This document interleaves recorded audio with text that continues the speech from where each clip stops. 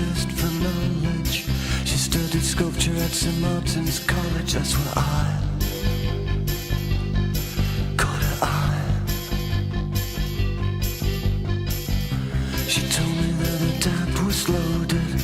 I said, in that case I'll have rum and Coca-Cola. She said, fine. And then in 30 seconds time she said, I wanna live like common people. I wanna do whatever common people do. Wanna sleep with common people. I wanna sleep with common people like you.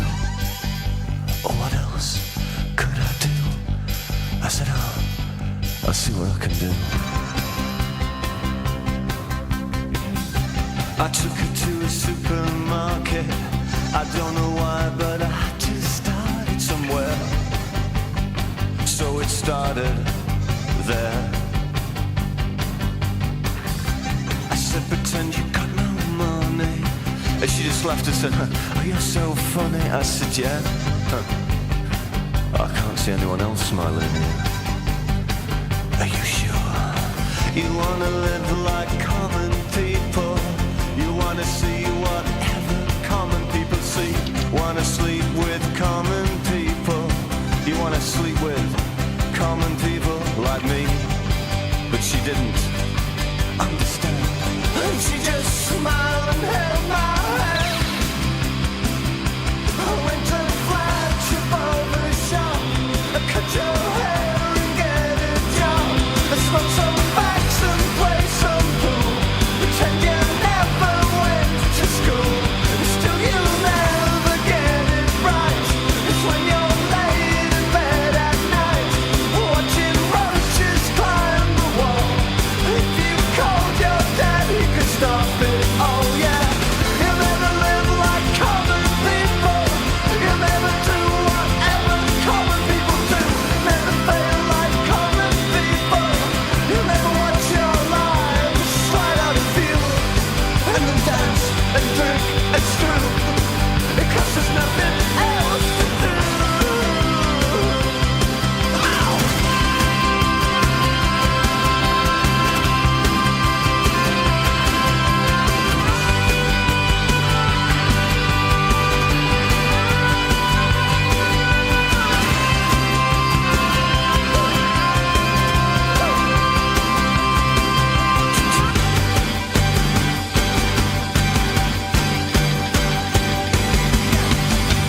Sing along with the common people. Sing along and it might just get you through. Laugh along with the common people. Laugh along even though they're laughing at you. And the stupid things that you do. Because you think that, oh, it's cool. Like a dog lying in a corner. They will bite you and never warn you. Look out. The tail inside out. 'Cause everybody hates a tourist, especially one who thinks it's all such a laugh. Yeah, and the chipsticks and grease will come out in the bath. You will never understand how it feels to live your life with no meaning or control, and with nowhere left to go. You are amazed that they exist, and they burn so bright whilst you can only wonder why. Or rent a flat above the shop, cut your hair and get a job. I smoke some facts and play some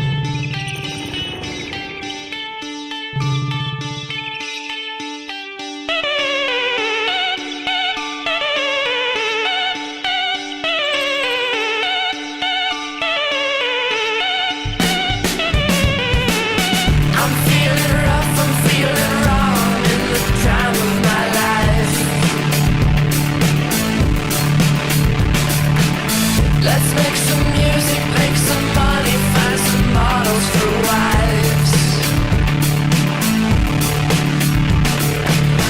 I'll move to Paris, shoot some heroin and fuck with the stars.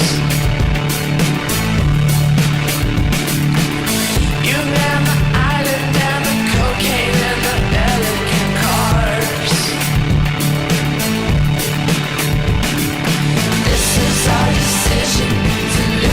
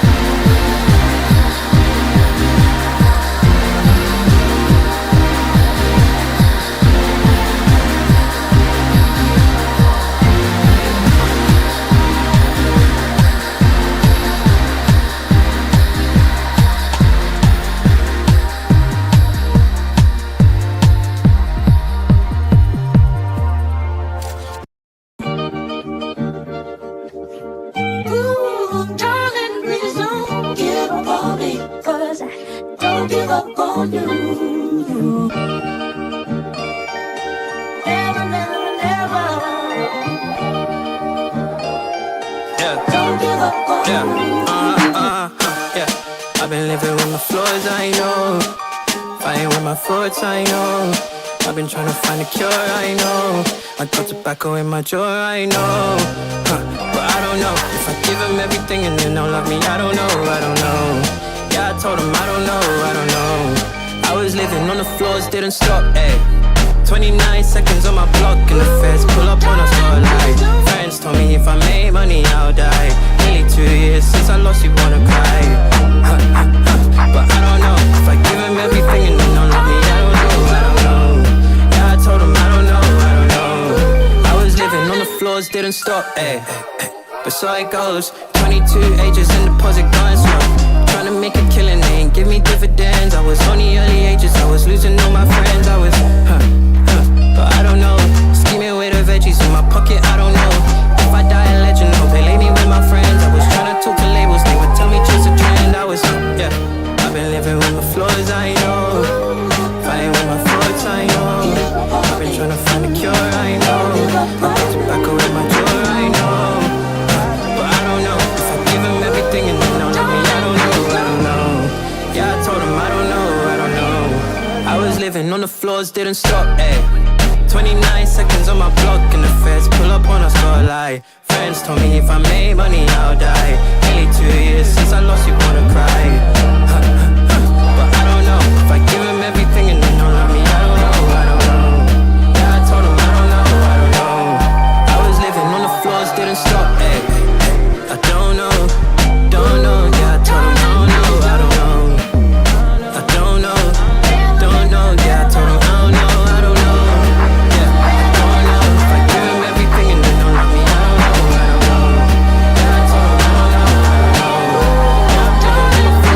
YG flows and the racism thing, I tell her, nah, it's just a BBM thing.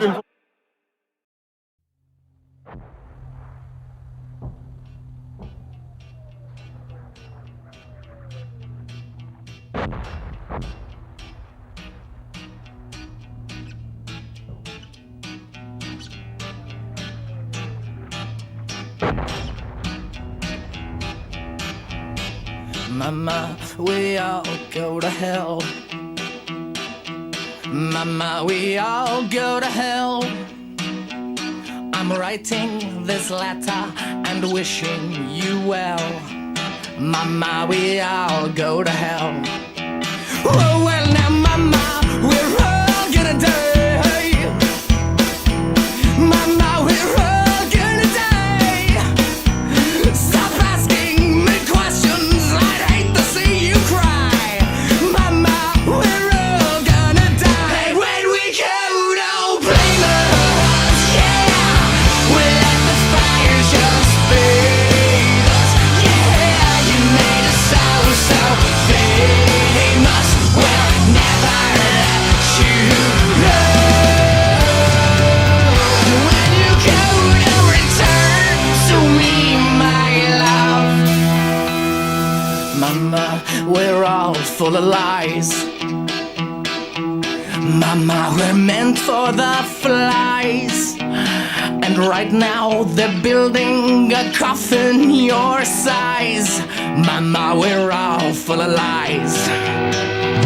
Well, mother was the warden to my legs and to my tongue. You should have raised a baby girl. I should have been a better son. If you could count on the infection, naked, amputated ones, you should have been. I could have been a better son. And when we go, don't blame us, yeah.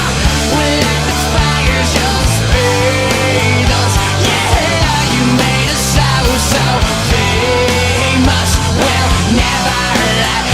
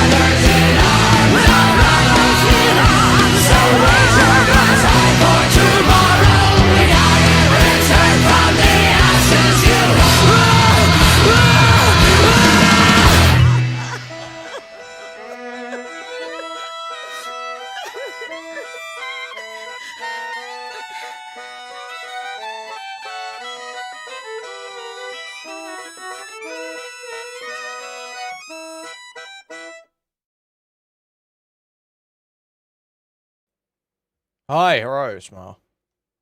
How's it going?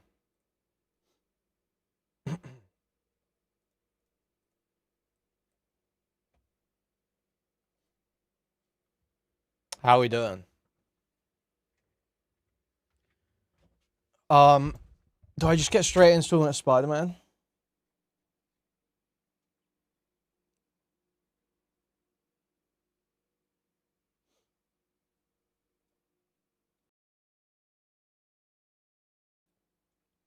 Yeah.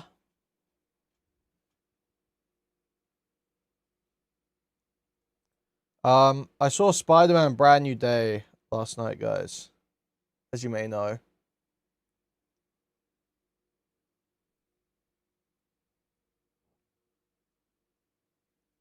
Out of 10? I think probably like a 6.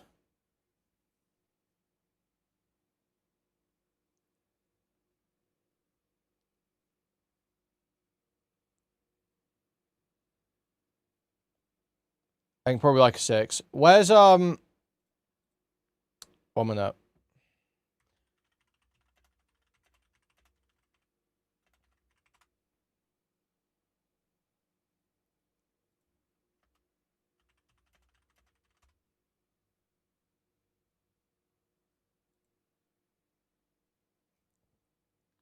Okay. This one has unreleased movies on, so which can ignore Beyond the Spider-Verse. I have to figure out which ones are which, because we did all this the other day, so I can just drop these in. So it's fine. So what did I say the other day? I said Far From Home fucking sucks. In fact, we only went down to D on 1 last time. So we just go down to D. Far From Home and Homecoming are like the worst ones.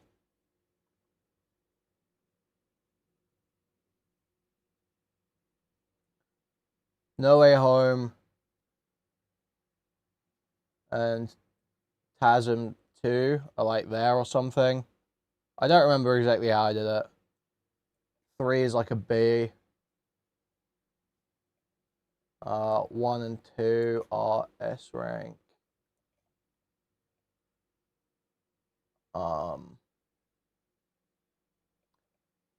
Into it's like an A. Across, that's an S. That's not out. And it's like a B as well. I don't know if that's exactly how I did it, but that's roughly fine. So that's my rough ranking for in fact, you know, no, I put 3 at A, didn't I? I put 3 at A. That's like my ranking. Okay? That's what I think of Spider-Man movies. Just going into this, guys. So hopefully that'll tell you what I like, roughly.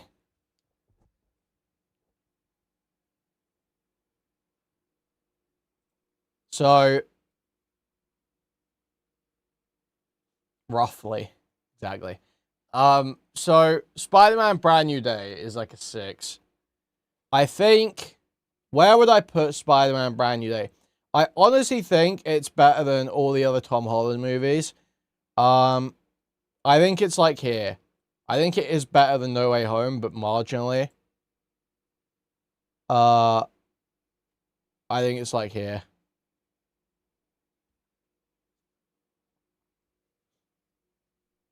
I don't think it's quite as good as the first Amazing Spider-Man. I think it is better. It's marginally better than No Way Home.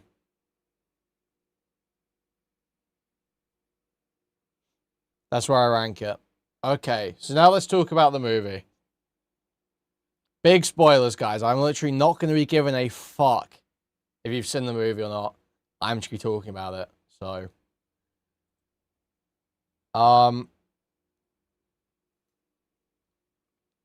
here's how the movie goes. The movie starts with a pretty typical, in fact, the whole movie, right? The entire movie feels like focus tested to be exactly what the median Spider-Man fan in the last 5 years wants. Okay? Unironically, if you're like one of these goyim who suck the games off like fucking crazy, you've got nothing to complain about. I don't want to hear any Mrows or anyone like that complaining about this movie. You've got literally nothing to complain about if you suck these dogshit Sony games off. Okay? Not even the first one's that bad, but you know, if you suck those games off and the presentation of Spider-Man in those games, very little to complain about here, to be honest.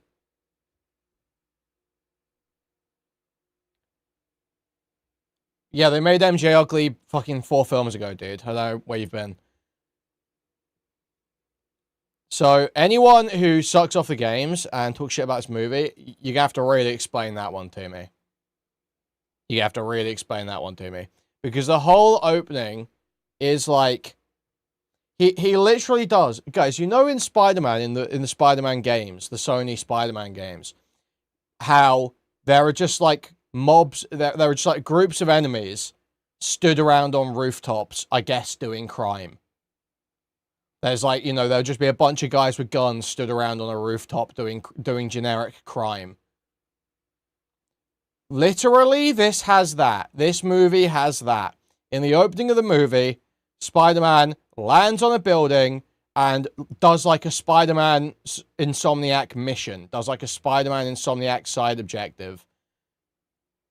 And fights a bunch of guys on a rooftop. No, it's just one rooftop. Just happens one rooftop. But it is literally shot, set up, everything exactly like the Sony games. It is like the most... It's obvious, you know, it's intentional as fuck. It's obviously intentional. But it's just like, it's constantly like that throughout the film. So often, I am just like flashbanged with the visual language of the games. And I'm just like, wow, this is not for me. It looks like a video game a lot. It does not look like Raimi's Spider-Man. It does not look like the comics. It looks like a video game, like 90% of the time. They're using the finishers from the games. Enemies? Dude, this was the one that got me, man.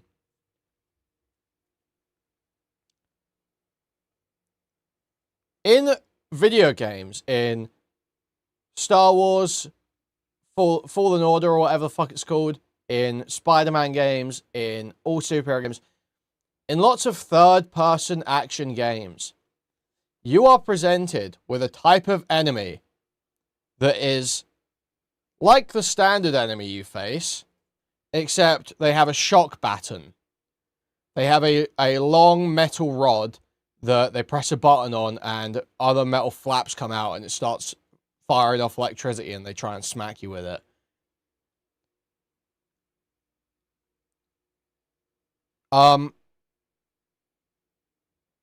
Kind of a contrived gadget, kind of a contrived weapon that exists for the purpose of communicating certain things about an enemy's attack style and your ability to block/counter. You don't have that in a movie. So why the fuck do half the enemies have shock batons like they're in a video game? It sucks as a weapon design. It's contrived. It's generic. And it serves no visual purpose in a movie. It doesn't serve the same visual purpose in a movie it does in a game.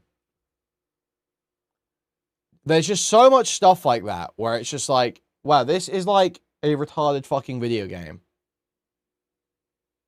This is like a dogshit AAA game.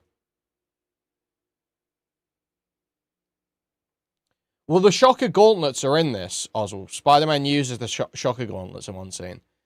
Anyway, we'll get to that. A couple of just complaints about the movie that I had there. But let's go through the plot. Let's go through it. And I'll pull up the trailer to try and summarize exactly what's going on.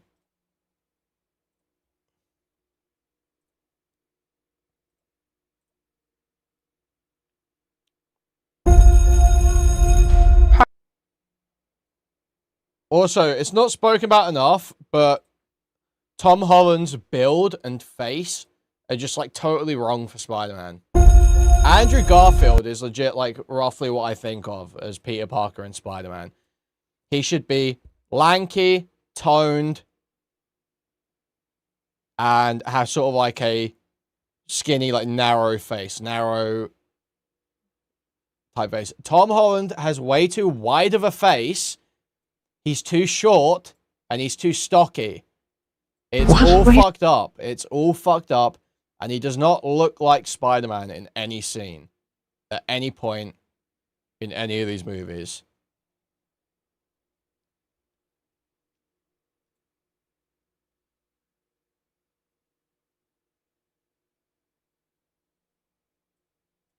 It's just like, it's just like, his build is just totally wrong.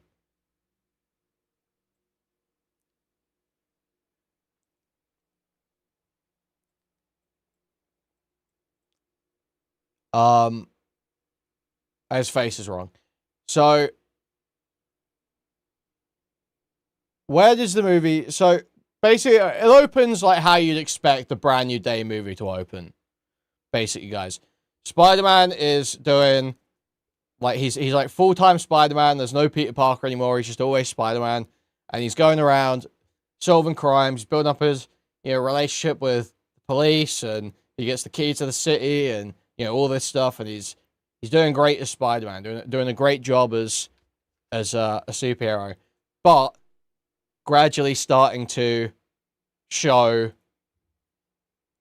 his fatigue, gradually starting to show that it's not healthy to always be Spider-Man, So that's how that's where you are when the movie starts, and obviously he's doing all this thing where he's like looking on his phone, he's seeing MJ and Ned go to MIT, and he's getting all jealous and sad that he's not got a personal life anymore. And you see him talking to, like, this black lady police officer, like, upper-ranking police officer, black lady. And he's, like, building a relationship with her, and, like, she also has a bad work-life balance, but they, like, talk on the phone. And by the end of the movie, you see they've got more of, like, a personal connection and stuff.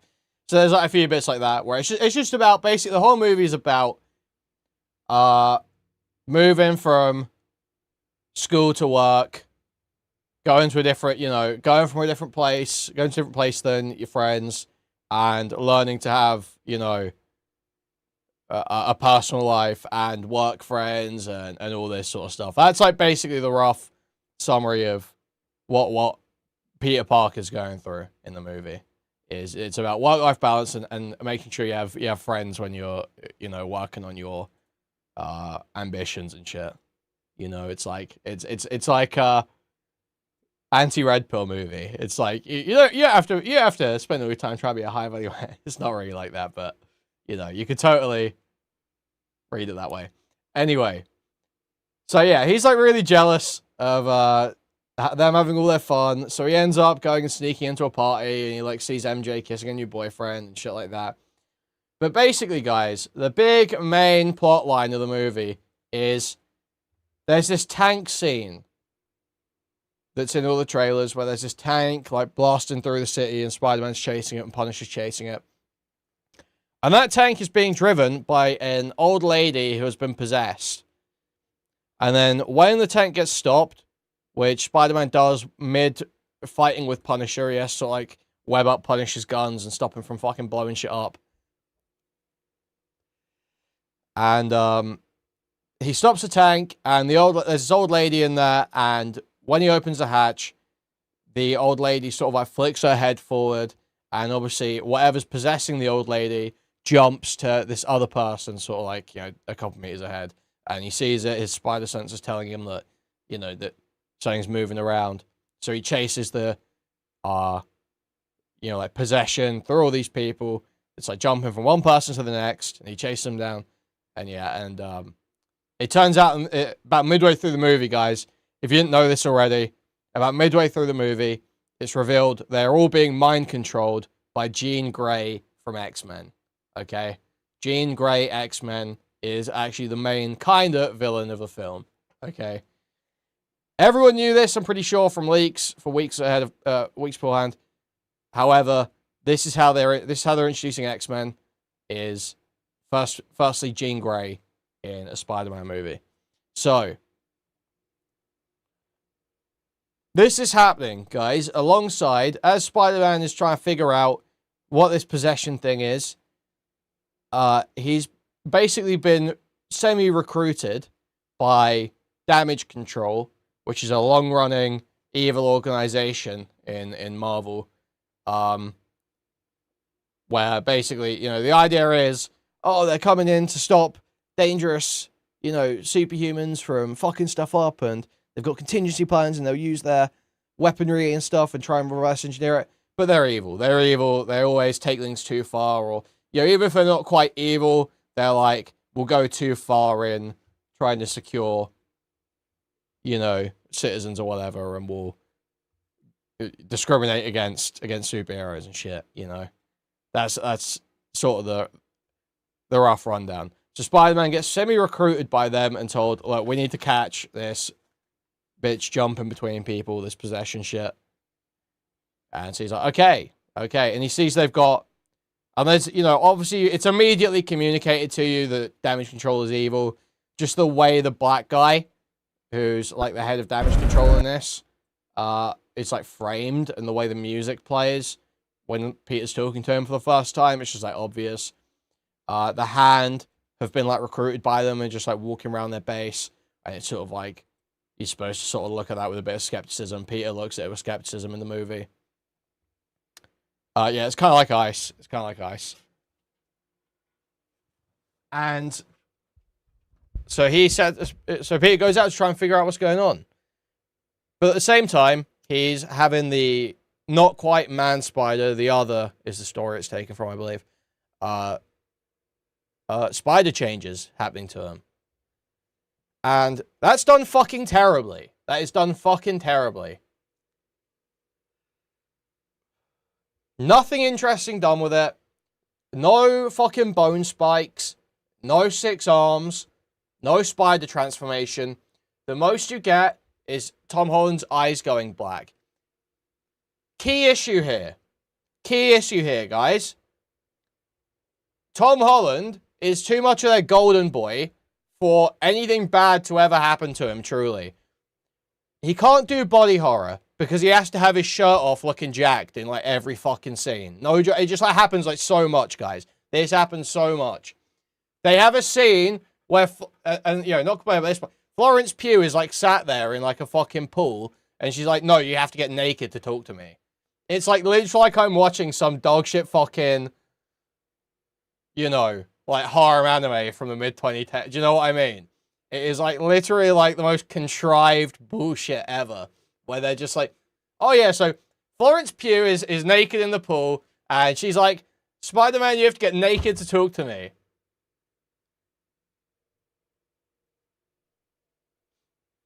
Okay, I guess, sure.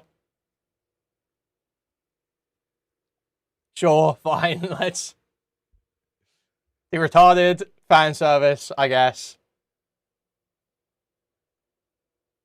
She's in this movie. Yeah, Black Widow's in this movie. She's playing like she's like sort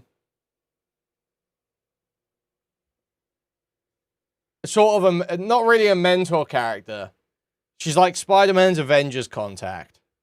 She's Spider-Man's Avengers contact is basically it. And like she basically Spider-Man goes to her with problems, and she's like, no, that's like bitch shit. That's for like, you know, losers with like shit powers to handle. The Avengers doing better stuff.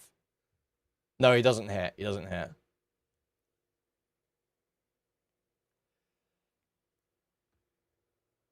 He does not hit. But that's basically it. So Spider-Man goes to Florence Pugh, Black Widow, and is like, this thing's jumping between people. I need help. And she's like, get naked and talk to me about it in my pool. This is my office. You have to be naked to talk to me. And so they talk about it in the pool. And then he leaves. And he keeps his mask on in the pool. That's like the gag in that scene. Is that he doesn't take his mask off when he's in the pool. And then he leaves and he sets out to go and find her. To go and try and find Jean Grey. Not that he knows it's Jean Grey at that point. And yeah, he keeps having like Spider-Man change shit happening to him. And yeah, none of it can ever be actually scary. It's all just like black eye shit.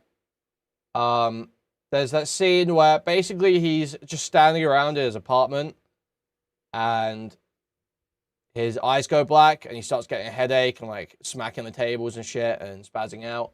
And then basically just like it just jump cuts. And the next scene is the scene of him. You know, the one where he's hanging in the alley in the web cocoon in the trailers. And he falls out of it.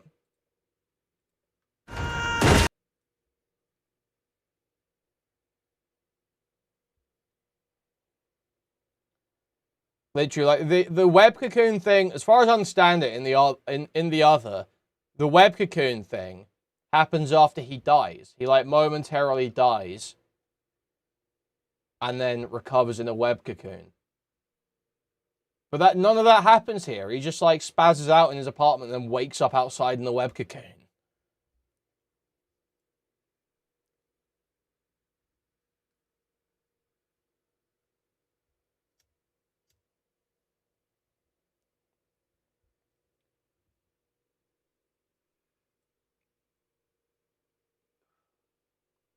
But yeah, basically he's like umming and ahhing about whether he's going to go introduce himself to Ned and MJ the whole movie. And then he does go to a party, but he lies. He goes to a party they're having, a housewarming party, but he lies about his name. He doesn't tell him who he is.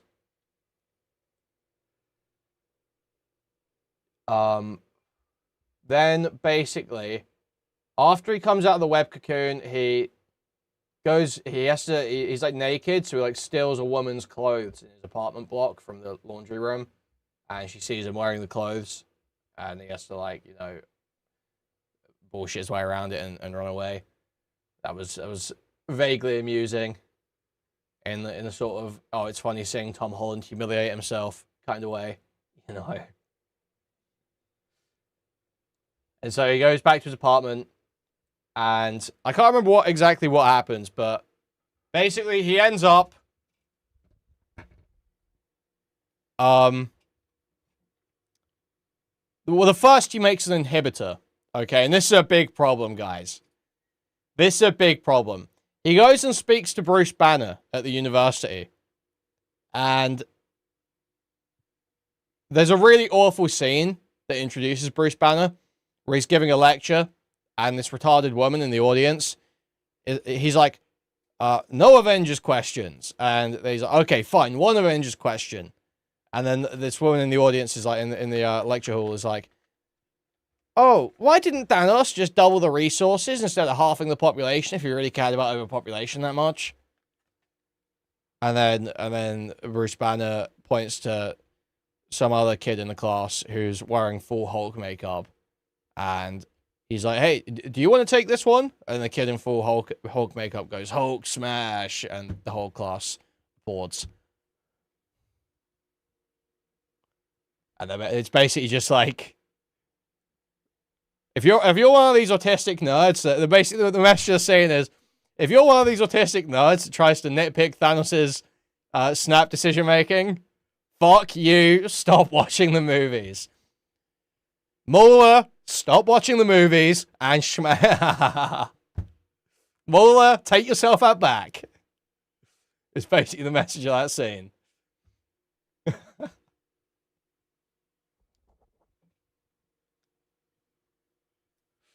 So we can't, hey,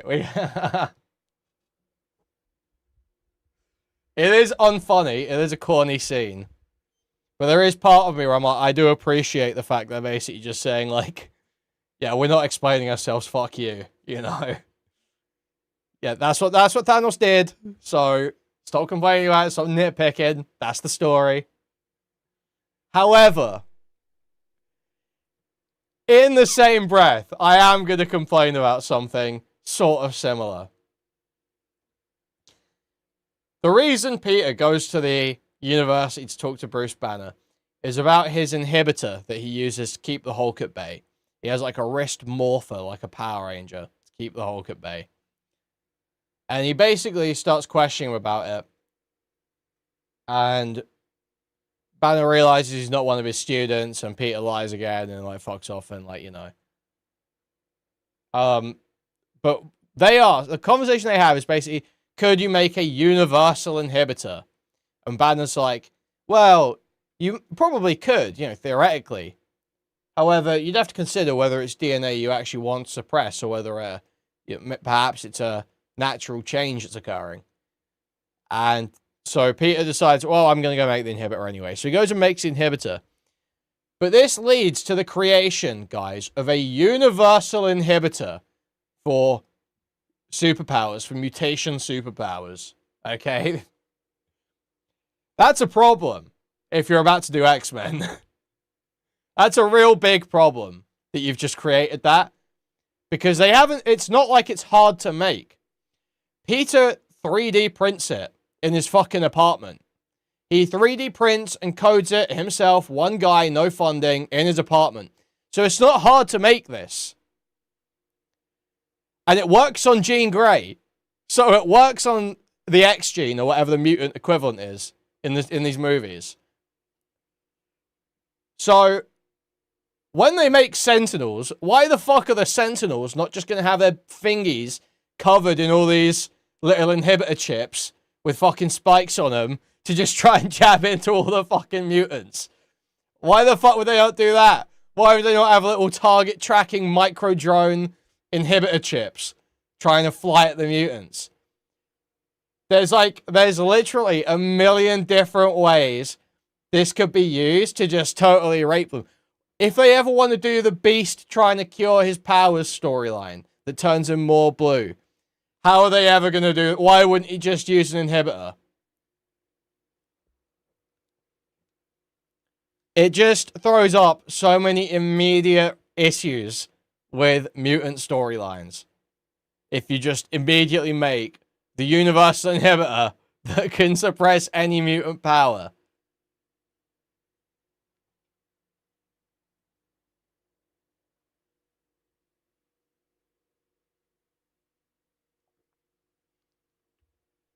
That just seems like a fucking stupid decision.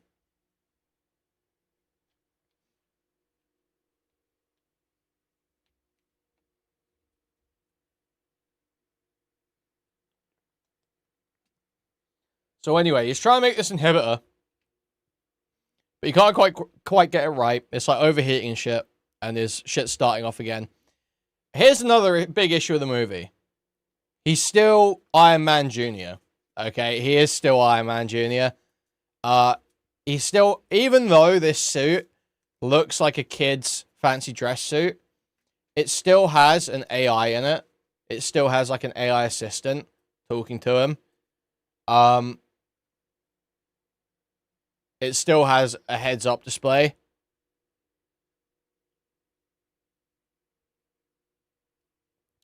And the AI assistant isn't like endearing like Jarvis. It's like terrible. It just points, it's like there's one scene where he's getting his organic web shooters. It is like literally stating the obvious. He gets his organic web shooters and he's trying to use his artificial web shooters on top of them. And he tries to do it. And then the artificial web shooters come flying off and a bunch of web bursts out underneath them. And the AI goes, organic web shooters and artificial web shooters can't be used at the same time. Wow, I didn't get that. Wow, thank you. Wow, I didn't get that from what I just saw from what I just watched happen. I didn't understand. That wasn't communicated to me clearly enough by the visuals. So I'm glad you inserted a line stating plainly to me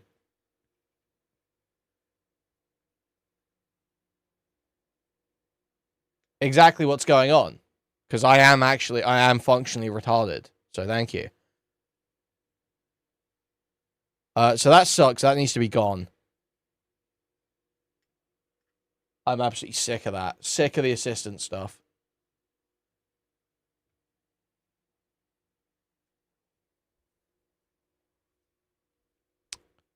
Yeah, so that happens. He's trying to make the inhibitor work. And then he basically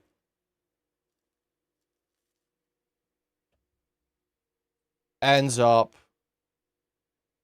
he's like outside for some reason. I can't remember why. Maybe it's to do with testing his stuff. I think he was testing his stuff. Yeah, he was like testing stuff, and this black guy comes over. This black guy comes over and starts making fun of him, you know, in the street, like what happens to white people whenever they go outside in New York. A black guy comes over and starts making fun of him, and it's Jean Grey. It's Jean Grey possessing some black guy. Basically, she starts taunting him, basically saying, "I'm in your apartment, bitch. I'm like in your apartment right now. You know, I'm like in your place right now, bitch. I'm looking through your stuff. I'm looking through your shit. You gay as hell. You gay as hell. I'm digging." Jean Grey does actually carry this movie. I'm gonna say it straight up. Jean Grey is the best part of this movie, and I was pleasantly surprised with the introduction of X-Men in this. I was skeptical of Jean or X-Men being introduced in a Spider-Man movie. This is a better MCU film than it is Spider-Man film. It does actually... The MCU elements are quite good in this, to be honest. It does actually make me think, oh, maybe some of the future movies could be pretty good. So yeah, Jean's in his apartment. She's like, "I'm in your apartment, bitch. I've seen this gay-ass letter you've written to MJ. I've seen this gay-ass letter you've written to MJ. So your name's Peter Parker. That's crazy, bro." So, obviously, he's, like, freaking out, because the whole point of the Doctor Strange spell was to stop that, you know?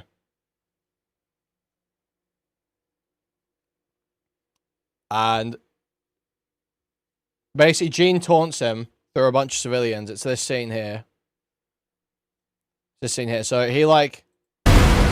Yeah, he, like, explodes some web shit and Spider-Man fucks up. This black guy comes over and starts making fun of him. Okay. You get rid of that monster inside you? So, yeah, and this is where basically they realize that the spider changes are fucking with his spider sense and make it go super active or, like, dormant at different times. And so, at the start of the movie, he's able to detect when Jean Grey is possessing someone, but by the midpoint, because of the changes, he can't. So this black guy comes over and says, "Oh, you can't tell that I'm Jean Grey, bitch. You're on." You okay? You get rid of that monster inside you? And then, basically, Jean Grey's like, "Oh, so this MJ bitch is important to you, huh? Well, I'll race you there. I'll race you there." And that leads into this actually pretty cool chase scene, where instead of Spider-Man just, like, chasing someone, he's, like, having to chase, like, whoever's possessed. By, like, go see how MJ's doing. You're not gonna get away with this. So yeah, he says there. Think I might go see how MJ's doing. So yeah, you see it there. And she's like, you know, Jean Grey's basically just, like, jumping through the city. And jumping from person to person. While Spider-Man is trying to figure out, like, what her jump radius is. Because she can't just... It's immediately apparent she can't just jump infinitely, otherwise why is she jumping from person to person like that? So he's, like, trying to figure out, like, what the limit on her power is. And he ends up, you know, he, like, hangs this... She's in, like, a helicopter guy. And he, like, webs up the helicopter to a crane to suspend her in the air and stop her jumping anymore. And he ends up getting Zendaya. But, then... Jean Grey gets there as well. And Jean Grey possesses MJ. And they have, like, this scene on the roof where it's in one of the trailers. Where's the roof scene in these trailers? It's not, like, immediately told to you. It is kind of obvious, but it's not immediately told to you that Jean Grey's an MJ. And basically, you know, Jean Grey, pretending to be MJ, does this whole thing where she's like, "Oh, I remember being saved once. That's like one thing, but Spider-Man saved me like 6 times. I knew you, didn't I? I knew you. Let me just see your face." And she's like, "Oh, Peter," and then they kiss and all this shit. And then Jean Grey just starts mocking him. Jean Grey just starts, like, you know, making fun of him. Like, "Oh, you fucking retard. You thought this was some fairy tale shit. You thought you were just gonna kiss your girlfriend and she'd remember you. And that didn't happen. And now I'm going to throw this bitch off the roof. So she jumps off the roof. And obviously Spider-Man saves her immediately. But it's kind of a good scene. It's kind of like a good, like, you know, just Jean Grey just like fucking with Spider-Man's head. It's kind of good. It's kind of good characterization.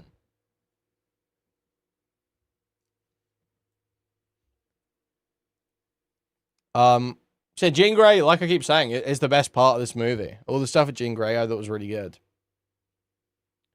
I can't remember exactly how the order of events plays out, but basically Spider-Man takes Zendaya to Punisher to try and protect her, and Punisher and Spider-Man have, like, they do have, like, a buddy cop dynamic. I wish it wasn't quite like that. They basically get way too friendly by the end of the movie. I did watch Parry talk about this movie earlier, and he said some retarded shit about this movie, man. He said that Punisher decides not to kill at the end of the movie. Just not true. Just not what happens. Spider-Man and Punisher have, like, this buddy arc, and we'll get to the resolution of it.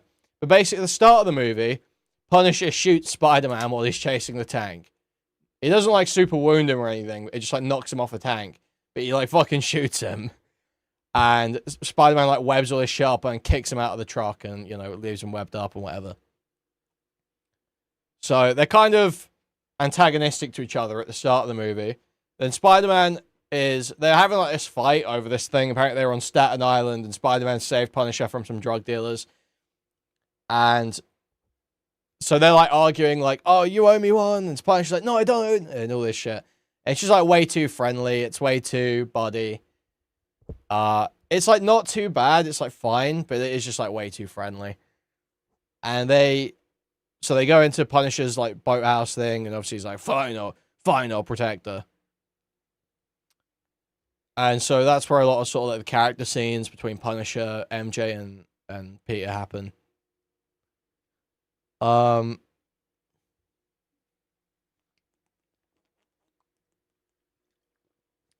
That's the one thing. I think it would have been fine for MJ and Punisher to get along. But I think... Because, like, they have, like, a whole thing. They have, like... You know, Punisher's, like... This... You know... Hard ass, like... He's, like... MJ's basically walking around his apartment when they first walk in, and Spider-Man and Punisher are still kind of arguing a little bit about whether he's going to help them. And MJ, like, looks in his cupboard, and he's got photos of his family, and all of his family stuff in this cupboard. And she says, oh, do you have a family? Or some shit like that. And he, like, walks over and he slams the cupboard shut. And he's like, there's one rule in my house. And he's like, don't look at my shit. Don't move my shit. And sure as fuck, don't ask me any questions. Or some shit like that. And MJ's like, oh, that's 3 rules. You know, it's, like, stupid. But it's like, he's like, oh, I see why you like her. You know, like, there's just, like, little things like that where it's, like, it's stupid, it's trite, but it's kind of funny. It's kind of good characterization for those characters. And you do sort of see, like, Punisher and MJ have sort of, like, a, you know, like, a bantering relationship back and forth. I thought that was fine. I thought that was fine and well done. And honestly, as someone that hates Zendaya or MJ, I thought that was fine. I thought that was good.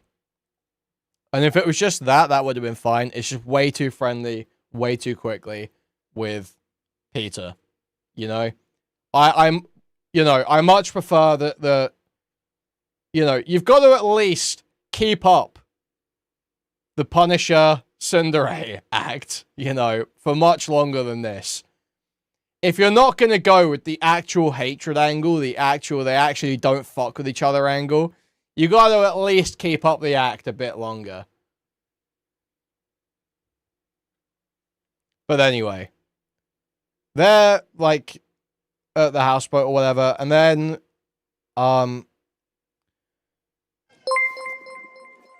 thank you for the $4.99. You still saved me $10 bucks, red heart emoji. Basically, Jean Grey is on her way to damage control to go fuck shit up. To go and try and find something called VMAX. Okay, they're looking for something called VMAX. That's like the thread in the movie is they're looking for VMAX, which is assumedly some weapon or mutant or something that damage control has held up.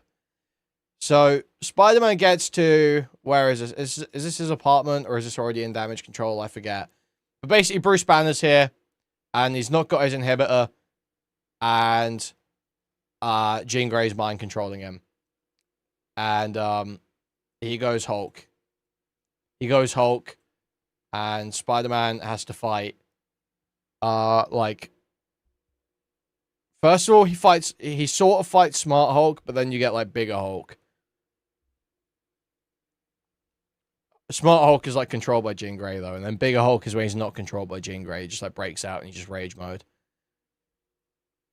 But basically, Jean Grey is here to try and get VMAX, whatever that is. And he has this big fight with Hulk. Punisher and Spider-Man fight Hulk, and they have to, like, team up a bit to try and fight him. And then they lose, basically. Savage Hulk wins, and he's about to pop Spider-Man's fucking head in his hand. And then Spider-Man's like, Bruce, it's me, Peter, we're friends. And he, like, loosens his grip a bit, and then lets himself, like, he's got, like, a bunch of skyscraper, like, debris tied to him with webs, and he, like, lets himself fall back off the side of the building and just, like, collapse into the rubble, assumedly. And then basically there's a news report later on where it's like, Bruce Banner has been taken to a psych ward. So he ends the movie 51-50'd in a fucking psych ward for spoken out as a Hulk. It's just like, okay, whatever, sure. Cock Hulk again. Total cock Hulk. But basically, after the Hulk is kind of like gives up, Spider-Man goes to like the panic room. Punisher's mind controlled in this scene. That's important. Jean Grey is mind controlled Punisher, and is basically just like, you know, murking her way through to the black guy who's in charge of damage control in this movie. And so she gets to the panic room where they're all hiding, and she's like aiming at them with Punisher. And yeah, Spider-Man gets there and stops them, webs Punisher's gun to the wall, and stops Jean Grey. Now, the damage control people shoot a tranquilizer dart at Jean Grey and tranquilize her. And as she's passing out, she says to Spider-Man, Sarah. She just says Sarah. Now, Jean Grey's taken away. Spider-Man is like asks the black damage control guy. He's like, oh, who's Sarah? And he's like, oh, well, Jean tried to jump into my mind. And just as we tranquilized her, I guess she was forced out. But I felt her in there for a moment, and she made me remember my recently deceased colleague, Sarah. My recently deceased colleague, Sarah. And Spider-Man's like, oh, I'm sorry to hear that. Sorry to hear that. That's fucked up. He's like, it's alright. It's alright. He goes on, and they move on. Jean Grey's taken away, and they move on.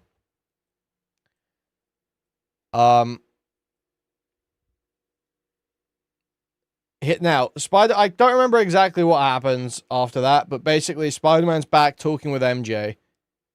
And I think he reveals his identity and stuff like that. She, like, reads the note or something. She, like, reads the note while he's out looking for Jean Grey. And she's like, basically they have this whole talk at some point in the movie. I don't remember exactly when it happens. But I was actually pleasantly surprised with this. They don't just get back together. Zendaya and Tom Holland do not just get back together in this movie. I thought that for sure they would. But they actually do handle it properly. They actually do. She's like, you know, it sounds really sweet, everything you did for me. But all those memories you have, I don't have. I don't love you. I just don't know you. So Peter has to just accept that she doesn't feel that way. She just doesn't feel, she doesn't have those memories. This isn't, she didn't go to, you know, high school with him. she doesn't remember any of that. So I was like, oh, okay. Okay, they actually handled it kind of properly. That was pleasantly surprising. Now, there are some other issues. They've got to stop making Tom Holland. Here's the thing, right? There was a comparison thing I needed to bring up. Because there's one thing that's, like, fine, but when you put it with the other thing, it's just, like, too much. I can't remember what the other thing is.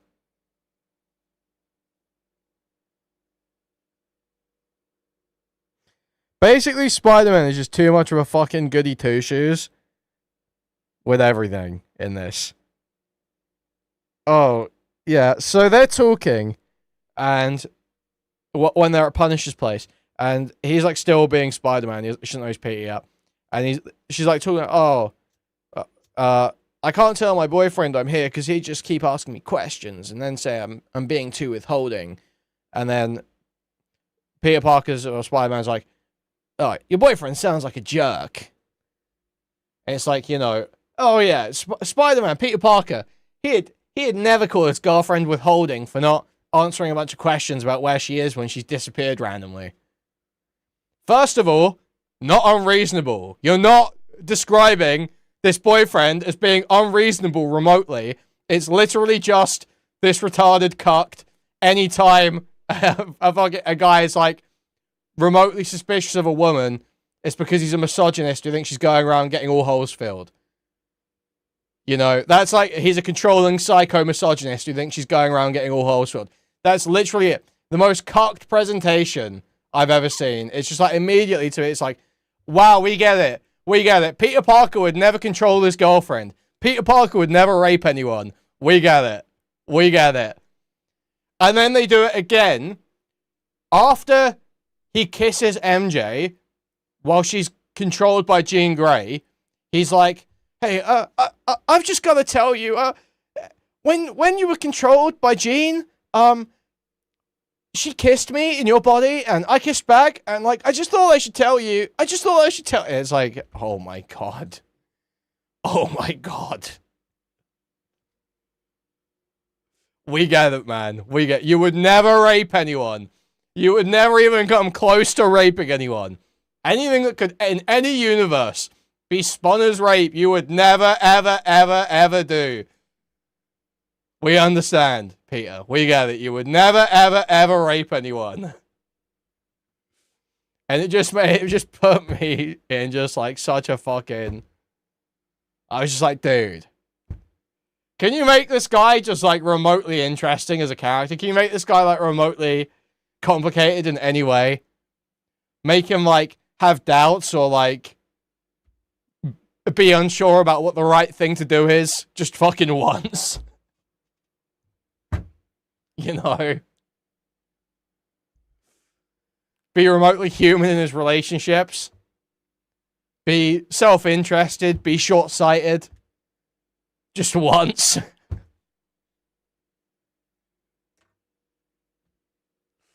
It was starting to annoy me. It was starting to grate.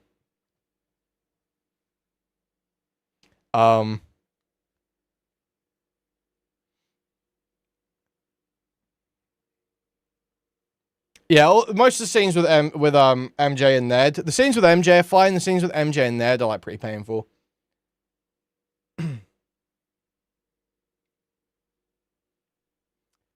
Where was I up to? Yeah, so he lies about the Sarah thing. And then they're sat there. So they're sat there. MJ and Peter are sat there at Punisher's place. And MJ's basically like... Oh, no. It's when... I'm pretty sure it's when... No, when Peter tells MJ about the fact that he kissed her, MJ's like, I mean, it's fine. I don't remember any of that anyway. And he's like, you don't remember any of it? She's like, no, I mean, that's why it was so scary. Is it was like I was there 1 minute and then I was back the next. And he's like, fuck. And this was a good reveal. Not that it's like a crazy reveal, but it was a good reveal the way they did it. He just like realized, he's like, fuck. What do you mean she made you remember Sarah? If MJ's saying you don't remember anything when you get possessed, How the fuck would that guy be made to remember Sarah? That didn't happen. This guy fucking lied to me. Something's not right here. I need to figure out what the fuck's happening. And so he basically then goes to go and save Jean Grey from damage control. By the way, the word X-Men is never said in this film or anything like that. X-Gene, mutant, none of that is ever said in this film. They talk about mutations, they don't talk about mutants.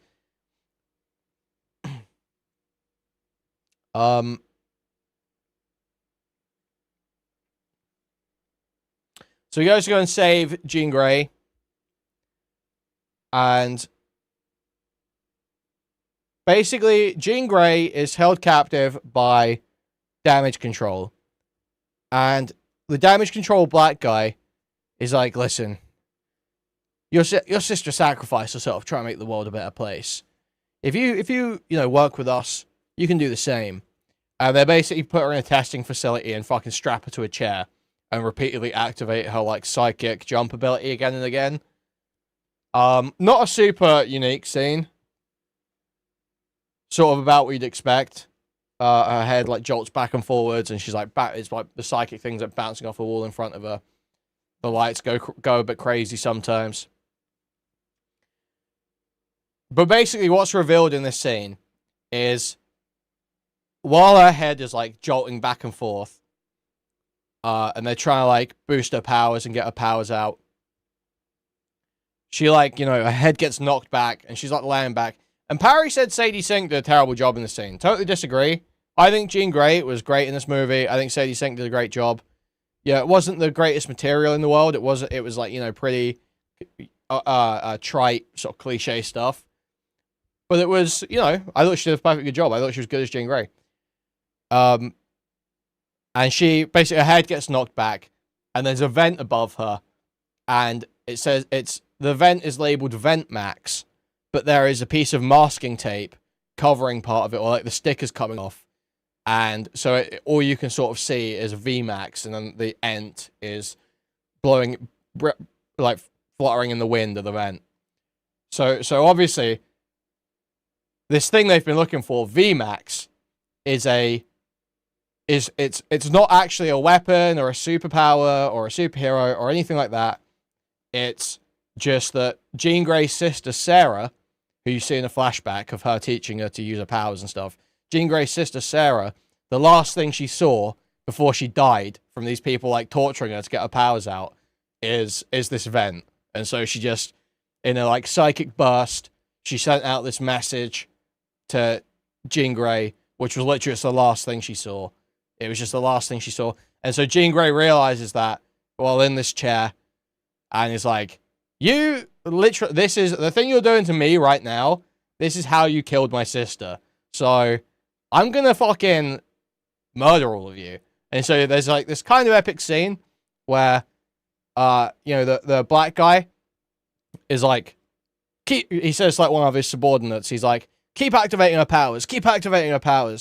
And the subordinate's like, I can't. And he's like, why not? Keep doing it. Go. This is an order. And he's like, no, I can't do that.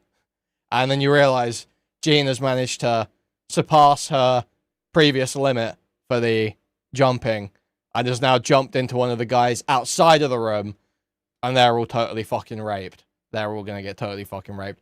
So she ends up like exploding everything, and she's like fucking, murking all these guys basically. And she doesn't actually explicitly kill anyone, I don't think, not on screen anyway. But yeah, she basically just does this big psychic explosion that freezes like half of New York. Basically, everyone is like frozen. Everyone is like stopped in time, and there's this big field that's like slowly expanding outwards. And so that's where you see this. Around that point in the movie is where this is happening. So this is Spider-Man showing up to the damage control prison to try and break Jean Grey out. Huh. All right, just give me a sec. I'm not in high school anymore. Oh. Did you stretch? You a big stretcher? It's so good for you. You ready?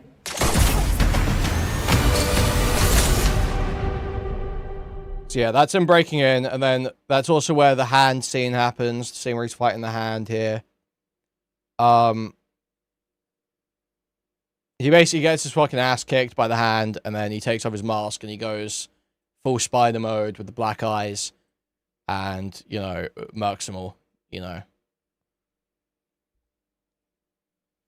While all that's happening, Punisher is just outside of the force field. And Punisher has been sent by MJ. Basically, MJ's like, I think you need your help. So Punisher's like, fine, I'll go help. And so he's like setting up just outside of the force field with a sniper. And he's going to snipe Jean Grey. Because, you know, that's how Punisher acts. I do, Isaac. We'll talk about all that in a bit.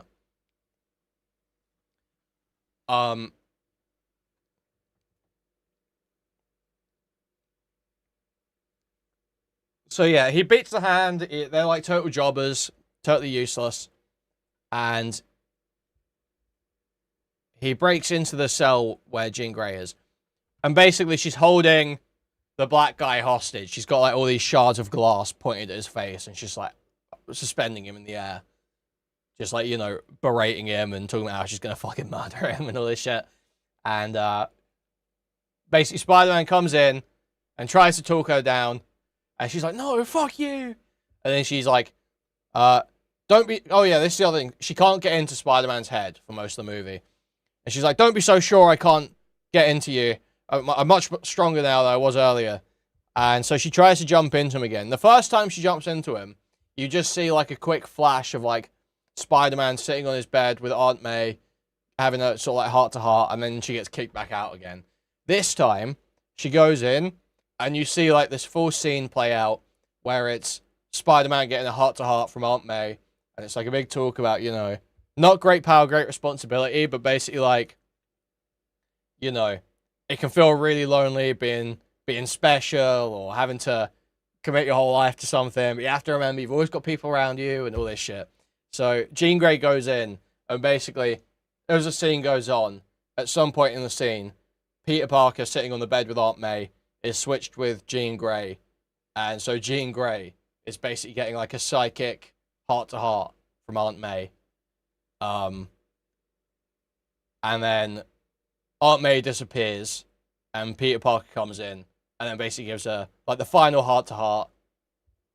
Jean Grey is the best part. Jean Grey is the best part of the movie, Q. Okay? I'm not gonna lie. Straight up, Jean Grey is the best part. And so then Peter Parker talks to her briefly, and then they, like, get out of the head, and obviously she, you know, stops being... She like, drops the black guy. But right as she's doing that, right as she's about to, like, you know, stop everything, basically, Punisher, you know, fires a shot.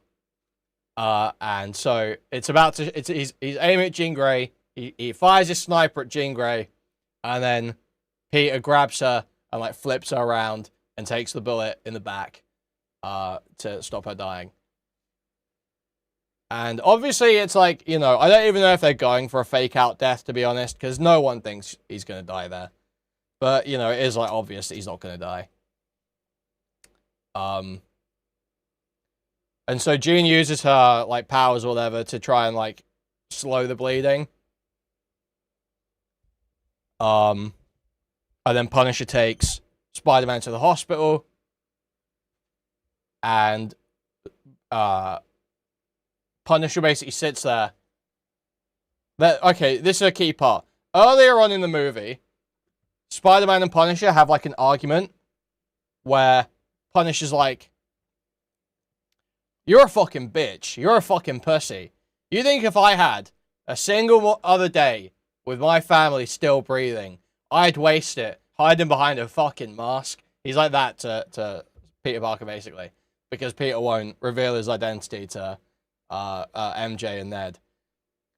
And so he's like basically I'm a total bitch. And so Punisher in the end takes Peter to the hospital. And when Peter eventually wakes up, Punisher gives him this whole talk where he's like, I'm sorry for calling you a coward. I'm sorry. I've never seen bravery like that. All this shit. Talking about how crazy it is that he just took a fucking like 50 cal bullet in the back, basically. Like, you know. And this is where Parry was saying that Punisher gives up on killing or says he's not going to kill. Didn't hear him say that at all. All that happens there is it's just like the, you know, Punisher and Spider-Man becoming friends. You know, it's Punisher and Spider-Man becoming friends. And Punisher, like, cries because he's, like, feels so bad about shooting Spider-Man in the back when, you know, he's displayed, like, you know, insane bravery. He's talking about how Jean, you know, helped save him and all this stuff. And it's basically being like, you know, it's Punisher softening up. It's supposed to be that scene. But it just doesn't really work because John Bernthal is just like already, the way he plays Punisher is just like kind of goofy and... It's like you either just keep Punisher as a hard ass. Don't fuck it up. I don't know why they do it. But yeah, then basically Punisher puts on Spider-Man because they had to cut the suit off to get him out of the... To get him in the hospital. Punisher's been like sat in his room the whole time, you know, making sure no one comes in, no one sees his face. And so then when he's ready to leave, because they've cut the suit off, Punisher puts the mask on and stands in the window, because there's a bunch of people outside waiting for Spider-Man to recover, like celebrating Spider-Man recovering. And so Punisher stands in the window, and they all think it's Spider-Man standing in the window, and then, you know, Peter just walks out the front door, unmasked. And basically, the end of the movie is he's friends with... He like, meets Ned in, like, a cafe, and they do their secret handshake, and Ned remembers the secret handshake, and he's like... You know, he's like, oh my god, Peter! You know, it's like, okay, what? So that's basically the end of the movie, is he's not with MJ again. He is not back with MJ, but he is friends with Ned and MJ. He is now friends with Ned and MJ, and they know his, you know, normal identity. So, at the end of the movie as well, he's sort of like, you know, basically, Parry was saying, this is a retarded point he was making, that the message of the movie is that if you lose your friends from middle school, you can basically never have friends again. It's not the message of the movie. The message of the movie is that your relationships with people from middle and high school are going to change massively. That's more what it's saying there. But he does gain adult friends. You see him build this closer relationship with the black woman police officer, where at the start of the movie, she's like ignoring her kids to talk to Spider-Man on the phone. And at the end of the movie, Peter knows her kids' names, and they're like, you know, he's like asking, say hi to the kids for me, say hi to the kids for me. And they're like, you know, it's like it's much friendlier relationship. And then there's, obviously with Punisher, he becomes friends. He, you know, he starts building, like, work friends, basically. He starts building, like, work friends, you know.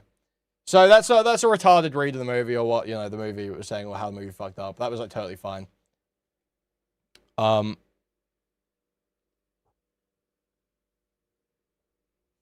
yeah, but I just hate Ned and MJ. I just think Ned and MJ in these movies suck. I'll be real, though. MJ nowhere near as offensive in this movie as some of the others. I thought Tom Holland did a fine job acting in this. I just hate him as Spider-Man. I think he's just a terrible Spider-Man. But, like, honestly, his acting as, like, acting from both Zendaya and Tom Holland, they are better actors in this than The Odyssey. They literally, their performances in The Odyssey are significantly worse than their performances here. The after credits scene is fucking terrible, and it's been on Twitter for days. It's literally just like this pixel art thing of Spider-Man being off-planet. That's it.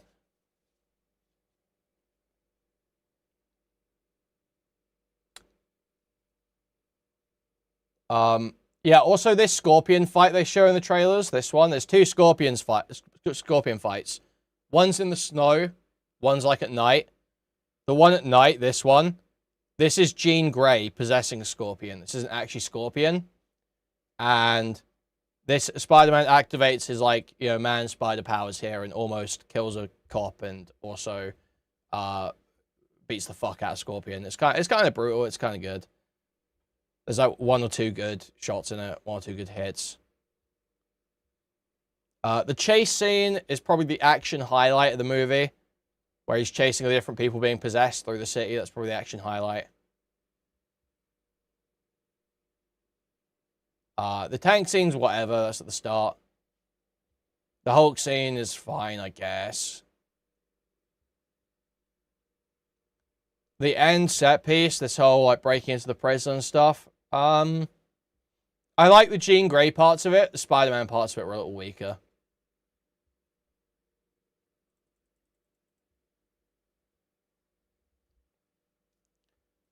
But basically, it's like, so I said this at the start, but the whole movie is like paint by numbers, focus tested. What does the last 5 years, like Spider-Man fans from the last 5 years, what do they want from Spider-Man? And the answer is they want it to be like Spider-Man PS4. And that sucks. That fucking sucks. And even in the ways that Spider-Man PS4 doesn't suck, this doesn't recreate it well.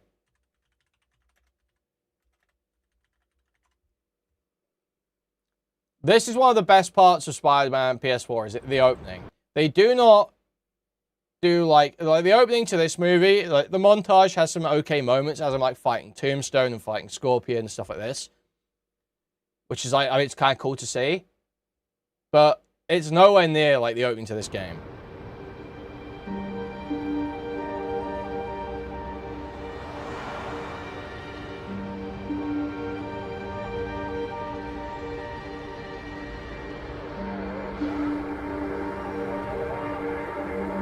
The swinging all looks terrible in this movie. The swinging sucks.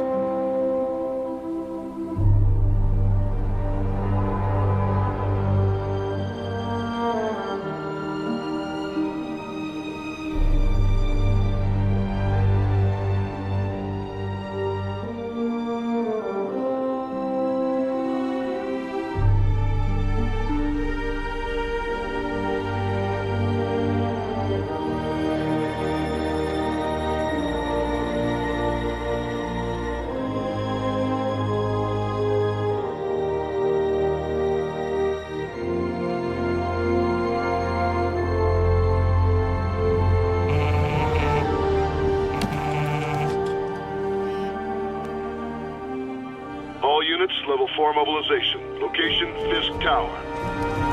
Fisk?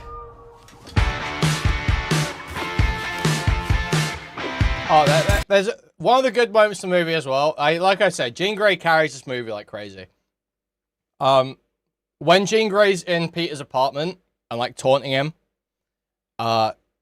his apartment is basically just like an empty room with just his like computer stuff set up in the middle. She says like, what is it? It's like your room is like a parody of where you think a single guy in his 20s would live. It's just shit like that where she's like ribbing him. It's just like those are like the best parts of the movie. Yeah, exactly, Q. It's like our male living space. Like she's just like ribbing him for being like our male living space as a user. So they're all like, you know, like I said, Jean Grey is like absolutely the best part of the movie and does give me some hope for any X-Men stuff they do.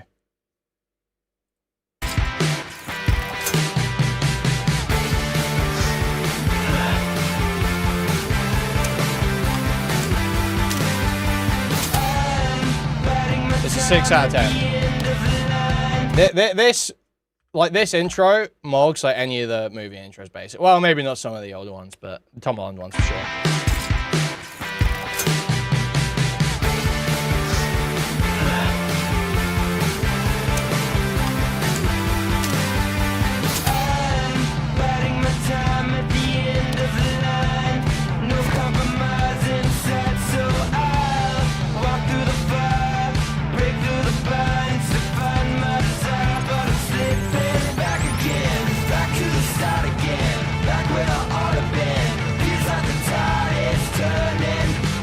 SWAT is 1084 at Fisk Tower. All units stand by. Warrant is en route.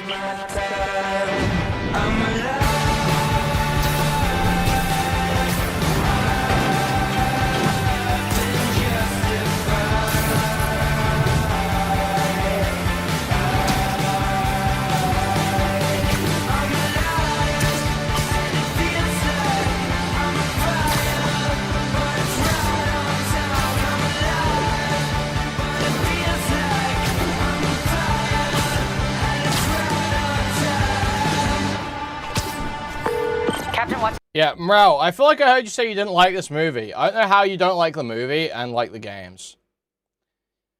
Because it's really, like, not much. It really is, like, focus tested for the game audience. Like, half of it looks like the games. The new movie, Brand New Day.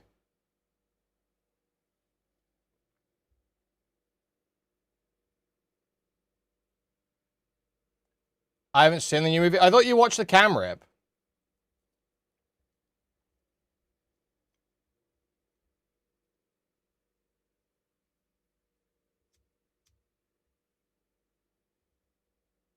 Oh, you saw cam ripped clips? I thought you watched the cam rip. I thought I'd say you watched the cam rip.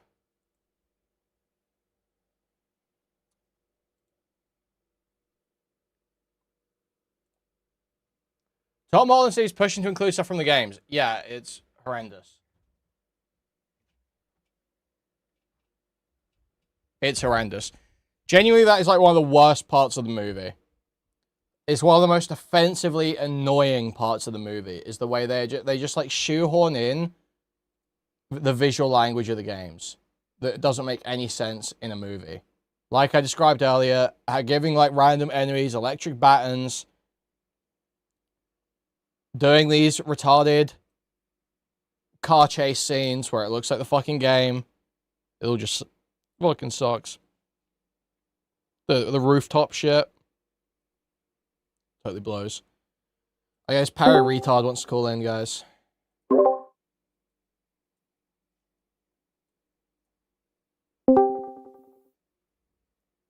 Oh, 1 second.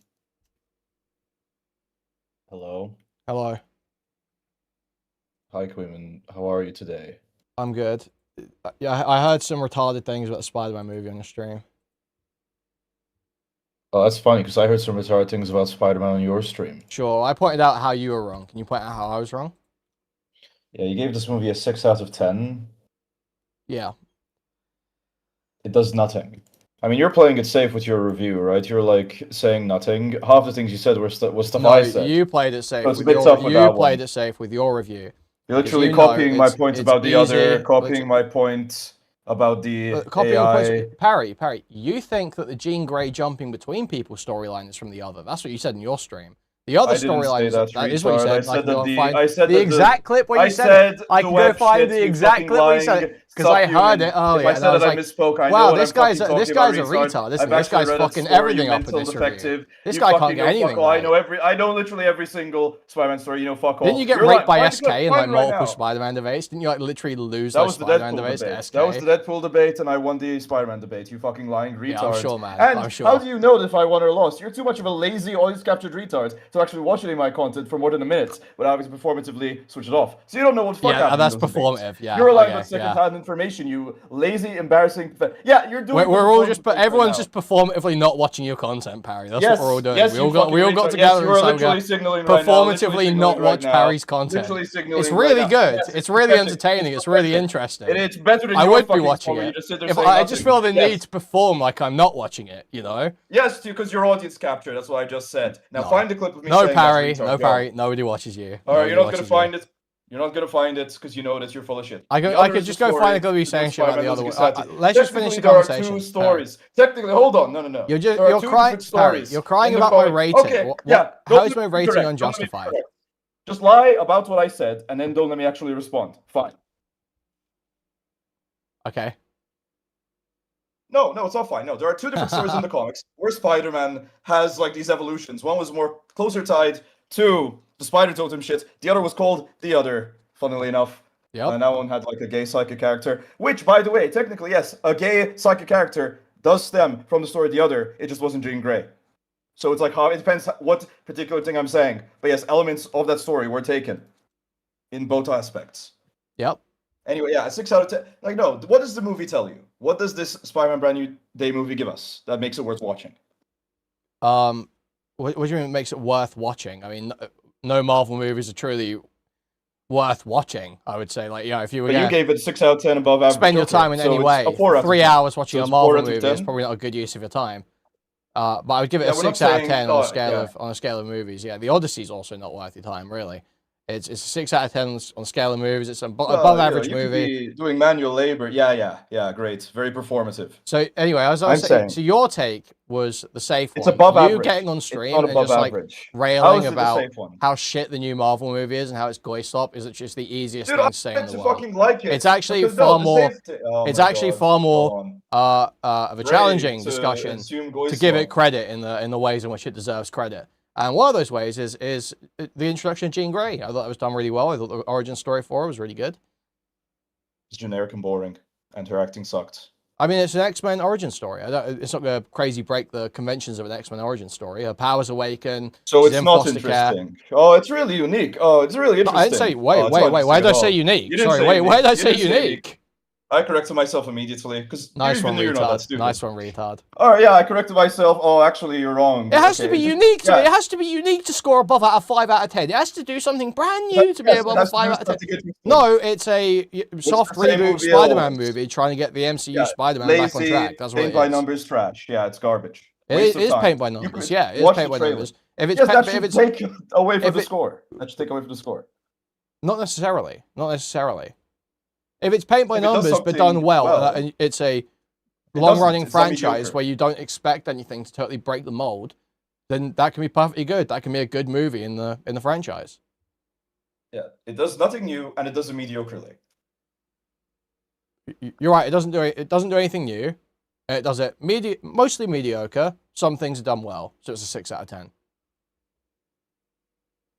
I mean, if we're playing with like inflated numbers, if you're saying, oh well, it's a Marvel movie, I So agree with five Eagle. is like an average movie. Yeah, This is above average movie. It's an above average movie. It's between above this and average. the Odyssey. I don't know which I would take.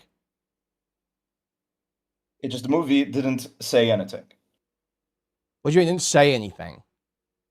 Like I was not emotionally You're not saying impacted or anything. mentally That's impacted not by what the not film. saying anything means, Parry. You not being emotionally impacted doesn't mean something didn't say anything. You can even Say identify. anything meaningful. You can identify messaging and themes in this movie. So it's clearly saying something, isn't it, Parry? It's saying make sure to have a good work-life balance. That's one of the messages. Good job. So it's saying something. So we got one.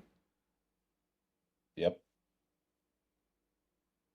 Anything else you think it's saying, Parry? Well, I didn't hear you bring out any examples. I don't know why the About onus the is on nature me. of You're a the ones changing that life, do it. about moving from one phase of your life to another, about trying to hold on It's to about what you had having a good before work-life and balance. prevent. There you go. It's not about work-life balance, you fucking idiot. Moving to a new part of life where you're working. Work-life You're balance. just like, you are coping, you're raped on this, you've You're just being a lost the pedant. debate in that one rape. In that Putting the one onus rape on- you just displayed, how little you're Putting engaging. the onus on me So- because you know you have no So actual you're valuable literally, it's over, elements of the man. movie. It's over. I'm bring just up. gonna boot you. I've decided to. if you're This that has been a level of great stupid. EFAP audition, Kuihman. Really, Diorio is going to love this. Yeah, I'm sure. And I'm this sure is that's what so they'll be saying on pathetic. the EFAP, isn't it? Spider-Man's a 6 out of 10. I thought this was actually a pretty good movie. That's what they'll be saying about this. I'm sure. You're going to be great rape fuel. No, I'm they'll sure. be on there ranting like moron. you did, ranting like a fucking retard. Oh, it's just paint by numbers. so it doesn't this say guy said anything. wrong. That's what they'll None of be you guys said doing. this That's wrong. what they'll be Yeah, no doing. issue. What did you say? The Punisher doesn't kill anyone in this movie. You realize that, right? And you're saying no, he totally is going to be a murderer next. Fucking idiot. What? No, he's not gonna. He doesn't kill people in the kids' movies. Obviously. Oh, so a baby movie for retards with the murder Punisher. So It's you don't- at Marvel no point take movies, away from Parry. It's Marvel that. Yeah, movies. Punisher is Marvel Even in the TV show. Spider-Man What- yeah. cartoons, even in the Spider-Man cartoons, Punisher doesn't go around killing people because they're for kids. Punisher, in his own series, when it's rated differently, can go around killing people. In the other movies, it all has to be sort of implication, or he just shoots at the Hulk and doesn't draw any blood. That's the way it has to, because they're kids' movies. I mean, again, you're saying it's Marvel movies, so it has no standards, or extremely low standards, to be clear. It has standards that are relevant to the type of media it is. Yeah, and for what it is, it sucks. Not because Punisher doesn't kill anyone, and that's not relevant to the messaging of the movie. Yeah, You but were it's using- obvious that he's Parry, Like, let's at the wind end- this back, you fucking retard. You said that at the end of the movie, Punisher Well, decided say he wasn't retard. killing anymore, you fucking idiot. That's That's not what obviously happened. what the implication That's is. not the It's implication, explicit. you fucking idiot. It's not That's there. the obvious It just implication. find me the You're saying line. what's What in this line jam- implies that, you fucking retard? Yeah, let me just get. I don't have a camera. Exactly. But You it's at the fucking, end. you're an idiot. Yeah, You're an idiot. exactly. You You're show a me the line total where fucking idiot. You want me to give you a camera? If you want Do me to you give you a camera think? to Do you prove I'm right, think? Do you think? If I can paraphrase. Do you think I if can Punisher paraphrase. I has don't have a another camera. Disney Plus, shut up. Not gonna Do you listen. think if Punisher has another Disney Plus series, he'll kill people? Yes or no? He won't have another Disney Plus series. He's just going to be like a background character, like the Hulk. Not and all. engaging with the question. Respond to the fucking question. The point of your question is to insinuate. Respond is to Disney the Plus going to fucking continue- question. Do you I'm think responding they to the details of actually? your question. No, you're not. Respond to the question. Do you think they're actually cutting off Your Punisher question's a killing people? tautology. Your question's a I'm tautology. Yes, I do. booting Yes. you. I'm booting you. I answered your question. The answer is yes. They are not going to have Punisher kill anyone else for the rest of this phase. No. Answer the actual question, Barry. Okay. If so they your had question a is- Punisher Disney Plus series from here, would he It's kill feigned people? laughter instead, Yes man. or no? I hope your audience is noticing your feigned laughter. If they have. Okay, we're back to talking about this movie. This guy's a fucking retard. Totally worthless. And I'm going to pull up the clips so I'm getting shit wrong earlier as well, just to add insult to injury. Can't engage with the question. Totally wrong about details of the movie. Doesn't understand what's going on. It's appalling. This is why he loses all of his debates to these movie speds. Because he actually doesn't pay attention. He's actually ADHD. Does not pay any attention to the movie. Where's the bit where he says that Punisher isn't going to kill anyone anymore? And where's the bit about the other? He doesn't have transcript on this VOD.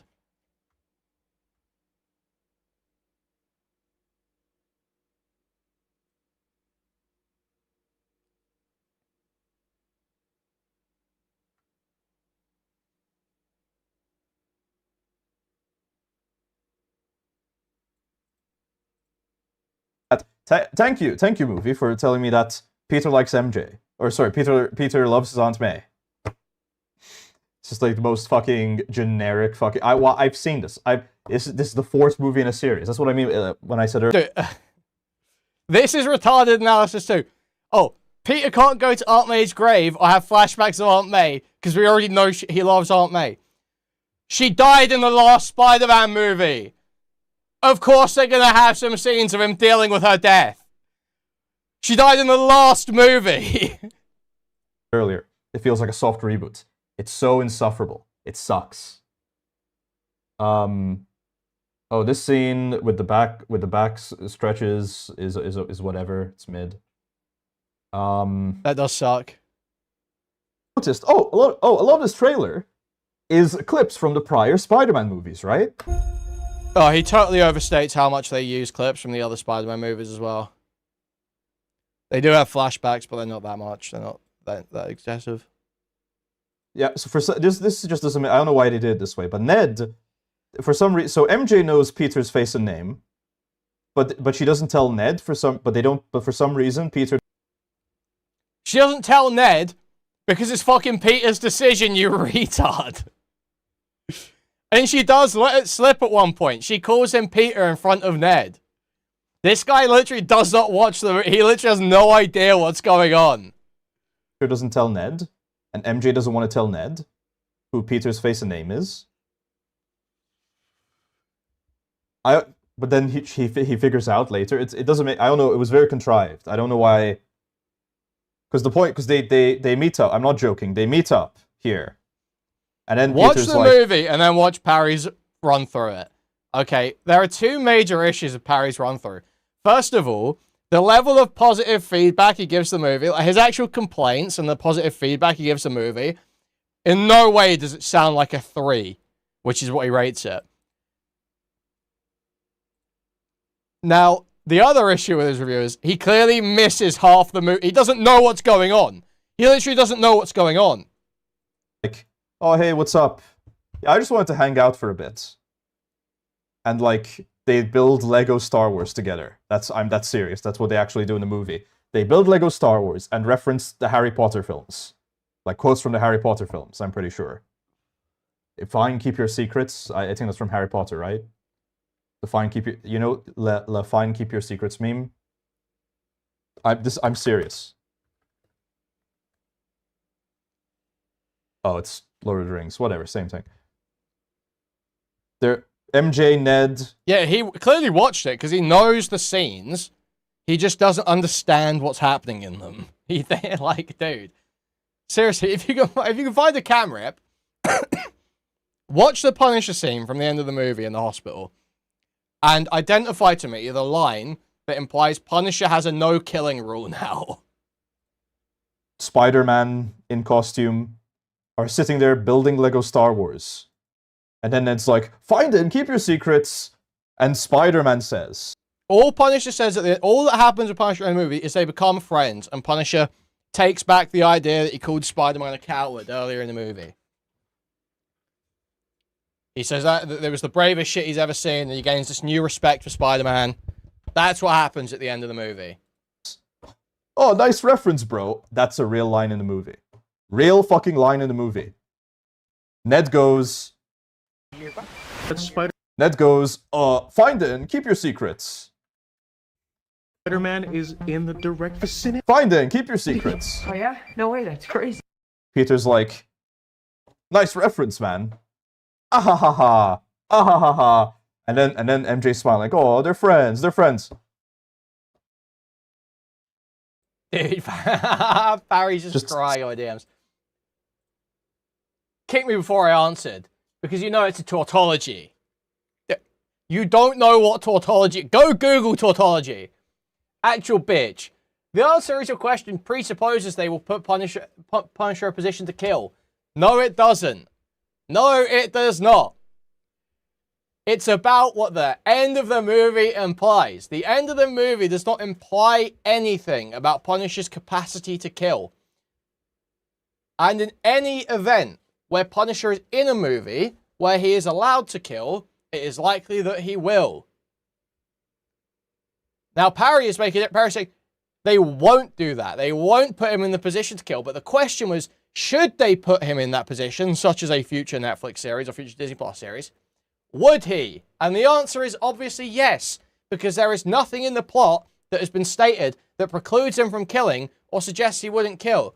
Now, a tautology is a circular statement.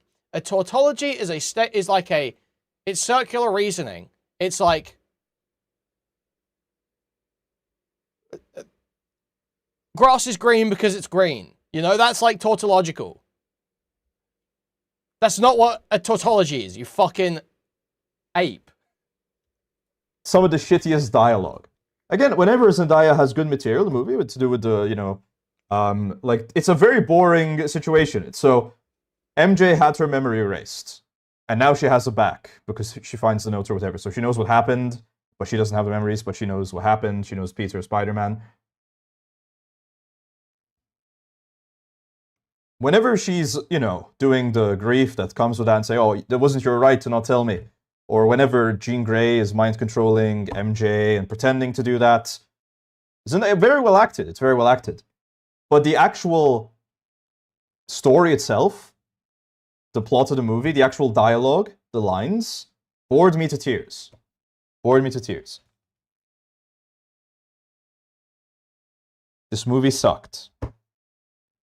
3 out of 10. Isaac, it's just like a bafflingly stupid misreading of what happened. It just like... I don't know how... Apparently people like this more than the other MCU films. I'm not the biggest fan of all of them, but I just feel like this is the worst one by far. Like, it's just the same... It's just like, how can... Like, this is just so retarded. This is... It's the worst... It's not the worst one by far. Even if you don't like this one as much as the other ones, somehow, the idea that it's by far... You've lost your cotton picking mind. You've lost your cotton picking... It's like the same shit, again, regurgitated. No new ground is charted by any of the characters. We don't take MJ, Ned, the Punisher, or Spider-Man, Damage Control, Jean Grey, in who's introduced here, in any interesting direction.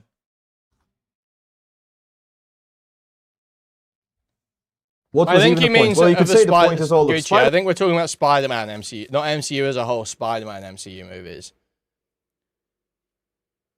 Which is not by far. Like, Far From Home, No Way Home, neither of them are, like, particularly good.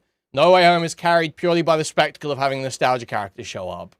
Spider-Man Peter thinks he can do it alone, but he can't. He needs help from his friends, and those friends have to be MJ and Ned. I guess they couldn't hire different actors, or Spider-Man couldn't make new friends. No, I guess the moral of the story is, if you lose your friends from high school, you're doomed to a life of loneliness. That's the moral of this movie. If you lose touch with your friends from middle or high school, you will never know joy again. That is the moral of this movie. Basically. Oh, and at the end, he remembers the name of the It's like police. just not. It's just not. It's just not. It's about the fact that the nature of those relationships changes. You're not going to be with your high school girlfriend forever, okay? That's what it's saying about those relationships. And then it's also saying, as you become an adult, you're going to meet new friends. You're going to meet new people from new places, and you should be open to personal relationships and opening up to those people. That's what it's saying. That's what it's saying about those relationships. It's not saying, oh, if you lose your friends from middle school, just kill yourself. It's not saying, that's not what it says in the movie. It's not the implication. That's not even what, it's not even an implication you can take away in bad faith for comedic effect. Because he does get new friends. It's just not the case. The whole end of the movie is about him becoming friends with Punisher. He sees Punisher crying, and they're like, oh, I saw you cry. I didn't fucking cry. I didn't fucking cry. All this shit, you know, that's... Captain Lady. That's all of these Spider-Man IPs have. Like in the, you know, he learns the name of her kids, because now he's being social, I guess.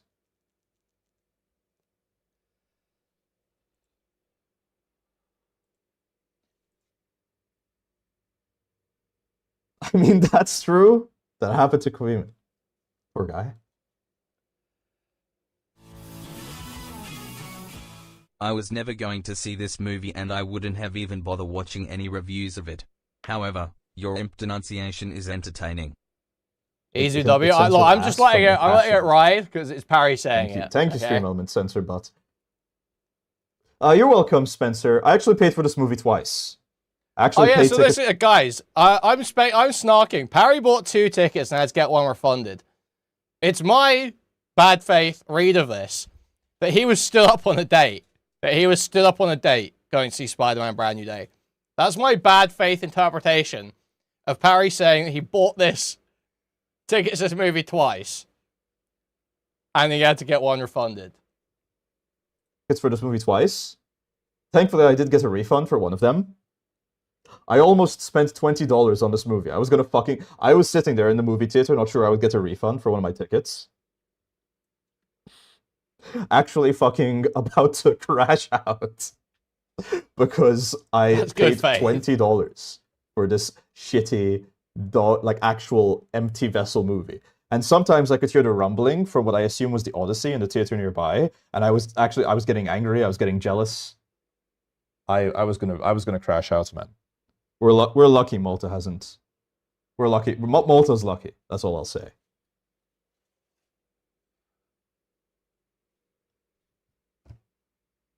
How much did you spend on the stock market?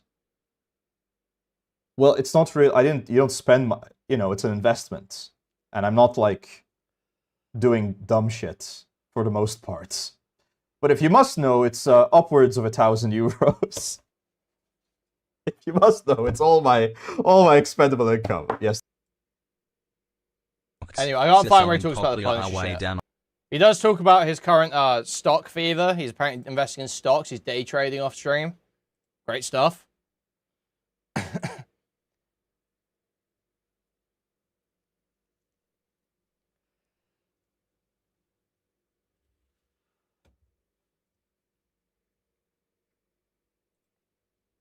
So yeah, Parry's just like totally wrong about this movie. Just like a bunch of retarded shit he says about it. He also says the swinging scenes are good. Totally wrong. Totally wrong. The swinging scenes in this movie were fucking terrible. No weight. They don't seem like they're actually happening. It's all just like MCU slop.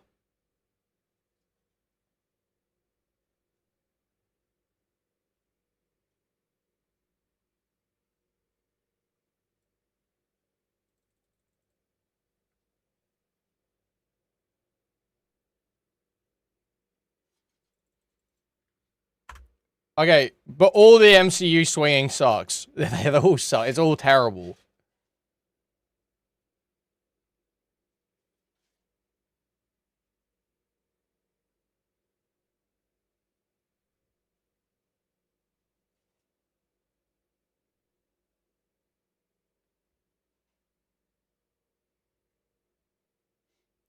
Let's see if there's anyone else's reviews out.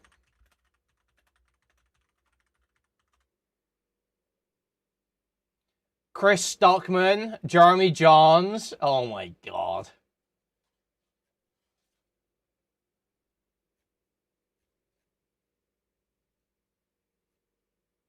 Who do we actually, like, want to hear? Whose take do we want to hear?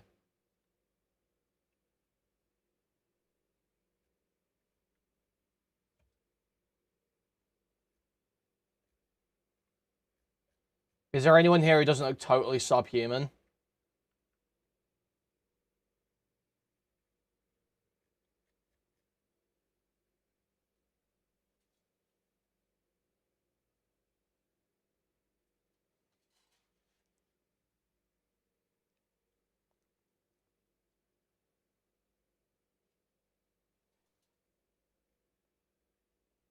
We didn't even want to hear yours? Well, then you're going to be very bored for a lot of this stream, so I might as well just give you a daytime out.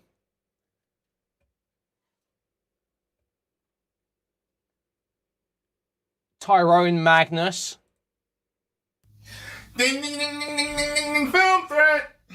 All right, let's check this out here. They're out of the theater. Reaction for Spider-Man Brand New Day. All right. Well, Alan, we just got out of Wait, Spider-Man he's just reacting to someone else's react. Fuck you, man. Fuck you, loser. Fuck it, let's see Chris Stockman. Let's watch these losers.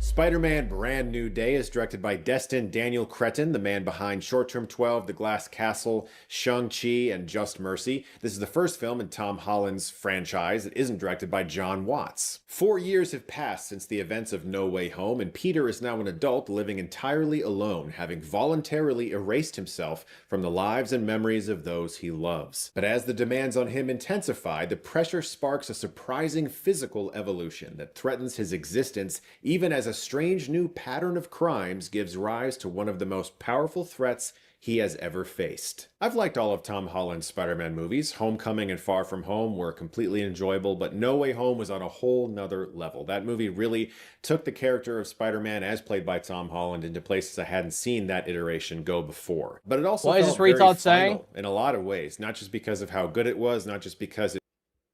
Harry's posted a tweet crying about it. 1 second. I don't know if he plays any of the movie in this though, will I get claimed? Listen to what this idiot is saying. Shows Peter's face and name.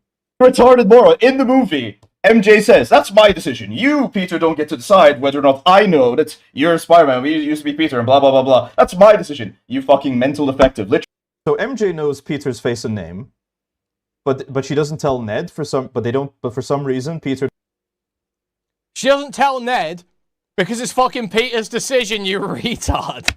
You fucking retarded moron. In the movie, MJ says, that's my decision. You, Peter, don't get to decide whether or not I know that you're Spider-Man. We used to be Peter and blah, blah, blah, blah. That's my decision. You fucking mental defective. Literally, in the movie. Oh, Perry, you don't have a camera right now, you fucking... Dude. But the point is it's between Ned and Peter, you fucking retard. You fucking idiot. MJ is not going to tell Ned, outside of Ned and Peter speaking, that Peter is Spider-Man. She feels like she has a right to her memories back, and it's her decision whether she knows this stuff. She feels she has a right to getting her memories back. I think that is communicated. I think he's right about that. She feels like she has a right to getting her memories back. However, she doesn't have a right to step in to Ned and Peter's relationship and out Peter as Spider-Man. Obviously. She's not going to go do that. She's going to go, oh, Ned, Peter's Spider-Man, by the way. This guy's Spider-Man. He's obviously not going to do... She's not gonna, it's like so absurd. So I think that's like how the character is portrayed, or how the situation is being handled by the characters. It's obvious that's not what they're going for here. It's so fucking retarded. It seemed to wrap up storylines from previous Spider-Man as well as his own, but it also left him in a place where all of his relationships were destroyed and he was very much so on his own. So for the vast majority of Brand New Day, Spider-Man is a... I know he's spazzing in my Discord saying, I said the swinging scenes suck. You said the one where he swings badly was really good. It wasn't. Solo adventurer. He's out there on his own. He's feeling very lonely and he's doing things mostly alone. Occasionally he does receive help from people like Frank Castle, aka the Punisher, played by John Bernthal. And there's other heroes in this movie that you may have seen on the poster or in some of the trailers, like Mark Ruffalo as Bruce Banner. And there's moments where these characters are interacting with him and there's acknowledgement of the larger world at play. But for the most part, Peter Parker is alone here in a big city where everyone admires him, but nobody knows who he is. Basically, he's Spider-Man. Spider-Man, not Spider-Boy, not Peter Stark. This is Peter Parker as Spider-Man as we know and love him. He just isn't working for J. Jonah Jameson and taking pictures necessarily, but besides that, this feels so much like Spider-Man to me. Like the first act feels like a series of Spider-Man comics. Like it's just like, you know, it is the way they've portrayed it, Spider-Man in this movie is just like the absolute goy slop past 5 years. Sony PS4 dipshit fan view of Spider-Man. It's so it does suck, man. It's so fucking gay. I'm just glad it was a good MCU film. Qui skipped the part where his power is about autism and ADHD.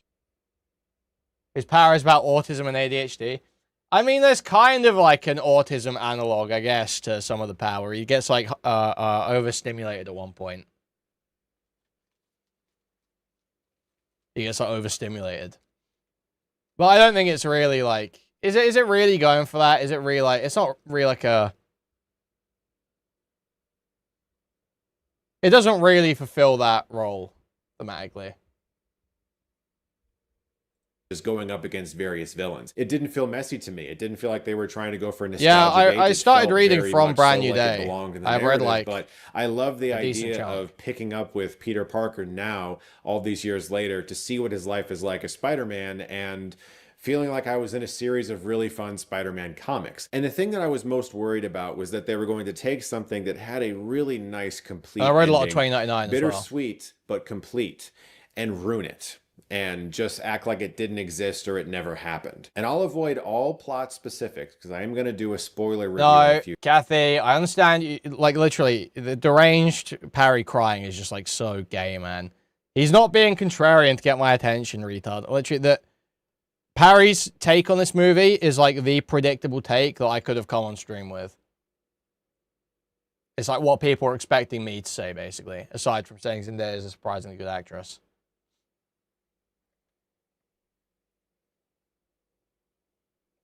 Days, but this movie really appreciates the ending of the last film. It doesn't try to just dismantle it or pretend like it didn't happen.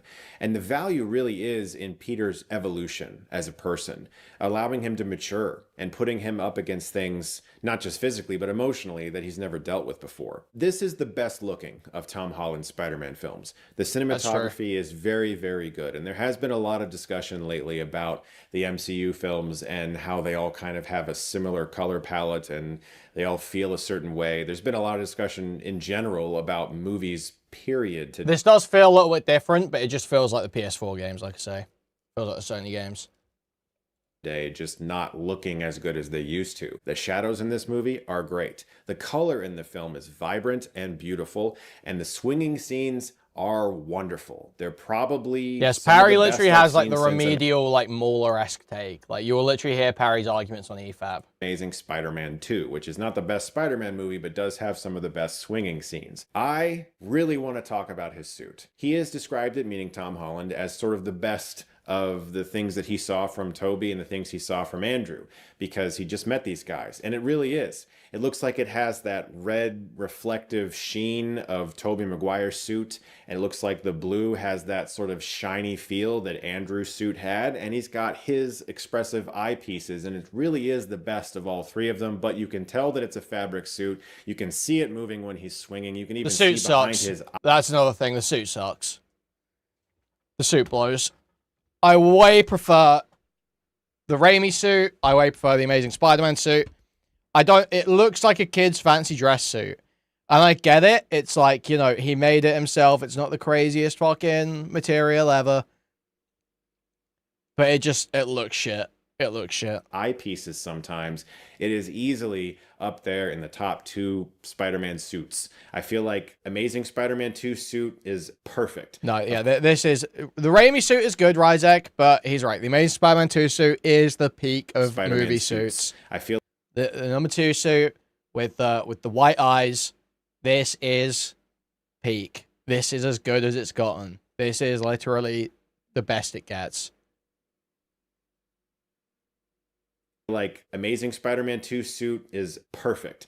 Of course, Tobey's suit is goated forever. The black Spidey suit is one of the best I've ever seen. And this is my favorite Tobey's black suit Spidey is suit. Goated forever. The black Spidey Across like all the games and stuff. Like the black Spidey Raimi suit.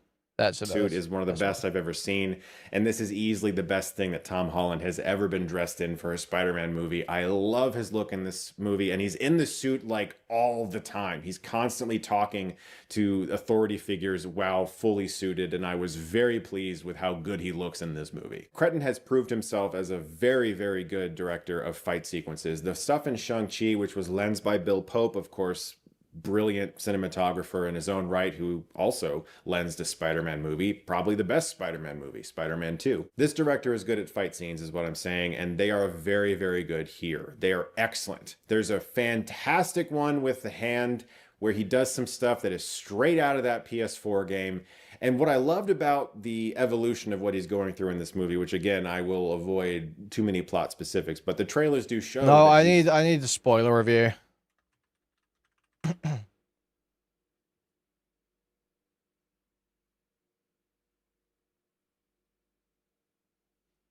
We watch one of these guy slop videos about... Welcome to the Heavy Spoilers Show. I'm your host, Paul, and this video, spoilers we're and breaking Easter eggs down and this Spider-Man bullshit. Brand New Fuck Day. it, man. Watch 1.5 there. The next saga in the Spider-Man story is now here, with Destin Daniel Cretton taking over the reins from John Watts. Watts, of course, had his hands on the home trilogy, which dealt with Peter in high school. Did go better than my time there, to be fair, but we left things with Peter requesting the memory of him being erased from everyone's mind. They forgot about him, forgot about my birthday, and worst of all, forgot about Dre. But that takes us into Brand New Day, which is Peter making his own way in the world. Brand New Day is the 4th film in Tom Holland's Spider-Man run, and what I think is the 38th overall MCU entry, which is pretty crazy. Kickstarts a brand new trilogy for Peter Parker though, and in this video, I want to talk about what happens in it, the comic book callbacks, and also where we leave things off. We've also done a big post-credit scene video on the channel now, if you want to go and learn just about that, but there's lots of things that we need to get into. I promised you that I would keep you safe. Please, you just have to trust me. Come on.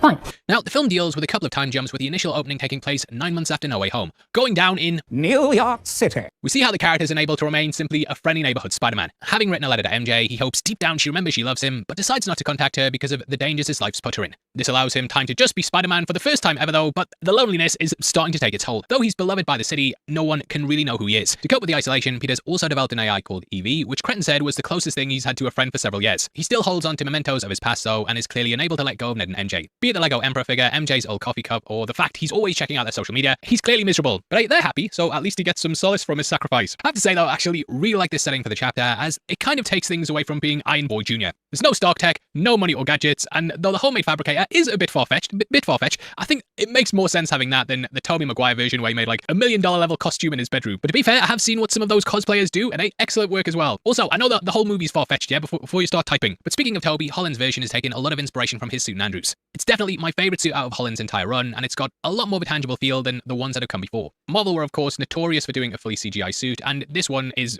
far more practical, tangible in real life, and yeah, just looks a lot more realistic. Kind of like what we had with Amazing Spider-Man 2, where it had the look of a comic book, but it was also clearly real. But yeah, we'll begin with them watching. No, it literally just like kids' fancy dress. It doesn't like a fucking comic book. It doesn't look epic. You're an idiot. With Amazing Spider-Man 2, where it had the look of a comic book, but it was also clearly real. But yeah, we begin with them watching MJ and Ned start their first day at MIT, and then jump forward 4 years to where most of the film takes place. This gives us some incredible callbacks to several comic covers from over Spider-Man's long rich history. These include Amazing Fantasy 15, which was the Wallcrawler's debut. Created by Stan Lee, the cover was drawn by Steve Ditko, and is one of the most famous images in comic book history. I came over here to the Spider-Man bookcase just to show you the Alex Ross one, which is a variant of it, but there's been lots of those throughout the years. We also have the Amazing Spider-Man 134. This shows Spider-Man clinging to the side of a ship while battling Tarantula, complete with a shoreline and figures in the bottom left. Amazing Spider-Man 345 also gets a nod too. That has Spidey swing at the camera while dodging boomerangs.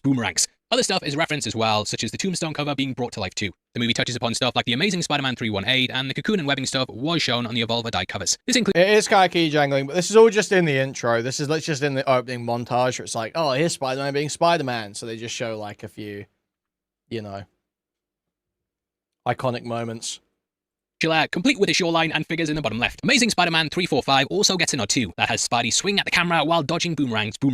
Other stuff is referenced as well, such as the Tombstone cover being brought to life too. The movie touches upon stuff like the Amazing Spider-Man 318, and the Cocoon and Webbing stuff was shown on the Evolver die covers. This included the web hammock that appears later on. New Avengers 27 is clearly recreated as well with the arrival of the Hand, and we have stuff like the Amazing Spider-Man 318 featuring Scorpion. We also have the Punisher too. Amazing Spider-Man 129 had him aiming a rifle at Spider-Man, and though that isn't fully brought across, there's clearly some stuff there when the characters interact. Anyway, MJ and Ned return from MIT, and one day Peter notices Ned in a convenience store, along with some lovely B-roll on the shelf. I spot you sneaking B-roll into the movie, Tom. I caught you. But he follows Ned to his apartment and sees he's having a party, and it's here that he meets MJ once more. We also learn that Ned's been searching for Spider-Man so he can thank him. He's got a big board of suspects, including one saying Carlos Rodriguez, who in the comics was a member of the Y-Men. He also suspects that Flash Thompson or his teacher Mr. Harrington are Spider-Man, and they were obviously also at the scene when they were rescued. Ned has also developed the Spidey Tracker app, which becomes not only a plot device, but it's also a bittersweet reminder of their former friendship. This is like a major thing that plays in the ending of the film, especially the post-credit scene, and we'll talk about that more as we get to that later in the video. But after No Way Home, I did kind of want a bit of a break between them all meeting back up, and did sort of want a movie in between. However, it has been 5 years since No Way Home release, and I'm with not the gonna time lie, this guy's like terrible at talking about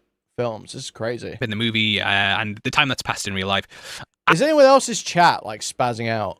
My chat keeps saying chat disconnected, successfully connected. I do think enough time has passed where I can see them meet up in the next film. Unfortunately though, MJ has a new romantic love interest, which is kind of playing off Paul in the comics. He was really hated around the time, and here he's played by a man as Vandy, who you'll probably recognise as Ezra Bridger. Now, he isn't in the movie at all, really, and there were rumours of him being Boomerang, but that doesn't ever materialise, at least here anyway. But Peter seeing them kissing spikes his anxiety, and he returns home and crashes out, awakening to find that he's mutated and sprayed white stuff all over his apartment, which is a metaphor for something there. We see that he's becoming more like a spider. Now, that's a really groovy mutation, but this all plays a big point in the overall plot.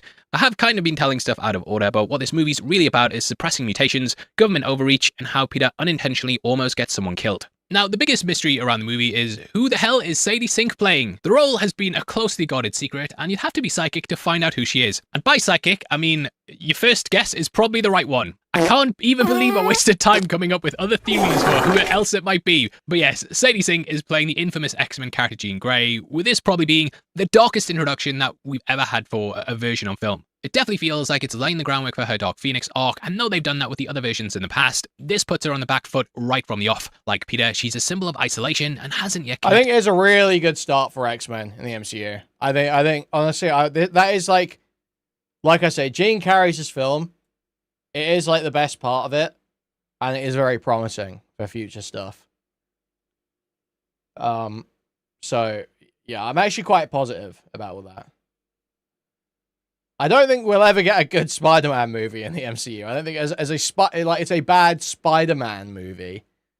Like, if you really like Spider-Man, past just being like a fucking PS4 tourist, this movie does not exactly get it. But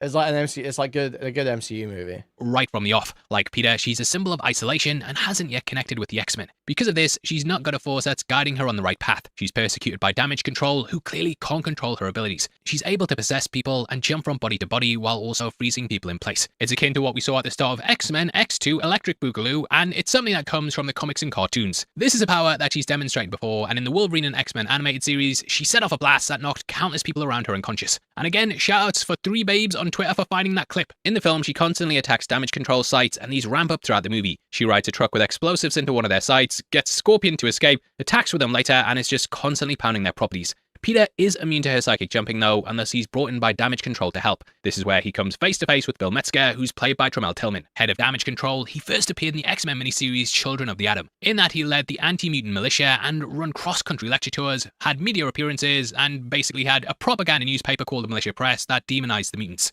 In the comics, he was killed by Magneto in Children of the Atom issue 6, and it was kind of a deep-cut character that represented the organized anti-mutant sentiment. So, yeah, so this sets up really well all the just, like, mutant, like, discrimination stuff. You know? Having this movie have an instance, like, Jean Grey's origin be... You know, it's not, like, total origin, because it doesn't show her powers, like, First Awakening. But... it shows you like a flashback where she's with her sister, and basically they're either they've ran away from home or their parents are dead or whatever, and they're in foster care and they're out at some park and they're learning to use their powers. Jean Grey's sister's like teaching her to jump from person to person. And then her sister gets picked up by Damage Control.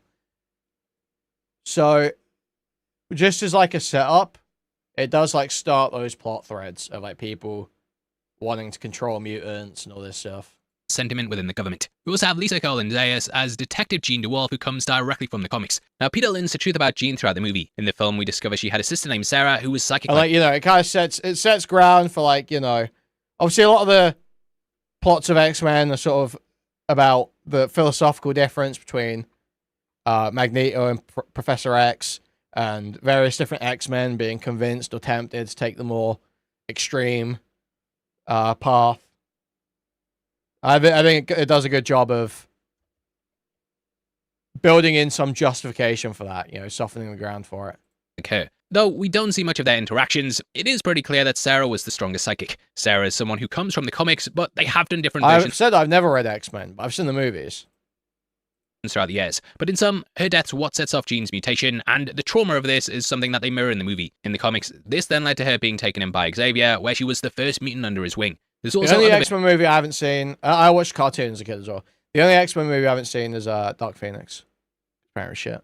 Versions that are a lot older than the version we see here. These had Sarah being kidnapped alongside Jean by a tumor who wanted to breed with mutants to create a colony on Earth that he could rule the planet with. So nothing like what we get in the movie there, other than the kidnapping thing. But Sarah is caught by Bill, and we learn she was experimented on by the villain. This was in order to map out her brainwaves so they could recreate the electrical patterns that allowed this ability. We discover that Sarah sent out a psychic message that said VMAX, and Jean's been hunting for this. Peter ends up looking for it too, and he meets Yelena Belova, who helps with the investigation.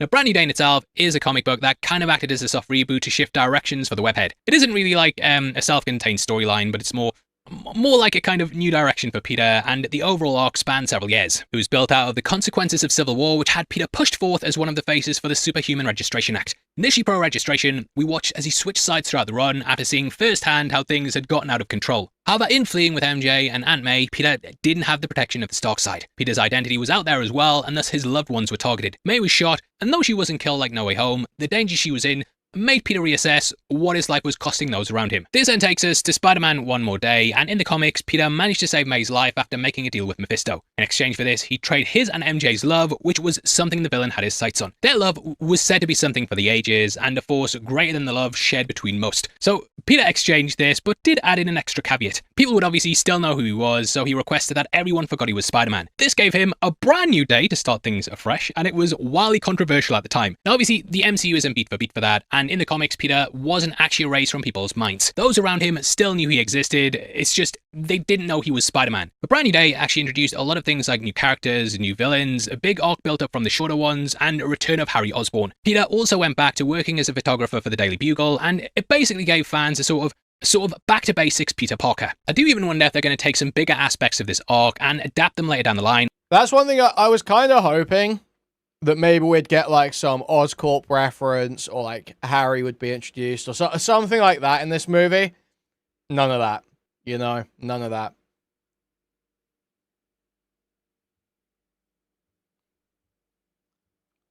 But I think, isn't that dog shit cartoon they did for Disney Plus, isn't that meant to be canon, and that has Harry and Oscorp in it, and that sucks and butchered it? Is that meant to be canon? Am I crazy?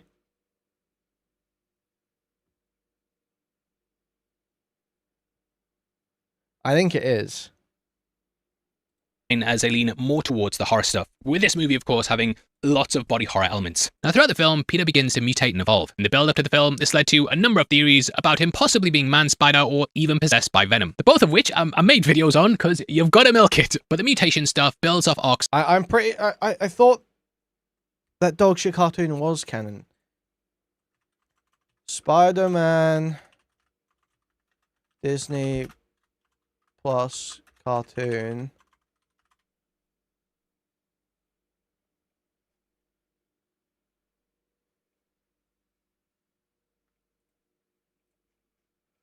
Which one was it? Is it Your Friendly Neighborhood Spider-Man?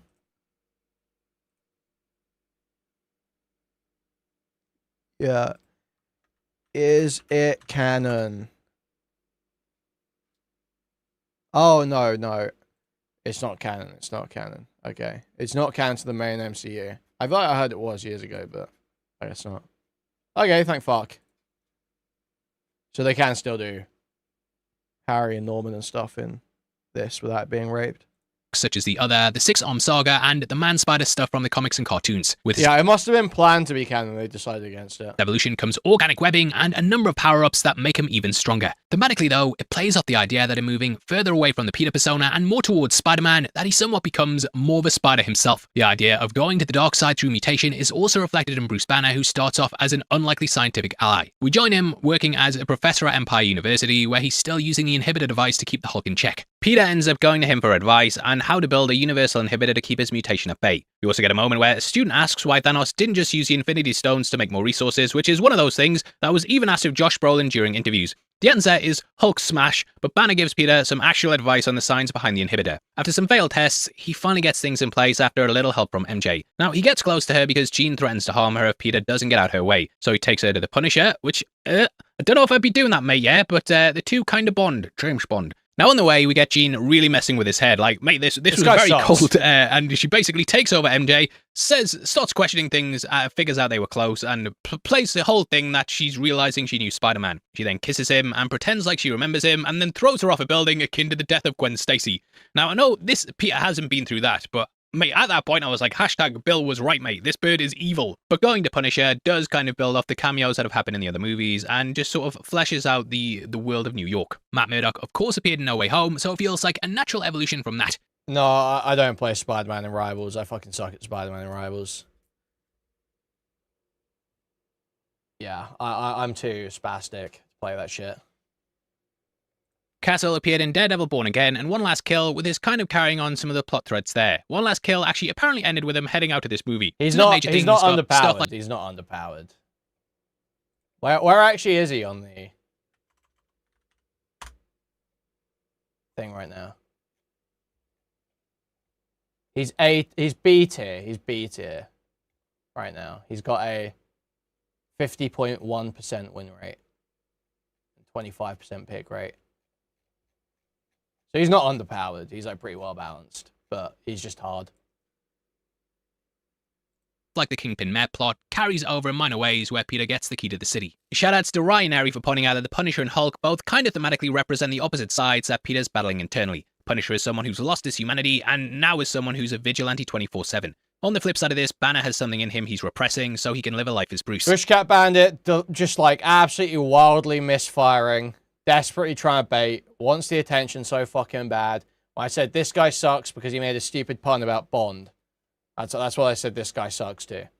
The arachnid DNA... He's barely given a take this entire time, you fucking idiot. Starts taking over, and you wonder if Peter can go back to his humanity. Anyway, Peter's device is a way to stop Jean, as it will hold back her powers. So she ends up taking Bruce to the damage control skyscraper, where she once more tries to break in the vault. Frank is ushered on by MJ to go and help, and we get the first round with them battling Professor Hulk. Absolutely killed me how Castle just keeps shooting away, even though we all know guns are useless, they do nothing. However, the explosives seem to work, which gives Jean an idea. Taking over Frank, she ends up strapping them to the vault, and this helps her blow open the door. Now, while this is going on, we see Banner losing his hold of the Hulk, and in being possessed, his brain's a bit scrambled, and the Savage Hulk comes out. This is another figure I'm glad they brought back, because I felt like they've neutered the Hulk over the last couple of years. Now, I loved Smart Hulk in Endgame, and I remember seeing him for the first time in the cinema and letting out a little chuckle. Didn't say his movie analysis was bad. I say he sucks at talking about movies. I wasn't saying his analysis was bad. I was saying that he's bad at conveying the plot in a coherent and simple way. He's doing constant tangents and bits, and it's constantly throwing me off of what he's talking about. Well, when he was wearing glasses, a t-shirt, and a cardigan. He hasn't done the guy analysis. was doing selfies and stuff. It was novel. It was even to the point that, in retrospect, I kind of wish they'd done the transformation in Infinity War, and that was initially how they were going to handle it. In case you don't know, there was a deleted scene where he was in the Hulkbuster and then mushed together, became Smart Hulk, and bust forth. So the evolution felt great and was something I wanted to see for a long time, but things have kind of stalled and meant that there's little character development left for him. Hulk is actually my favourite Marvel character. I don't talk about him much at the channel because he doesn't really Unless they get it off Universal, they're just never going to do Hulk remotely well. Much of his own stuff to do. I would love to do an episode by episode breakdown of the Incredible Hulk 70 series like I've been doing with the X-Files. Don't know if I have time, but yeah, love the character, and I'm really hoping that this kind of lays the groundwork for World War Hulk to be brought to the screen. So yeah, hopefully this opens the door for that. The pair have a massive battle in the skyscraper that feels like it's riffing off elements of the helicarrier scene in Avengers. It's cloaked in darkness at first, shot to be terrifying, and just feels like a real back to basics. No, it doesn't, Bushcat, and you were so desperate for attention, you're getting a 24-hour ban. If you try and circumvent it by going on Kick, you'll get a 24-hour there too. In fact, it might be a week. Thing with Marvel's Angry Green Giant. Peter also busts out the shocker gauntlets from Homecoming, which are at the location. You see Damage Control go with the idea they can turn something bad into something good, and this is what they've done with villains like the Hand. Deep down, it's what they wanted to do with Sarah and also with Jean as well, and Peter helps to capture her in this moment as she finally gets to Bill. Before passing out, she utters the name Sarah, which of course connects to her sister. Peter then asks Bill about this, but he lies and says it was an ex-colleague he thought about when she entered his mind. Say ex-colleague, dead colleague. But upon returning back to MJ, we see she's discovered his letters that he'd written at the start and wants a conversation with Peter face to face. It's just as much of a gut punch as the one on the rooftop, as she says she doesn't love him because she has absolutely no memory of him. You can totally understand it too, as to her, Peter's a stranger who's just hiding behind the mask. The movie really asks if Peter can be Peter once more, or if the mask is the true face he's become. We then get the most awkward swing back home I think I've ever seen, but she invites Peter in to meet with Ned. The main internal conflict for him is whether he tells Ned about their life before, or if he stays isolated with the mask being the only part of him that people know and remember. MJ says they look like they were best friends, and even sketches them playing with Peter as he is, rather than Spider-Man. And it's in this that the conversation then moves to her possession, and how it was just like blacking out. So Peter figures out that Bill was lying, and we see his experiments on Jean. He races to their Roosevelt Island HQ, with MJ saying Peter, and Ned questioning who that is, which will become important in his recollection later. Now, it turns out that VMAX was actually what was written on Event, and it's the last thing that Sarah saw before she died. She sent this out as a psychic blast to her sister, and her abilities then evolved due to the emotional weight of this realization. Throughout the film, we have the constant idea that stress can cause one to evolve even further, and this is seen in Peter, Bruce, and now Jean. She sends a psychic wave out across the city that then freezes everyone in place.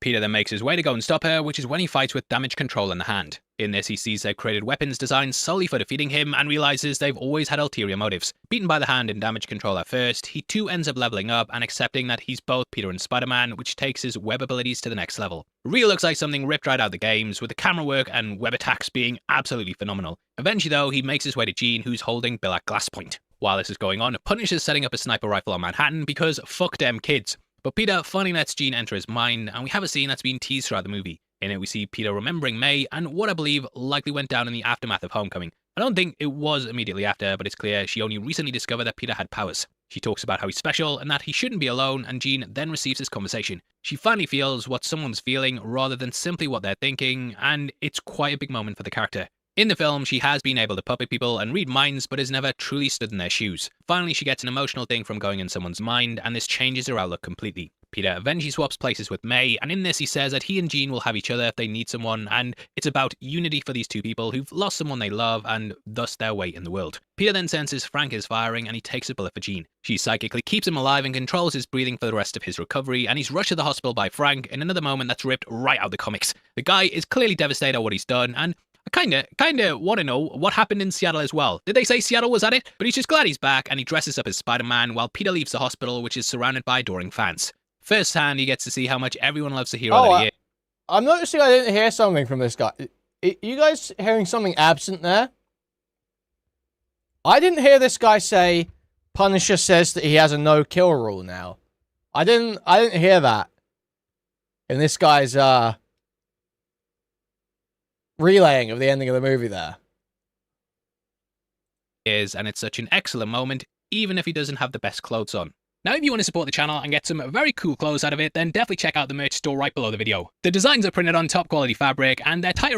I do think that someone might be putting together a school for gifted youngsters, film with Jean heading on a bus potentially upstate. I'm guessing that her actions in New York may have caught the eyes of others, and though mutants haven't been fully classified as existing in the MCU yet, they are clearly out there. Ms. Marvel was one, and they're likely dotted about and hidden away. I do think that someone might be putting together a school for gifted youngsters, and as we know, Sadie Sink has signed on to do multiple. Well, yeah, obviously, you know, she sort of runs away.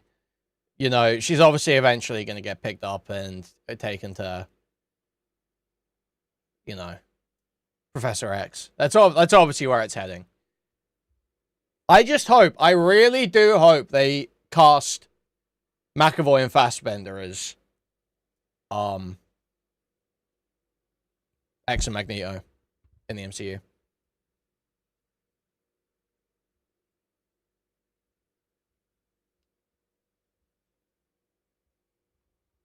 They are, you know, they're older now, but they're still young enough to carry movies for another 10, 20 years, 30 years. So I thought they'd just be perfect for it.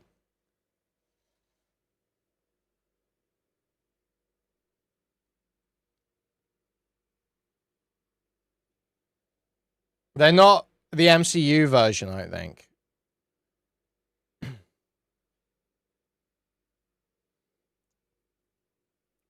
They want distinctive. I don't think so. I don't think they care that much about that.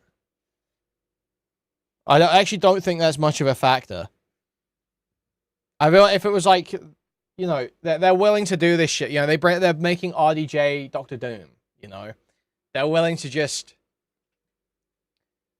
use actors that are the fucking same for different characters in different universes. If it's just like a fan favorite or something, and they know they can make money off of that.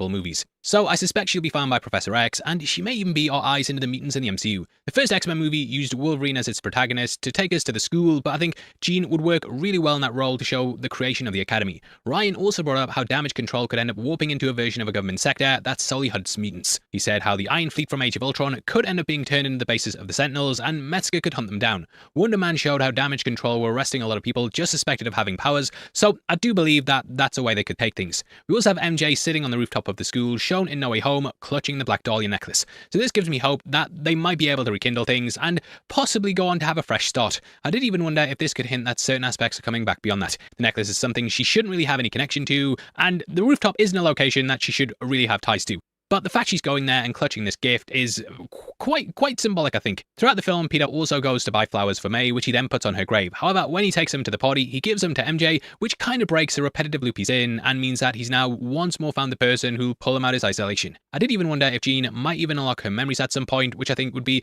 a really good way to use her powers for good. But buying the flowers is where Peter goes next, and it's here he runs into Ned. Introducing himself, the pair then shake hands. Like something buried in his subconscious, they end up doing the signature handshake, and Ned has a moment of acknowledgement. Now, it's a similar thing to what happened with MJ, and it doesn't really make the memories come flooding back. However, this does show that buried deep within him, somewhere is their friendship. I think MJ's comments in the film do kind of highlight, though, that they may never be able to fully reconcile things. She basically treats things as being almost like a totally different person, and therefore it signals that things might never fully recover. It's almost kind of like what happened with Gamora in Guardians 3, and how stuff will never be the same again. Everything we have from our past is built on memories. No, I think Ryan Gosling's Gosling's Ghost or Rider's missing, cool. or if someone else's experiences are The only issue is the director kind of sucks. So in there somehow through the multiverse or something, or through a memory spell, then you're going to view that person completely differently. I've actually been doing a big breakdown on Edge of Tomorrow, and it kind of shares a similar idea. I won't spoil too much of it in case you like memory. Beyond that, Peter's identity has always been a major focus of the end of his movies. Homecoming closed with May finding out he was Spider-Man, Far From Home ended with Mysterio exposing him, No Way Home then reversed that and made everyone forget who he was. This new moment builds on that pattern, and it's sort of like poetry they rhyme. I did also wonder if Ned's wizard abilities, which were introduced in No Way Home, might be something that helps break the spell. However, just like with May where we didn't know what the aftermath was, we don't really know how long Peter got to spend with his friends afterwards. That's because in the post-credit scene, Ned's spider tracker tries to locate Spider-Man, but he isn't on this Earth. Earth. Starts in Queens, then zooms out and shows he's not on the planet. The tracker then scans space, glitches a few times, and then finally locks onto him somewhere amongst the stars. Now these glitches look a lot like the multiverse jump effects that we've seen in Into the Spider-Verse and when Venom entered the MCU. That suggests that Peter's out in the multiverse or space somewhere, and that's probably because of the events of Doomsday. Now, I do have a couple of theories about what could be happening, and the first of these, the biggest long shot, is that it's picking up Miles Morales. Obviously, Into the Spider-Verse and Across the Spider-Verse deal with the multiverse and a version of Miles being out there in the multiverse somewhere. The way the glitches appear, of course, tie back to that movie. Yeah, that's just not what's happening. I think the most likely explanation is literally just that he's on Battleworld. That's like just the most likely explanation, I think. Movie, and it does make me think that that might be a long shot. Donald Glover's Aaron Davis comments in Homecoming still leave the door open for Miles in the main universe, but because of those, I think the one for live action will probably come from the 616. My other theory is that Peter's now out on Battleworld, clashing with the heroes and villains of the Marvel Universe. I think either that or the Life Raft, which is something that some of the heroes of the 616 were on when the multiverse was destroyed. I did even wonder if this could be how he gets the black suit, and though Venom is on Earth, it may have travelled to space with him. That's because of a big moment that comes in Secret Wars A, where Peter's united with a black suit for the first time. That happened after the red and blue suit was destroyed, and he used alien tech to create clothing from his thoughts. A black organic blob then latched onto him, dissolved his own suit, and formed a sleek black and white costume. This also came with its own organic webbing, kind of like what Peter has in the film, though it's not connected to that. But this did of course lead into Venom, and could be a direction that they end up going for the next film. Now, I have touched upon, again, this more in an in-depth post-credit scene breakdown, so we are kind of just skipping past things here, but the final theory does spoil Doomsday, or at least it does in terms. Dofo, you're like, that is like the most retarded thing I've ever heard. I've not even seen Black Panther 1. Deadpool 3 is the worst Marvel movie. Worse than Black Panther 1. Deadpool 3 is not the worst Marvel movie. I haven't seen Black Panther, and there is no way it's the worst Marvel movie. First two Thor movies. First Captain America movie. The Marvels.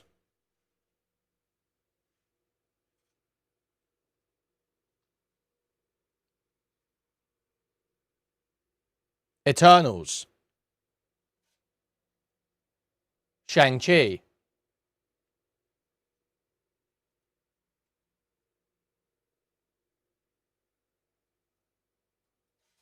Literally, none of these are worse than Deadpool 3. Literally, none of these are better than Deadpool 3.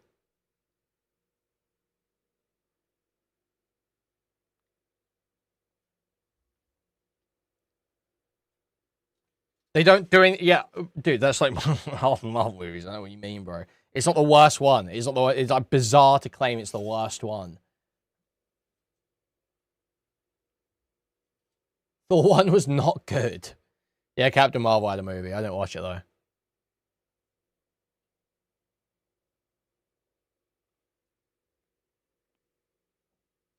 Literally, bizarre claim that Deadpool 3 is the worst Marvel movie.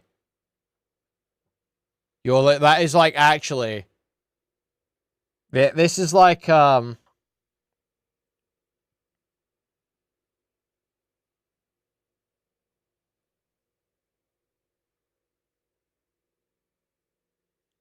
it's like just a total pedophile take. It's just like actually.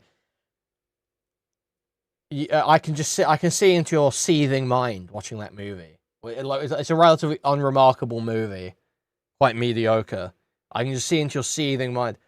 Every time Deadpool does something like kind of goofy and annoying, it's like, I can't believe it's happening. I'm so mad right now. You're a total pedophile.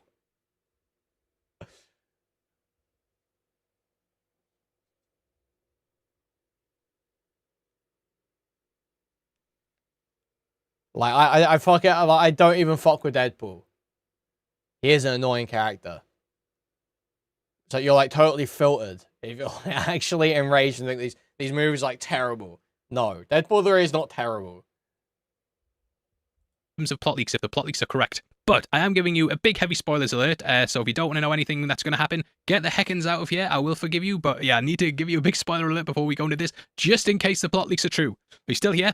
Okay, so the film is supposed to open with a major incursion between the Fox X-Men universe and Tobey Maguire's Spider-Man world. Tobey and Hugh Jackman's Wolverine are apparently fighting with each other to save their own reality. So maybe the Spider Tracker is actually locking onto Tobey Maguire's Spider-Man that's on another Earth. That would explain the glitches, and also lead into the opening of Doomsday if the leaks are indeed correct. having the X-Men as well also connects to the mutants and Jean Grey, and it just ties back to a Spider-Man fighting against a big mutant, which is a theme that is laced throughout this movie, so it does work as a post-credit scene on a thematic level as well. I'm not sure if that's the case, but it would lead nicely into Doomsday as well, and again, the glitching did make it seem like they were indeed tying into the multiverse. Whether that's with the incursions, Peter going to Battleworld, or something else, those are theories that I had when leaving the movie, and again, big breakdown of the post-credit scene is on the channel now that goes into a lot more depth on it.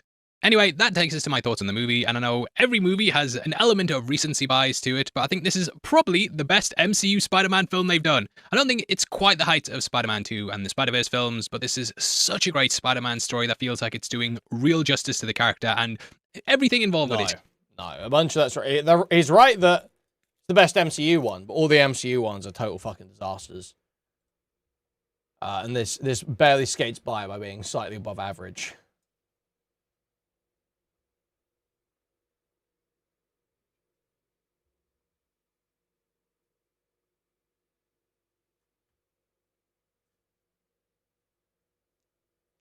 Okay, well, that's the Spider-Man talk, guys.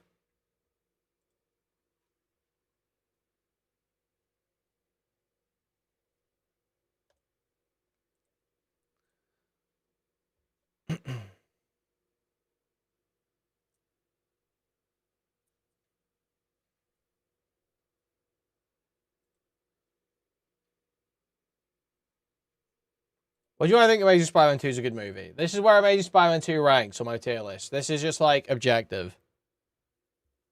If you disagree with any part of this, you are a fucking retard.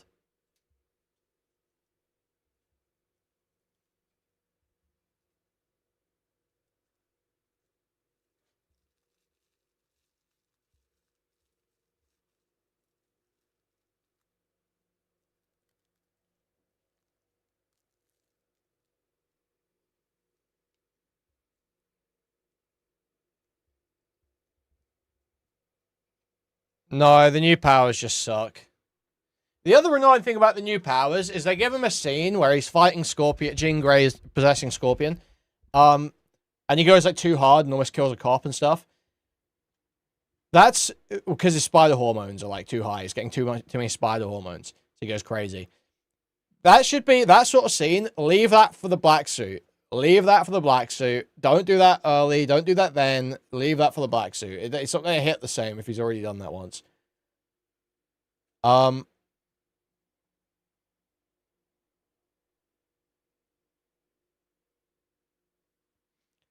think, honestly, like...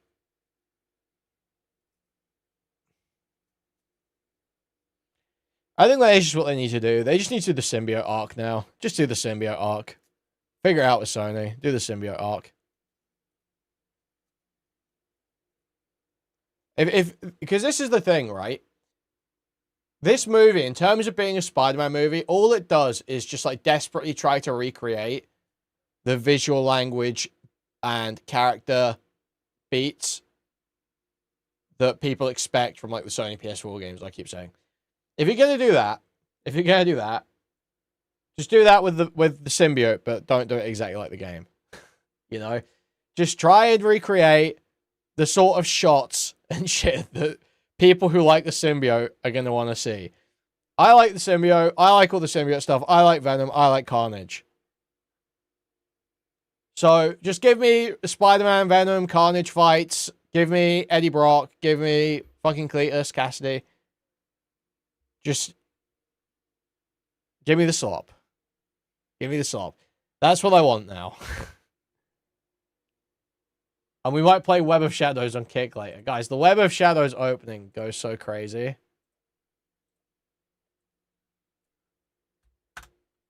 This shit's so hard. Everyone's seen this, but...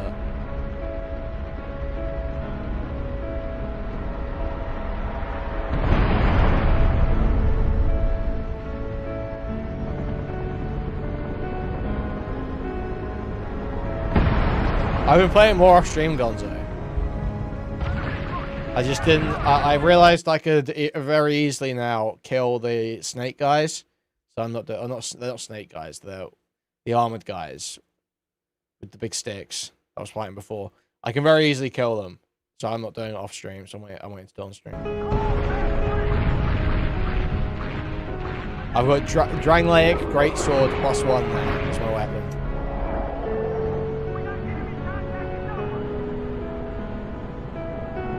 You have it, don't you? You know what that does to you. You know how it can change you.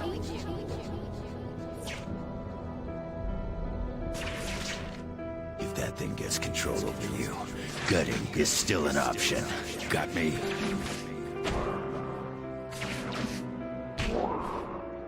This city is going to be ours. You just wait and see.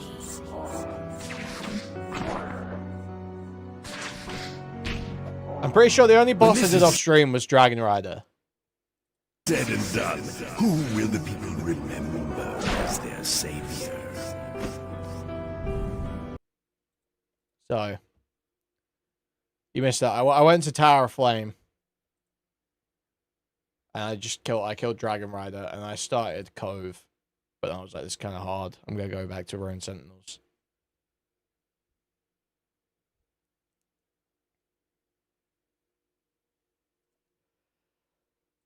Okay. One Britpole video, quickly.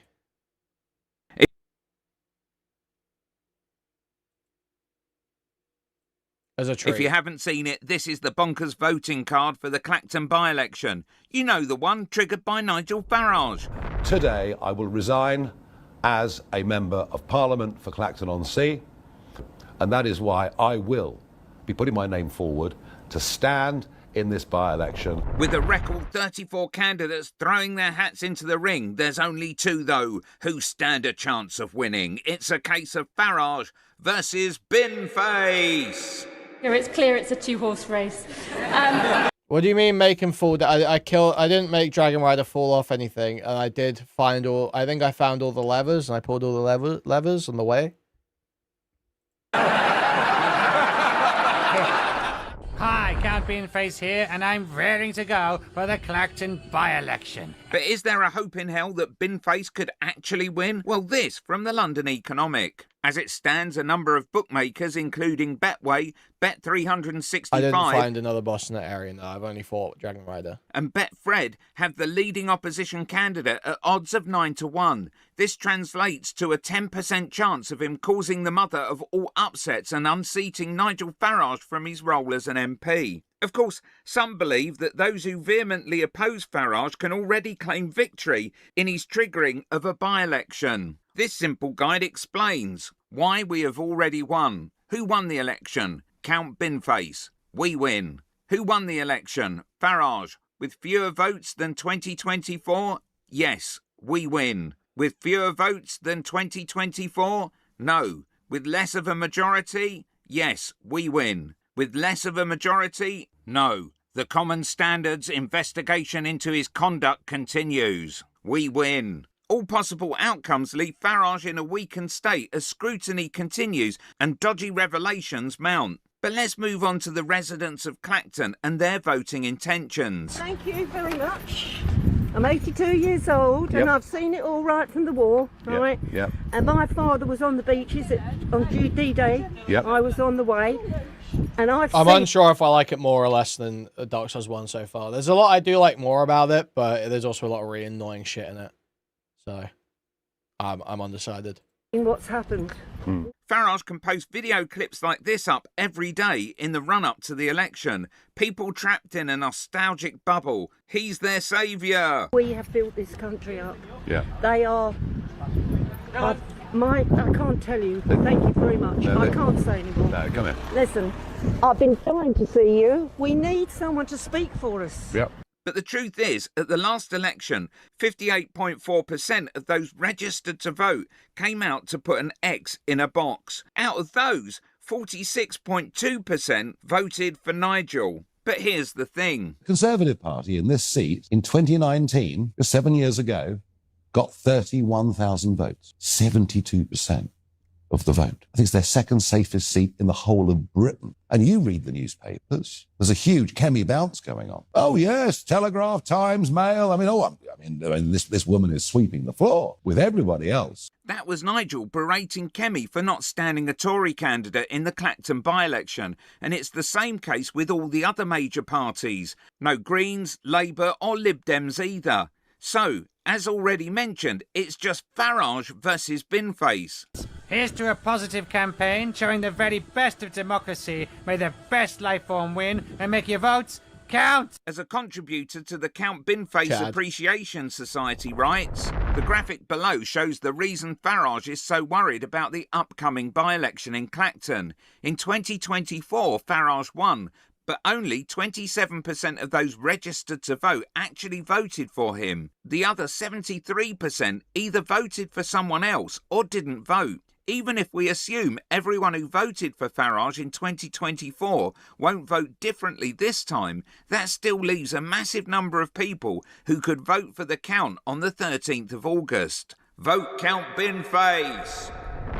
And here is that graphic. Voted for Farage, voted not for Farage, did not vote. So, what are the chances of Farage maintaining the same share of vote this time round? First, it's known that by-elections tend to be less well attended, but this being a high-profile one, it may buck the trend. Secondly, a series of focus groups with Clacton voters found a constituency deeply divided over Nigel Farage's decision to resign and trigger a by-election, with confusion, frustration and cynicism cutting across both supporters and critics, with voters saying stuff like this. He talks about... Oh yeah, Farage's approval is fucking terrible right now. Farage's approval is about equivalent to where Keir was at in like July last year or something. Which like wasn't as bad as it was towards the end. But it's still pretty fucking bad. So he's in a real bad position. Putting two fingers up to the establishment, but he is the establishment. It's a chance to stick two fingers up to the entire establishment, to frankly tell them where to go. With a £5 million bung from a billionaire and talk of corruption oozing out into the media landscape on a daily basis about reform, surely it's hard to keep up the narrative that reform are somehow anything but the establishment. As The Who sang back in the day... He's been using people as pawns in his little game to prove a point to the government. The argument of why this by-election was called is as confused as Sarah Pochin, who we can see here getting grilled by Julia Haitley-Brewer of all people. The point is that Nigel has said the people are sovereign. I will go to the people. Let the people decide. When it comes but it's not to the people to decide whether or not he's broken parliamentary rules. The people get to decide if there was a ruling saying he hadn't broken the rules, no problem. If there was a ruling saying he had, and it was so egregious that there should be a suspension from Parliament for 10 days or more, at that point there could be a recall petition from the people of Clacton. Yes, a 10% minority of the electorate could call for that. And at that point, he has a by-election. He goes, look, this is what's happened. Let the people decide then. But what are they deciding? We don't know the outcome of this. We don't know whether or not he did break the rules or not. I think he probably did, in my view, not reading them. But what are the people deciding? Oh yeah, The Guardian found out yesterday as well that George Cottrell sent £2 million to his mum before she did the £5 million to reform or whatever. Or, was it her who did the £5 million? I can't remember. Either way, before she did this massive donation to reform. So basically George Cottrell's like, totally fuck, such Farage. It's fucking epic. They might already have some idea, and that is whether or not Farage accepted a dodgy £5 million bung to do the bidding of Christopher Harborne, a dodgy crypto billionaire. And if that makes him part of the establishment that don't have the abs... Okay.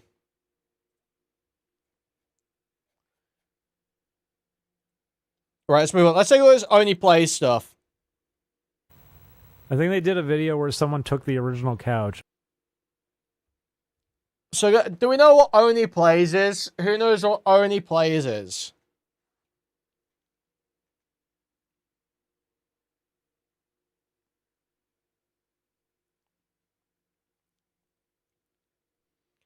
Barely, Gonzo. Barely at all.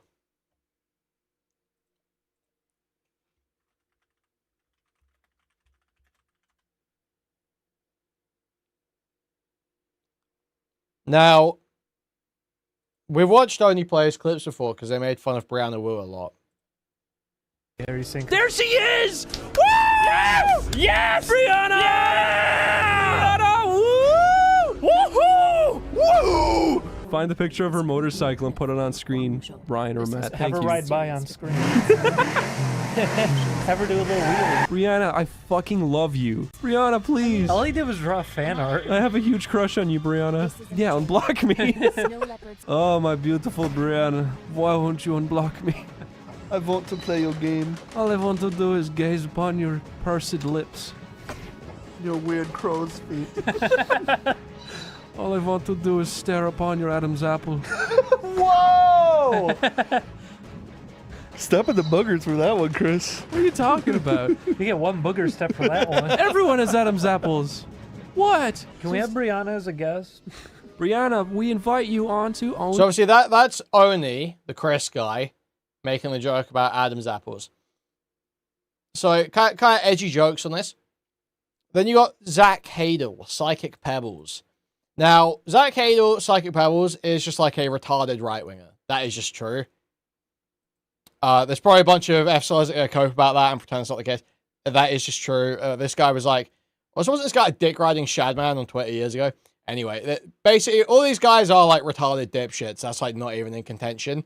But I think they had like some, you know, trans freaks on their cast that are basically now spazzing out about the fact they're all a bunch of retarded right-wing dipshits when that was obviously the case the whole time. That's the TLDR of how I basically understand this drama from the outside.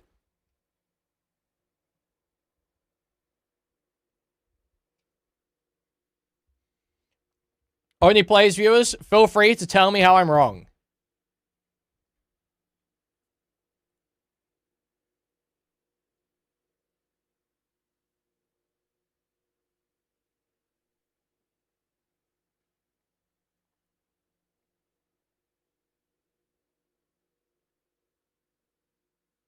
Yeah, so everyone's saying I'm on the money. So yeah, these guys are like right-wing dipshits, but these trans freaks were like totally friends and totally chill with it for ages, and now they're crying about it.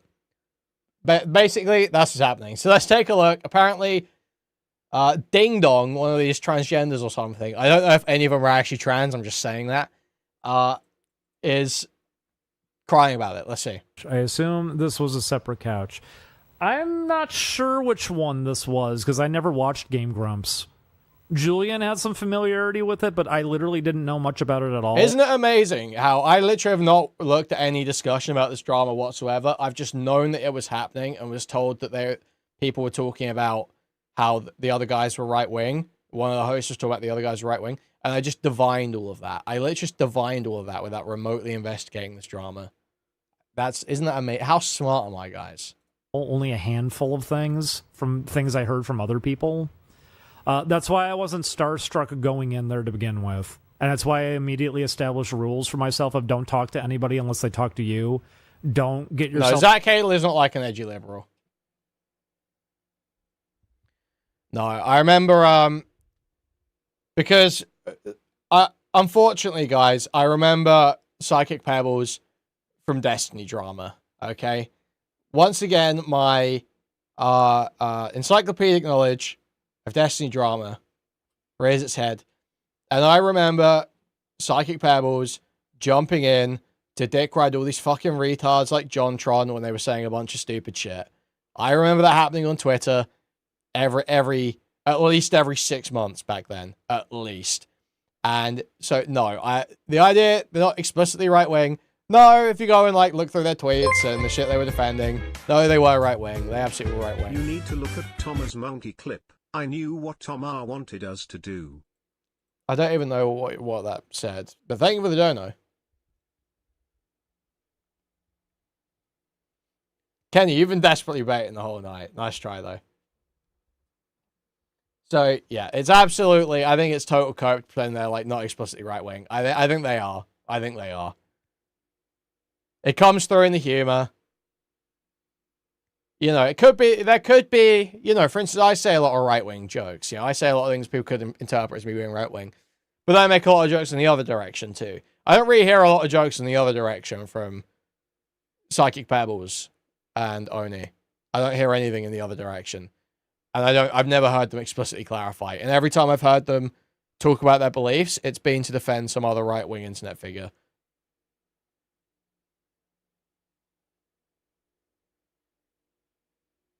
I'm pretty sure they were like 2016 Trump guys at least, if not past that Trump guys. Probably not for like a massively thought out right-wing ideology reason. Probably more because he's owning the wokies or whatever, owning the SJWs, and that's the mood on YouTube at the time. But they absolutely, I remember Psychic Pebbles sticking his neck out to defend a bunch of fucking, you know, retarded right-wing shit on Twitter. That's happened a bunch of times. Tangled up in anything, I was already very hesitant because I also knew this guy came from Newgrounds, and I know what Newgrounds is, and I know how they behaved. I remember what his reviews used to look like, how much he would lash out at other animators and everything too. I also remember that a lot of the other Newgrounds people who were acting like this guy is the, you know, root of all evil acted the exact same way and were trying to imitate him. And it's this weird thing of they want to kind of copy him and replace him and like kill him, which is what they were doing. There was an active effort. That's why there's so many vague comments taking shots at him in videos. They do it to a lot of people, by the way, constantly taking vague shots at people over and over and over again. They did it to us too. Okay, they did it to another situation. Literally, who fucking cares? And a lot of people found out about it later and figured out, like, oh, that's what that meant. I didn't really get it, but now I get it. Yeah, they've been doing that for a long time. If there's something they say in a video that doesn't make a lot of sense, they're probably referencing an actual person that they're hoping to hurt through one of their videos. That was why they brought up the tuba thing in the one video. That was them trying to take a shot at me. And they were okay, so this is something I have heard. Apparently this guy has a tuba fetish.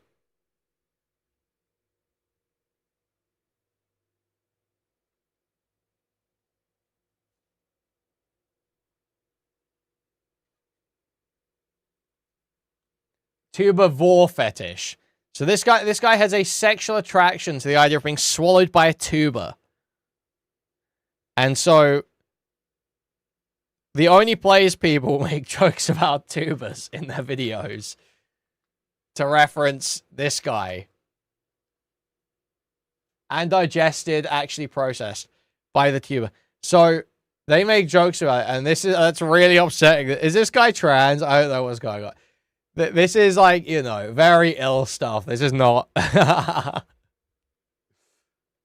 trying to expose people to the fact that I was a gay. furry. Okay, he's just gay. Then a few months later asking me if I'll record with them again. Which maybe was even partially trying to test the waters of, did you see when I called you out in front of everybody and tried to get you hurt? Or to get you hurt? No, I didn't. I only found out about that one very recently. Like I said, like only like a year and a half ago did I find out about that one. You're creating like a danger to my life by talking about my tuba fetish. I think it was like a year and a half ago. I only recently found out about that one and just couldn't believe it. That it was just there the whole time. And they had the nerve to keep trying to say over and over again to Julian and I. Yeah, the immediate read I get from that is just, you have a bizarre fetish that for some reason all of your colleagues know about. And so they're ribbing you for it. I don't think it's much more deep than that, dude. I don't think it's like some, oh, they want to identify you as a tuba furry and get you murdered by Nazis in the street or something. Like, what is it? What are you even trying to portray here? What are you even trying to portray here? It just sounds like they made fun of you on a podcast that is known, or like a Let's Play series that is known for edgy humor, often targeting each other or other creators. That seems to be what happened here, man. It just seems like what you signed up for. Bad we are. And it was always that phrasing. You're a bad person. Uh-huh. Okay. No, it was, like I said, it was maddening at its absolute worst. We were very heavily trapped when we were back in LA. It was a goddamn miracle we were able to move away.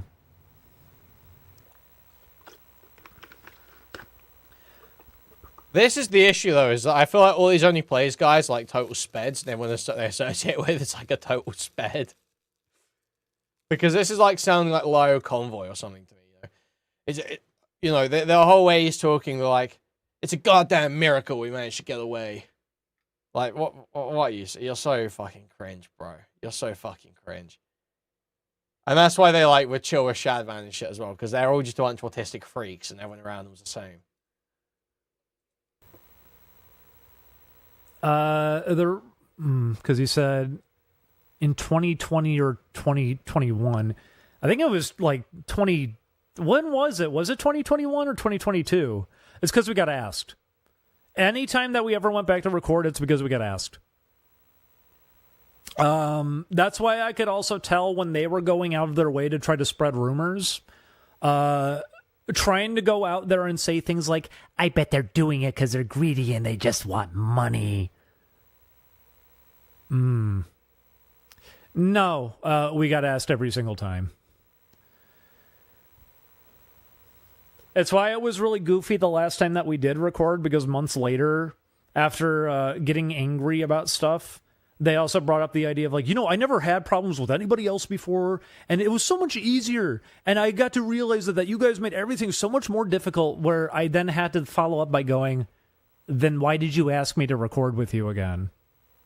If everything was going so much better, then why were you just telling me that you're not gelling with any of these people, and you don't like doing this, and that's why you want to record with us again? Are you just saying that because you're angry in the heat of the moment right now? Why did you even ask me to do this again then?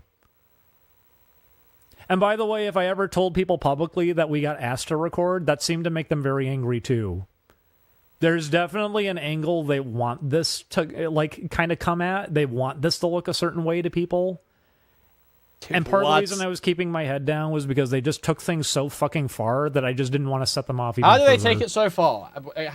What was too far? People hated us. People were not going to change their mind on any of it. And considering it's a crowd that kind of loved the fact that we got hurt anyways, there was no way you were going to convince anybody of anything. No one was going to care, even if you did convince them. If anything, they think it's funny, and they're glad that it happened. So we've got some of this heinous Is your favorite Digimon damage. the frog with the tuba? Yeah, he's cool. Does he evolve into a bigger frog with a bigger tuba? Yeah, he does. Honk. Does he evolve into a bigger Does he frog keep with a that bigger ability? tuba? Is that a big tuba? What is that? Oh, I'm horny. Let's go into it. Fuck. I'm not horny anymore. Now I'm horny. There you go. Damn it! Let me in, you fucking game, Jesus. Tuba, very stinky. Omar, We can build spies now. do your best impression of a tuba. It's like an alien. That's like the aliens from War of the Worlds that come out of the ground. I can't do a good tuba. Tuba, it's not a tuba. Damn. I like how his music is like terrifying tuba music. Yeah, it's those big blasts. If only Chris Griffin from Family Guy were following him around with a tuba. It's basically what it is. It's like that, but horror. I thought Stewie did that. Oh, it is Stewie. You're right. He follows Chris around. Yeah, Chris Griffin's not mean You're like right. that. Stewie follows Chris around. No, and he plays- follows a random fat guy. It wasn't Chris. No, at the end of the episode, he does follow Chris. He goes, Stop! You're stop! Fucking stop! My DeviantArt is still up, and everything on it is really cringy now. Julian, I made a big embarrassment of myself. Julian, if you make genuine cringe, Julian, you've created art. It's got a point. It's true. Do you know how hard it is to create cringe? Your demo reel is fantastic. I love Julian's demo reel. You want to shut up about it? What? It's true. You brought it up! I'm joking. Chris, I'm teasing you. You brought it up. I'm not actually mad. So that's interesting. That's interesting, isn't it? They rib him about something. They rib Julian here about something. And then Julian decides to say, I'm not actually mad. You know what most people get from that when you communicate something like that? That you're actually fine with the ribbing. That, okay, sure, it's like kind of gets through a little bit, but it's all in good fun. That's what people get from that.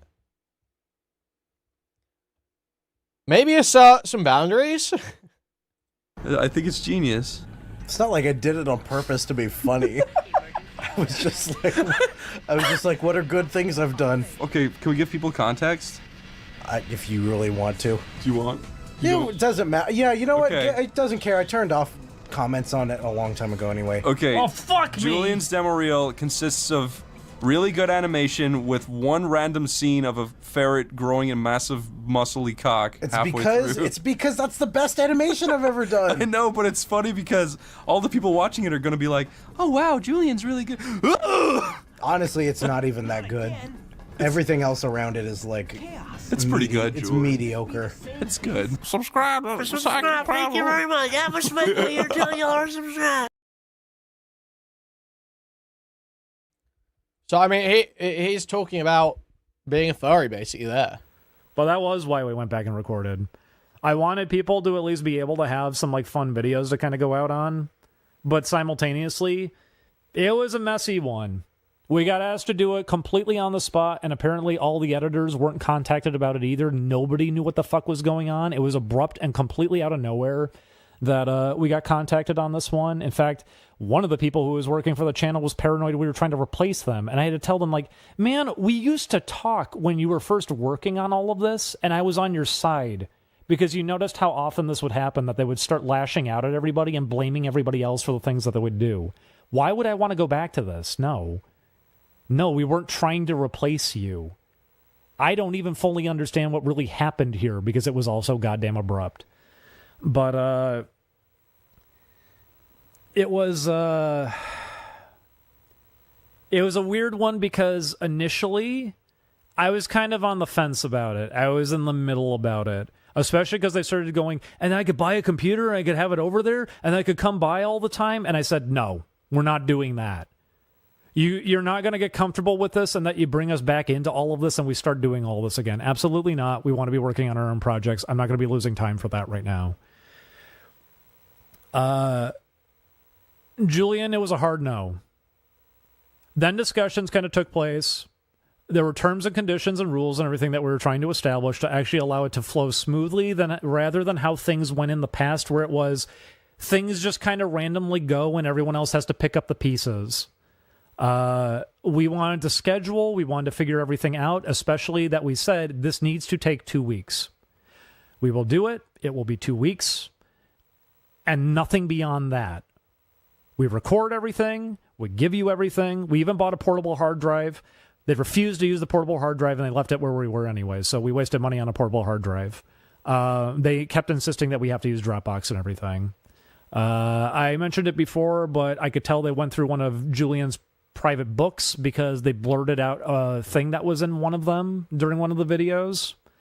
They were trying to give me a hard time for the furry stuff in a couple of videos that we did with them anyways, and I actually just didn't notice it because I really did tune them out.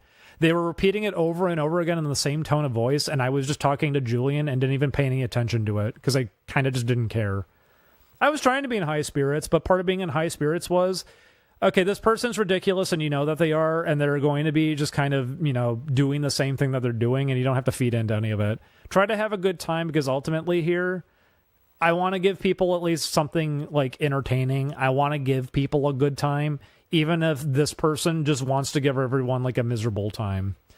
One of the rules that we had established immediately was, don't bring up intense political shit here. Don't try to get drama stuff going or bring up lol cows or whatever. Let's just try to focus on having a good time with the games that we're playing. And immediately, first recording session, bringing up problem with a poo, fucking years later. And afterwards, we had to go into that saying, you did it. You did exactly what you said you weren't going to do. You talked about a thing that we didn't really want to be talking about, and you're trying to make it now that because we're on the couch with you, we're now aligned with all of this and we're going with all of it.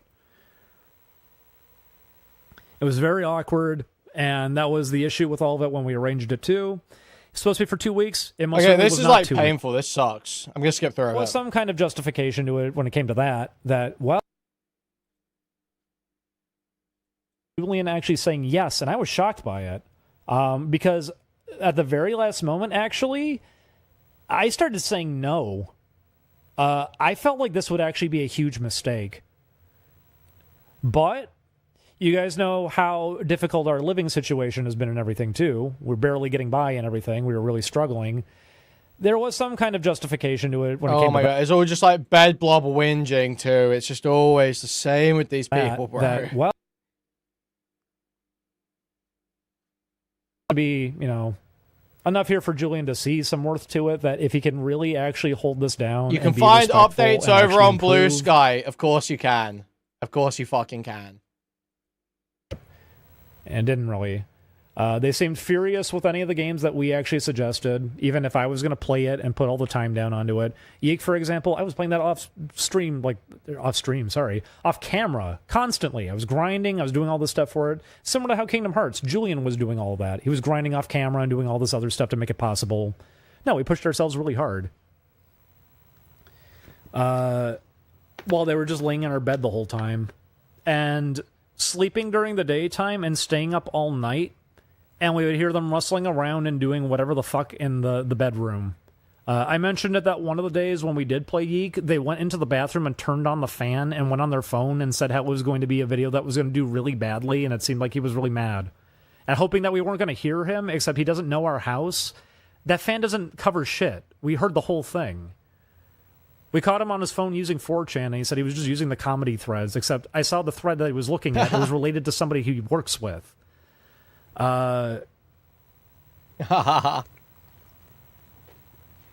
saw there wasn't really improvement. He didn't really go with a lot of the stuff that he had promised. Some of those videos are kind of a goddamn miracle. I think Panic is a really good example. I edited that one together, and after I did and I sent it over to them, I remember even getting met with like, oh... I didn't think you were going to use that one. I know you didn't. I know you were intentionally trying to stay in a bad mood for all of it and not say anything. But yeah, we ended up using it. That Pokemon one was similar. That's why Julian and I are talking a lot by the end of that one. But it's just us talking by the end of that one. It used to happen in older stuff too. But yeah, I didn't notice any of it because I also didn't watch a lot of those. I thought it read very clearly that at least we're like being funnier here and we're a little more confident. We're at least trying to be ourselves a little bit more. But I guess that is what people were taking in, because I did even see it back at the time that people had brought up like, oh my god, yeah, like they're like calling him out a lot and everything. It seems like none of them are really getting along, which is surprising. I remember I was like giggling like crazy during all of it. I thought I was in high spirits, but yeah, no, I picked up on it. I was in high spirits when I got to talk to Julian.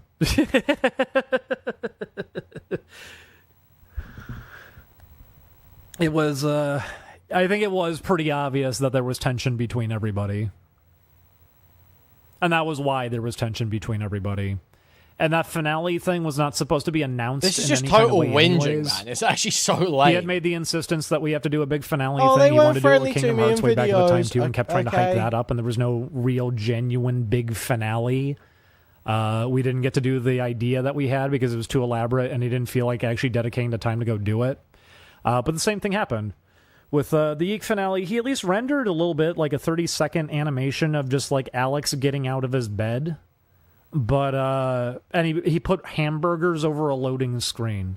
The finale that he was planning on was just going to be literally the previous episode again, because the editor seriously cut it off right at the end of the game.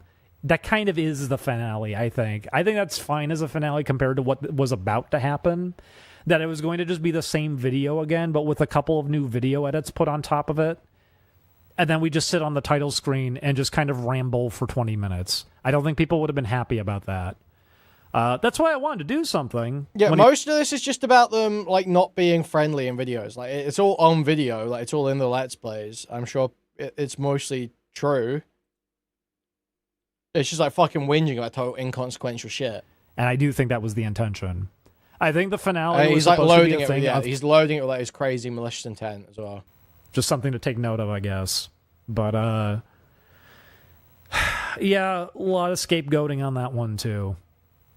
You know, I was the one who wanted to play Yeek to begin with. I was the one who was putting up with all of it too when there were all these moments of impatience and wanting to drop it. Once again, retreating into the bathroom and going on the phone saying it was going to do horrible as a series. It's really fucking weird to be put into a spot like that where you bust your ass on like everything for it and make that into a thing just to then be blamed for like how it's all been ruined when it was the thing that you were doing to begin with anyways. It was really fucking strange. He even messaged me at one point getting into, you know, I kind of took the fall on that one for you guys, where it's like, no, you didn't. You were pointing at us every step of the way. And that was what I got to hear about a year and a half back, like I had mentioned. Yick sucks, but I don't know that they're right that it would always do terribly. I feel like Yick is one of those games that you could totally let's play and make it funny. Because it does have like this weird, like ironic cult fan base. And there's probably a lot of jokes and criticisms you can make of it. I'm not going to say who it is, but a YouTuber was messaging me because he still actively watches their videos, and he brought up like, do you know he's been doing this? And they sent me a clip that they had isolated of it where he's making vague comments going like, hey guys, we're going to do a really big finale and it's going to be great and everything. Oh, just kidding. You're just insulting yourself right now. You're the one who told everybody about it and made it into a big deal. I gave you opportunities to help out here. You just didn't want to. Even when we had our last talk about doing that finale, he acted like we dropped the ball on it and everything, and then said, it was not that you dropped the ball, you had the ball, and the ball disappeared. I remember Julian even kind of scoffing at that, just being like, so you're saying we dropped the ball? But I remembered bringing up, like, do you want me to go get the old messages that we had? Because I was working on it with you, and then you just kind of stopped responding after I dropped everything to make time for it.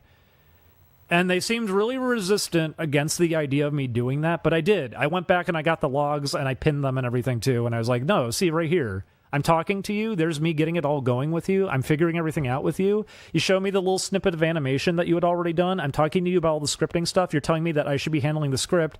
And then you disappeared for a long period of time and then said you were like taking a trip back home to visit family, and then nothing ever came of it ever since that point. I get a suspicion that he kind of did just want me to drop whatever we were working on at the time. I don't think he wanted necessarily to really get that done. I don't know. Because in the past, he also told me to stop streaming when we kind of needed to be able to stay afloat. But yeah, we came back because we wanted to at least be able to give people some entertaining like finales to go off of, finish some series that never got finished before. We wanted to actually treat some of the people who at least missed just having kind of good times here to something a little bit better. But it was hard to do, and it was very hard to maintain. Getting that opening while we were recording. Okay, this guy sucks. We've been done with all of it again, too. When it's why I'm going to agree. Okay, this has got lots of people replaying it. So that matters. I was doing it because I really did want to just make it clear. I don't want to fucking fight about these things. I never did. But, like I said, too, when I found out about that thing, the furry call out, and that was seriously just a few months before we recorded with them and everything, that was enough where I was like, you know what? I think I'm just done with this. I have no reason to be nice to this. I have no reason to be kind to this. They even just got me to buy a game and then they removed me immediately off of Steam just a little bit afterwards anyways. I didn't see the assassin part. I'm tired of doing this kind of thing that I'm supposed to be there for somebody who literally just wants to see me get hurt over and over and over again. So that's why at least I wanted to present here at least where it was kind of coming from for our end. And here's the thing.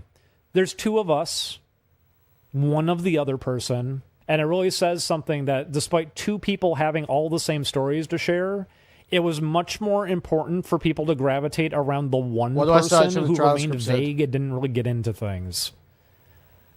We were not going to ever be listened to on a lot of this. That's why even talking about this right now, if people would hope like, well, maybe if it was like out there, it's not going to. It already was out there to a certain degree, and people just made that into a bigger problem. Because of what that crowd is, because... Okay. Well, look, hopefully... Jeffrey Dahmer is gonna... A stream conducted by... fill us in. Previous Oneyplays associates Ding Dong and Julian has been blowing up online over the last week, where various clips have been posted of the two speaking about their experience with Oneyplays and his friends, with one of them confidently saying that Oneyplays ruined their life, along with speaking about other issues that they've been having, like being worried about it getting killed for their— Oh, Jeffrey Dahmer? This is Jeffrey Dahmer's YouTube channel. Famous homosexual serial killer. This is his channel, if you've ever seen him before. And one of the most confusing dramas I have ever seen, an English voice actor for a popular Korean battle royale was fired immediately after announcing her position. Homo predator and murderer, Jeffrey Dahmer. They continued talking about Oneyplays, or that seeing merch of Smiling Friends, a show produced by one of Oneyplays' friends, Zach, freaked them out. Ding Dong also accuses Oneyplays and friends of taking pot shots at him constantly over the last few years. Oh, okay, we've got whatever this video is. Let's see this.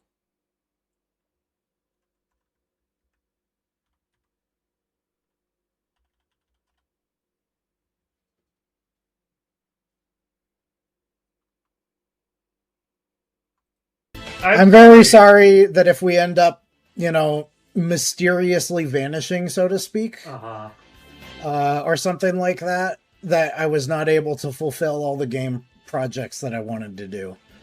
But I knew it was going to be a possibility that this shit was going to get us killed, so here we are, I guess. No. I'm very sorry, because yeah, a lot of people in chat are talking about like how stressful this is. I've been having this on my mind every day for like the past 10 years. And that's why I've gone crazy. That's why I'm like, I can't relate to other human beings anymore. But we knew it was coming. Even on the thing of mysteriously disappearing, that was just like a month ago we told people about that, right? Mm. That if we just suddenly vanish, just keep in mind, no, we were not suicidal. No, it's not that we did something to ourselves. Something like that probably ended up happening. Dude, they literally do think that, like... Yeah, I know I said these guys are right-wing fucking idiots, but they're not, like, Nazis. I don't think, like, all the people that, like, Oneyplays are Nazis. I don't think you're at risk of being, like, killed by, you know, local white supremacist extremists in the street for being a furry.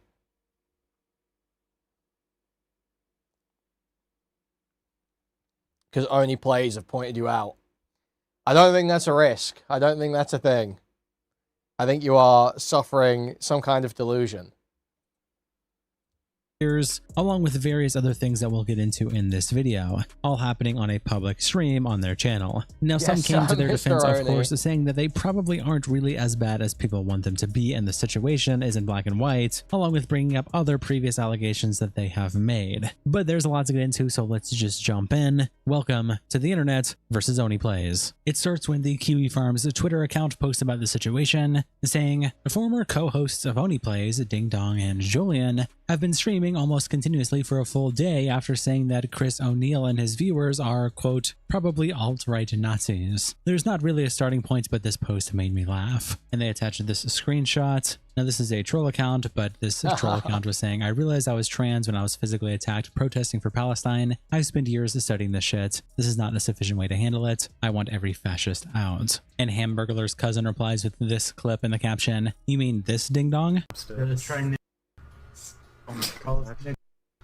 No, can't say that. He just said it. Don't say the word. Don't say it. Dude. Whiskey Bone replies to the Kiwi Farms thread by saying, Ding Dong is like that friend you watch go down a druggy rabbit hole, but his— Yeah, so Ding Dong and Julian are obviously laughing it up, making all the edgy jokes with these guys.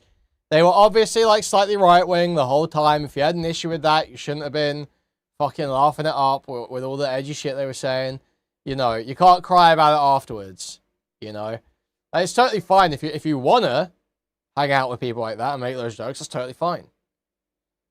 But you can't be like, you know, afterwards, oh, they were so, they're like all red Nazis or whatever the fuck. No, come on now. His drug is self-loathing. It's somehow even scarier that it's so self-inflicted he didn't even need meth to get there. Anime profile pic says, Troll's remorse is a hell of a thing. It hits someone like the worst kind of drug. I mean, look at what happened to iDubbbz. Tom's Coffee Records replies to this gif in the caption, sadly, he will always be immortalized. And it's Oneyplays and Ding Dong coming in, dancing. Halo Wars then quote tweets Kiwi Farms post with this clip in the caption, holy shit, Ding Dong and Julian are fucking pathetic. And half of this clip is an edit with copyrighted music, so we can't play this half of the video, but the first half is on the stream. In the past, I had to avoid saying the word Oneyplays. And now I can did pick up on that one. I can I can say Oneyplays ruined my life for many years. This is why I ban people who come in with Oneyplays references, because I automatically expect that they're danger. Then Halo Wars continues posting various clips from the stream. They post this one with the caption, I'm going to repost some shit Ding Dong said on stream with edits if you're curious about the specifics. 1. Shitting on smiling friends for racism and needlessly insulting Zach. And so just for context, these clips are obviously edited by Halo Wars, including the text on screen and the various images that will show up throughout all of the clips. So yeah, just for that context. But here's the first one. Gee, an episode about getting overly offended and wanting to kill people. It's weird that that's a consistent theme, huh? It's in more than one episode even. The Hidden Worm Society running the government. That's why that shit is in there. You have to remember a lot of the people who were involved. You have to remember where a lot of these people came from prior. People just wanted to kind of automatically assume that if they stay quiet for long enough, their mentality has changed, even though they haven't. Man, I can go back to an example that's not even from the show. I only got to hear about this one because I don't watch the videos, but I had someone quote it at me, and I'd be like, why are you saying that, man? That's nasty as shit.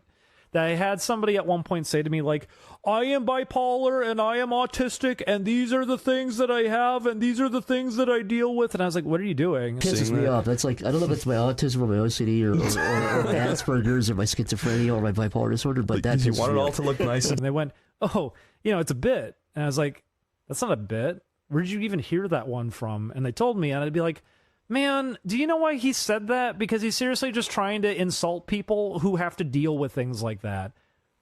That's why I said, I'm confused why people weren't able to pick up on this. I thought it was really obvious. I thought it was really clear, because in the past, everyone did pick up on it. I don't know what changed. Did things just get bad enough in real life that this kind of thing just gets ignored now and people don't even realize that that's where it's coming from? Mozdev replies, he completely misses the punchline. He's not making fun of people with those disorders. He's making fun of Tumblrites who make those disorders their entire personality, and especially the ones who use them as carte blanche to be an awful person, a lot of whom are self-diagnosed. And Halo Wars says he's really the worst type of person. He's only attacking it because he's close friends with that exact type of person. But he's so nonchalant and above it all. According to him, Horrid Handle says, he sounds worryingly like your movie sucks, and it's going to break my heart if he goes down that route.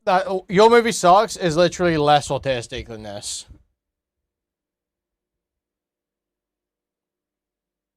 By far. Halo Wars also posts another clip. Again, this one is edited up by... this guy's like bad person. This guy's like bad person.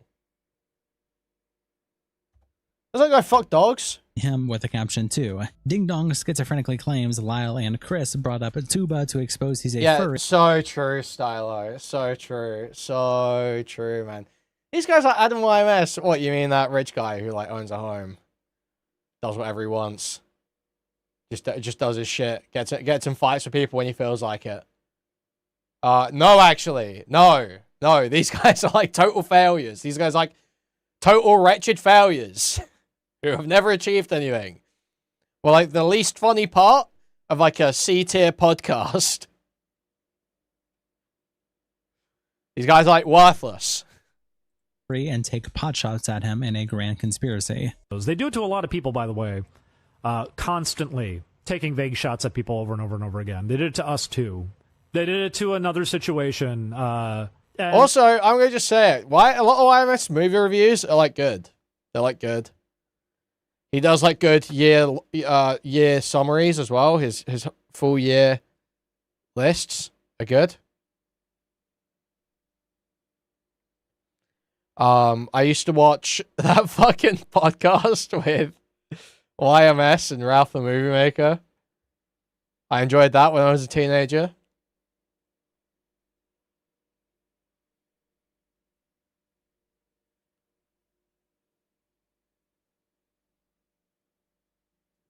So, you know, I don't hate YMS. I hate IHG. Ralph's kind of gay loser, but he's okay.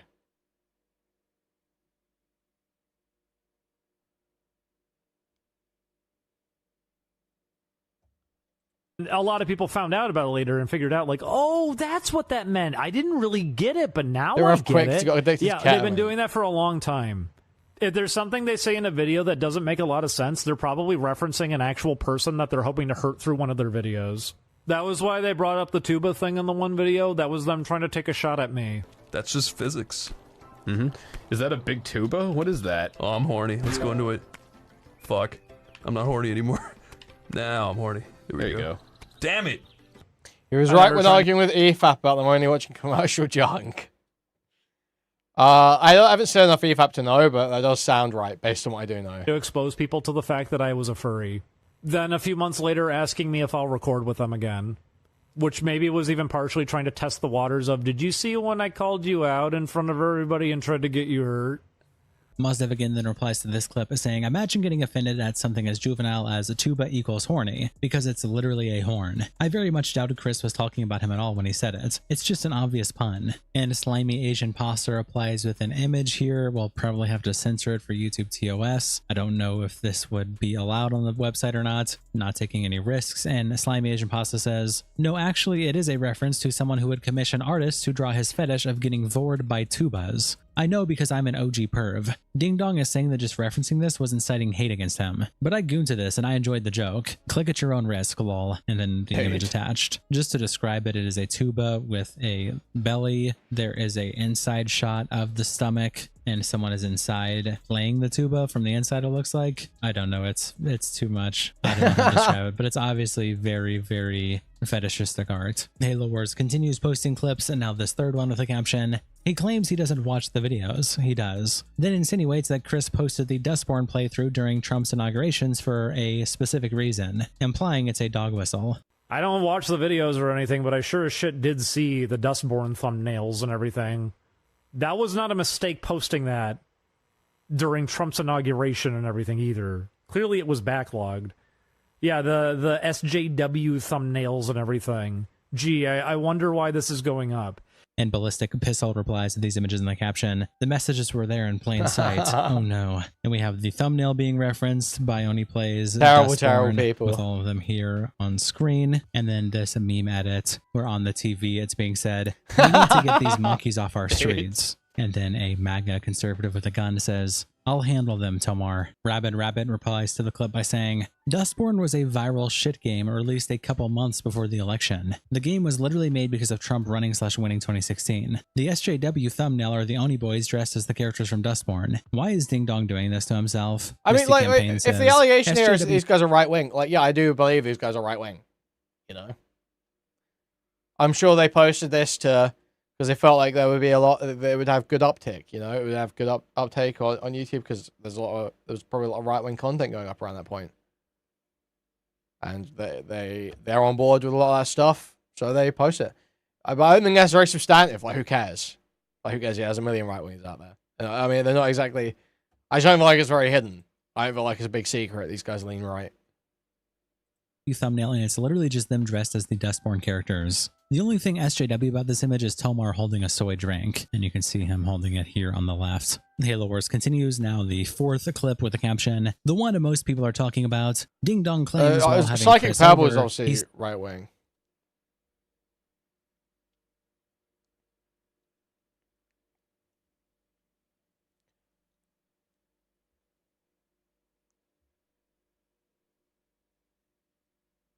But it doesn't seem like if they're hanging out with this Julian and Ding Dong guy, these guys are like gay and shit. It doesn't sound like they're like, you know, super crazy right wingers. It doesn't seem like if they're fucking around, joking around, chill with these guys, hiring them to work.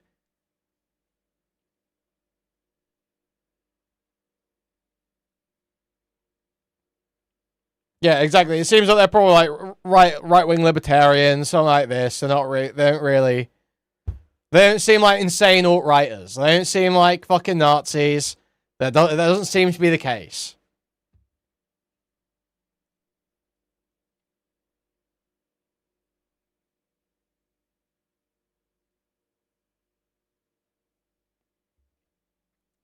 So I just don't really know what the allegation is here. You know, what is the point? They lean right. Okay. Yep. That's like most of your country. I'm sorry to break this news to you. That's like most of your country. He slept the entire time, searched through their belongings and Julian's diary, didn't do any work, and talked shit about them in the bathroom, implying he was listening for some weird reason. I mentioned it before, but I could tell they went through one of Julian's private books because they blurted out a thing that was in one of them during one of the videos. No, we pushed ourselves really hard. While they were just laying in our bed the whole time. And sleeping during the daytime and staying up all night. And we would hear them rustling around and doing whatever the fuck in the bedroom. I mentioned it that one of the days when we did play Yeek, they went into the bathroom and turned on the fan and went on their phone and said how it was going to be a video that was going to do really badly, and it seemed like he was really mad. And hoping that we weren't going to hear him, except he doesn't know our house. That fan doesn't cover shit. We heard the whole thing. Zazzy Z-Man says, I mean, if that is true, that would be pretty weird of Chris, to go through someone else's shit, Lamau. And Pope Obeyer replies, they talked about this in the videos. That was when Chris was going through his intense back pain arc and he was having difficulty moving. He's just lying here. Halo Wars also posts this clip with the caption, Ding Dong claims that Chris cares enough to have people park in his stream to clip things he says about them.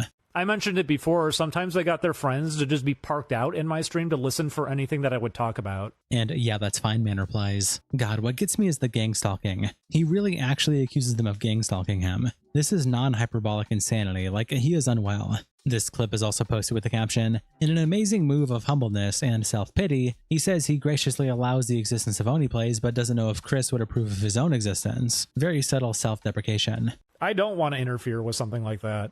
I'm not the kind of person to be in a position to go, they can't exist or something. They most certainly can. I like to be able to exist too. I don't know if they agree with me on that one, but...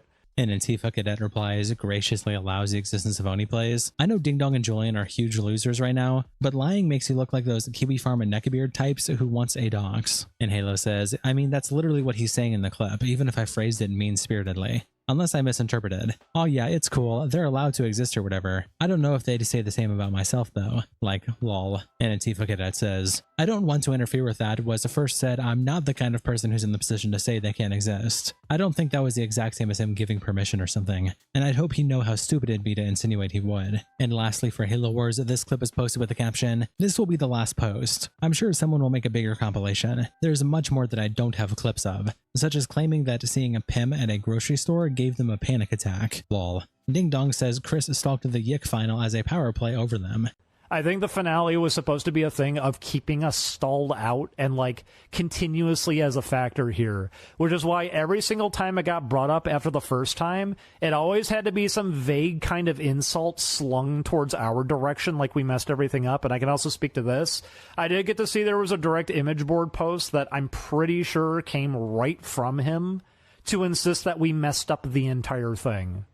Which, if you guys follow us and if you know anything about us, no, we commit ourselves very hard to the things we do. It's why I put up with all that to play Yeek to begin with, even when the game froze and even with all the grinding, and that's why I reverse engineered the game. No. Honestly, having any emotional reaction to anything Smiling Friends past just a momentary, maybe brief amusement and then dismissal, you filtered yourself. You filtered yourself. Fan or hater, it's so mediocre, it's so lame, it's so just the exact same as fucking Psychic Pebbles has done his whole fucking career. It's just literally, like, just, I can't imagine caring. I can't imagine fucking caring. A lot of effort in, actually. It was really unfortunate. And it's why it took someone having to donate money for them to eventually say that there was no finale. And having kind of their mannerisms slip out a bit being a little bit backhanded to people over that. For example, the slanty smiley face thing is being done sarcastically whenever it's being done. Just something to take note of, I guess. But, Destroy Doe replies with this picture of... It is. It's just like Rick and Morty for people who feel too good to watch Rick and Morty. So true. It's Rick and Morty for people who want to feel above watching Rick and Morty. A Pym doll in the caption, I really want to see him crying over a Pym plush. Funny lol haha XD quotes Ding Dong saying, there was a direct image board post that I'm pretty sure came right from him, and captions it. He's just going on 4chan and convincing himself that anonymous people are Chris talking shit about him. Lamau. Joyce replies to the last clip by saying, I swear I've seen Chris mention the Yick final once or twice on an episodes, and it's just a simple, yeah, we didn't have time for that ending. Would have been a lot of work. Where is Dee Dee getting the whole we're getting vague insults toward our direction from? And fingers in his replies. He said something about the tone of Chris's voice changing, which is just insane. Just reading into nothing and acting like he's right. Then Whoa Optimistic started posting a lot of clips from the stream, and they post this one with the caption, Julian of 11 Games is tormented by seeing the popularity of Smiling Friends, the amazing digital circus, Has-Been Hotel, etc. There's all kinds of things. Seeing a Smiling Friends DVD at the store freaked me out. Seeing everybody draw porn of Digital Circus freaks me out. It makes me feel like I can't participate in the world anymore. What? It's something that I need to be able to figure out. I mentioned a few minutes ago that, like, way back in Is this because Gooseworks was on Oneyplays? Is that... I assume that's what happened. Apparently they hung out with Gooseworks.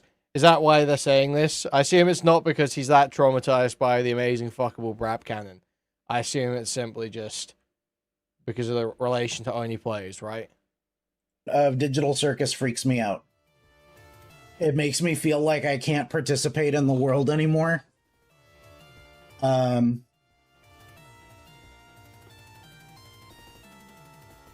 something that I need to be able to figure out. I mentioned a few minutes ago that, like, way back at the beginning when Dee Dee didn't want to speak about these things, I threatened to break up with him over it because I was like, I feel like this is unethical. I feel like it needs to be spoken up about. I feel like people are gonna get hurt. People got hurt anyway. There's a really big problem. It's been tormenting for me for years. That things related to Oneyplays, Smiling Friends, Digital Circus, etc. Newgrounds animations aren't that good.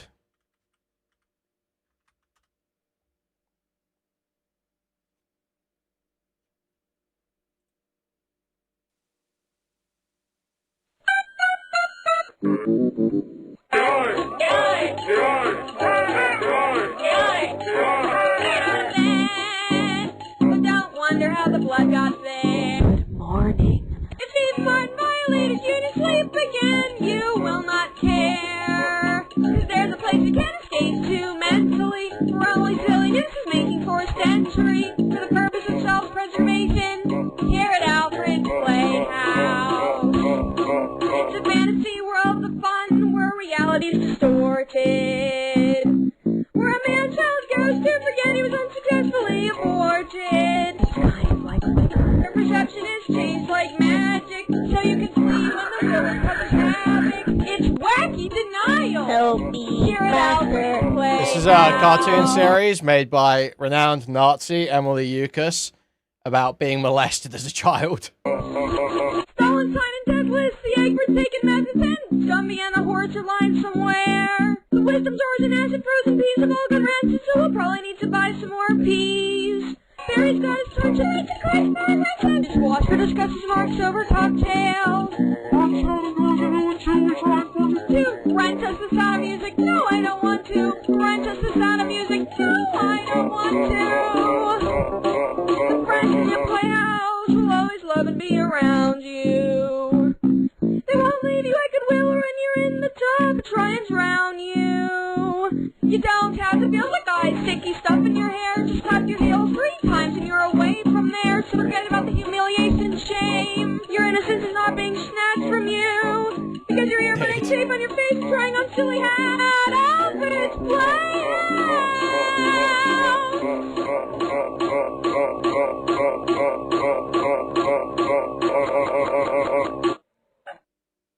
Hello, everybody. Today, boys and girls, we're going to have lots of fun here at the Playhouse. Hello, everybody. Boys and girls, here at the Playhouse. Join me. Hello, everybody. We're going to have this is 7 minutes long, and there's numerous episodes. Go and have lots of fun. Have lots of fun here at the Playhouse. Hello, everybody. And then we're going to go get the secret word, because we're going to get the secret word, and then we're going to have lots of fun because we're going to be getting the secret word, and then it's worth watching once, but maybe not replaying on stream mid-segment. Well, something I didn't realize you were new around here. Has been like all this stuff. It bothers me a lot. It freaks me out that like these things are super popular. And Stan says, what was it that needed to be talked about then? And OP replies, supposed bad things that happen to them in LA that they keep saying they want to tell everybody about, but never do.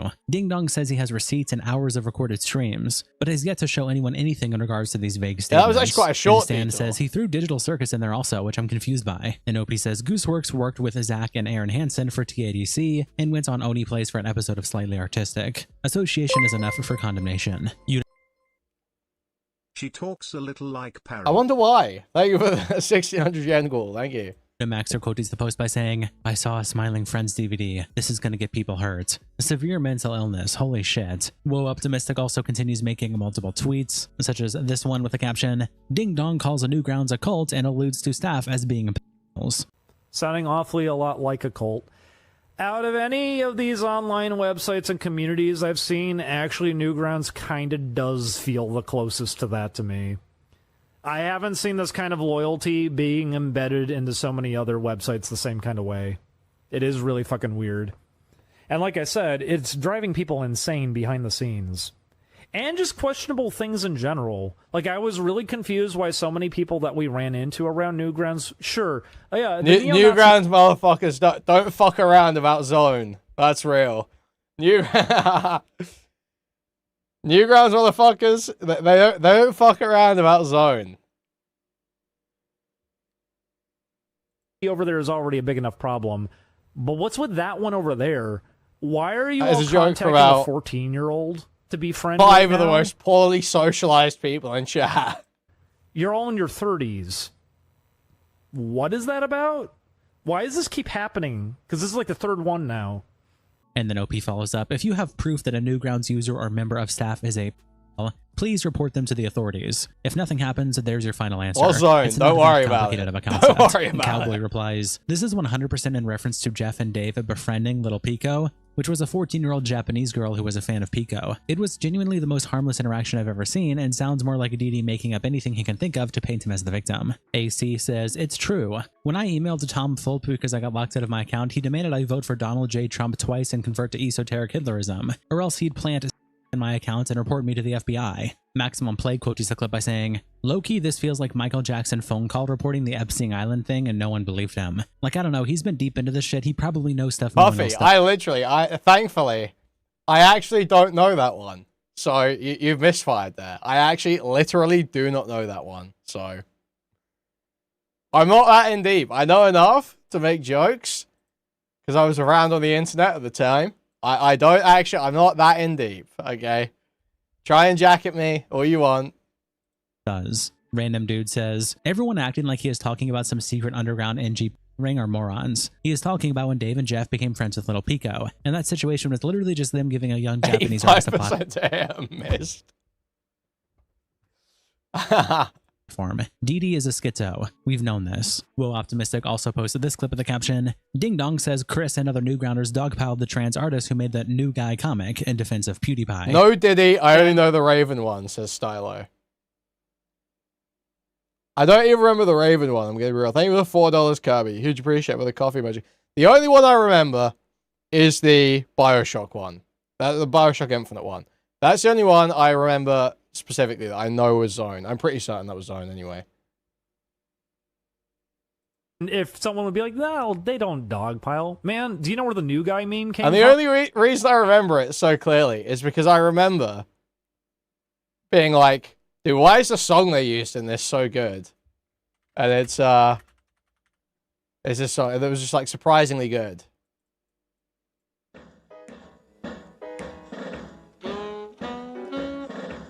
I'm probably hitting some like deep memory of someone right now.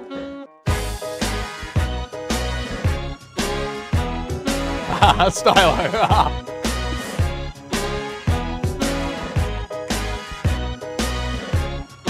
It's not the video. I have it saved. That's why I pulled it up Spotify. I know the song name. I know the song name because I looked up the song after I saw it. Handsome, have you got the time? I've been watching you since the moment you arrived. Yeah, I looked up on Spotify. I can literally screenshot my Spotify right now. I can prove it. I don't have the video saved. Do you know what that was even in relation to? Some trans artist made a comic that nobody even saw until one of them decided I just remember hearing the song and being like, wow, why is the song so good? Right? And then I looked up the song. I literally, dude, you're trying so hard. Come up and stand up. That's crazy, man. That's crazy. This guy's actually meat watching. That's crazy. Make it into a big spectacle and double down on it. Because how dare you say something negative about PewDiePie? Wonderful, darling, innocent person PewDiePie who's never done anything wrong. Why would you feel good about something bad? Literally asking for on-stream penis inspection day. This is insane. This is insane. Bad happening to a person who was paying people who were struggling and suffering and desperate $5 to hold up a sign that said "Death to all Jews" and then monetize the video. How dare you? He got to where he was through hard work by exploiting others and hurting others, and I guess it kind of falls apart there, huh? No, I get it. The comic wasn't very good, but that was why that also happened. And Gooey replies with the context of the comic being referenced, saying, this comic? This isn't even humor, it's just a self-report on the artist, lol. And it is the artist saying, heh heh heh, and the new guy says, oh, what's so funny? And the artist says, heh, that millionaire gamer bro douchebag totally got robbed, heh heh heh. And new guy says, hey, how'd you like it if you were robbed? And then the artist says, oh wow, I can tell we're gonna be the kind of coworkers who become good friends. And new guy says, wow, really? And the artist says, hell no. Danny says, what the fuck does that comic have to do with PewDiePie? What is he even saying? And Soul replies, Pewds got his house robbed. Retard bitch made a comic mocking Pewds. Comic had a nice guy who said making fun of Pewds is wrong. He was supposed to be the artist's straw man. Internet embraces nice guy, including Chris. This all happened a very long time ago. Vinlove quote tweets the post by saying, Chris worked with Gooseworks, an openly trans creator. Truly a Fed quote tweets the post by saying, the most controversial thing PewDiePie did was the N-word bridge thing, while Ding Dong was dropping N's pretty regularly across multiple channels, lol. Woe Optimistic also tweets out this clip with the caption, guys, do not compare me to Chad. Do not compare me to Chad. I'm deflecting right now. Look at this analysis done by Puffy. This thumbnail by Chad Logic was made using an image created exactly 55 days since its creation. The likelihood of seeing it in the wild is unlikely, thus you have to browse communities that share these types of images, since the artist is a porn artist. This specific image was posted on on June 8th, 2020. Within 47 days of this post being made, Chad Logic used it as a thumbnail. Worth considering, guys. Very much worth considering.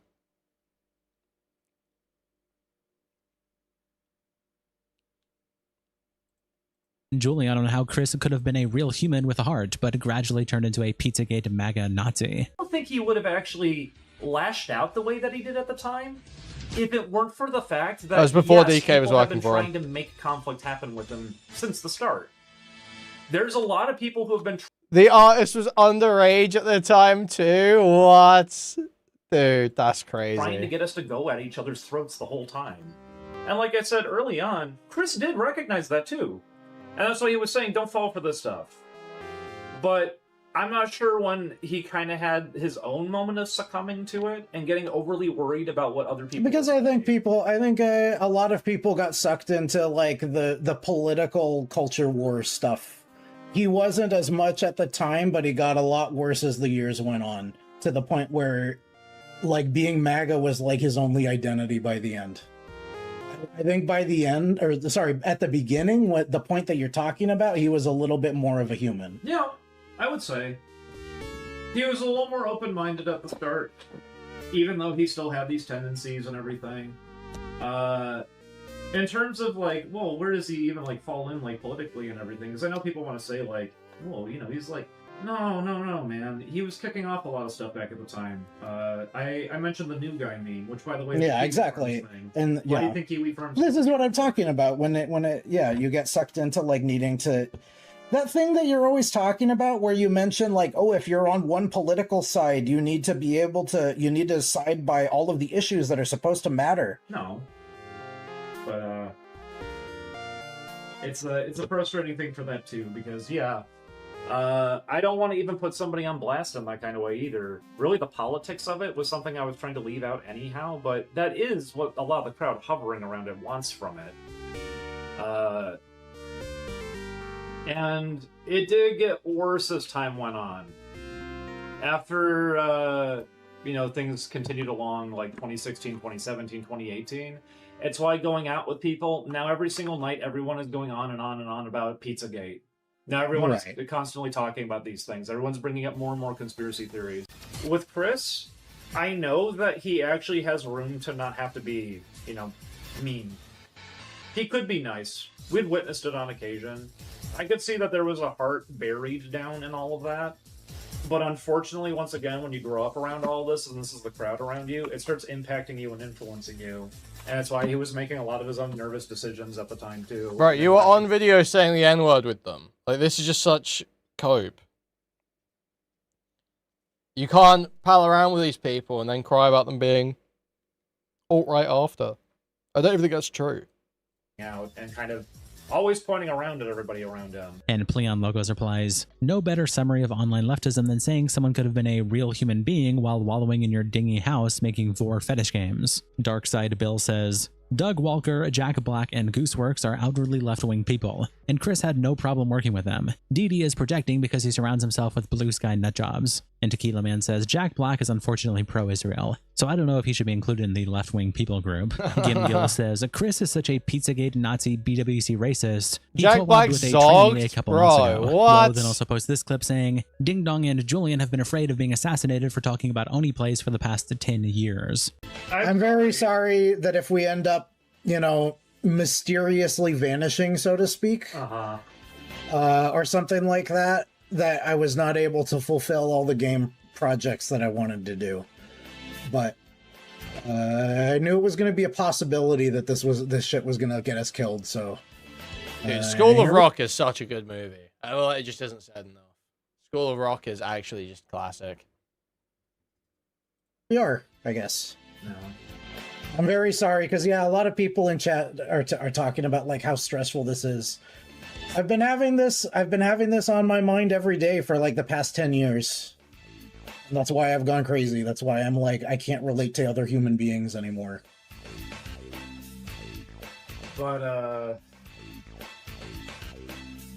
we knew it was coming.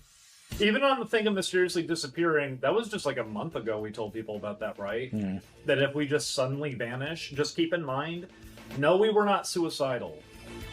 No, it's not that we did something to ourselves. Something like that probably ended up happening. And Dick Bipkick says, these guys are full-blown lolcows. Is this like a bit or something? And Opie says, honestly, I wish. Was really looking forward to Tough a Bippy and Trigger Treats. Mr. Mo Lester says, if I recall, there's proof somewhere a guy with a gun did show up once, but to act like he was gonna fucking CIA Red Room those two on behalf of Chris is insanity, Lamau. These two were clearly never made for actually online fame. Ebenezer replies to this edited Discord message of Keemstar, putting Oneyplays and G over his name, saying, here's the deal. I want this guy clean shot. Gorgeous Ring replies, we are not suicidal. Like Chris is going to send an elite syndicate to covertly wipe them out, lol. Serbian Cream King quotes the post by saying, getting assassinated because you left a Let's Play channel sounds like a Cruelty Squad mission. Dr. Meme says, when Mick fucked up and ruined his friendship with Oni, he apologized for his wrongs, and while I don't think they're friends anymore, he still gets to voice stuff in the industry, even on Smiling Friends and Digital Circus. These two are just burning everything with no regard. Noah quotes the post by saying, a guy has literally been threatening to kill them for years. And Piggy Jelly says, anyone with any mild amount of e-clout gets death threats all the time. Boo fucking who.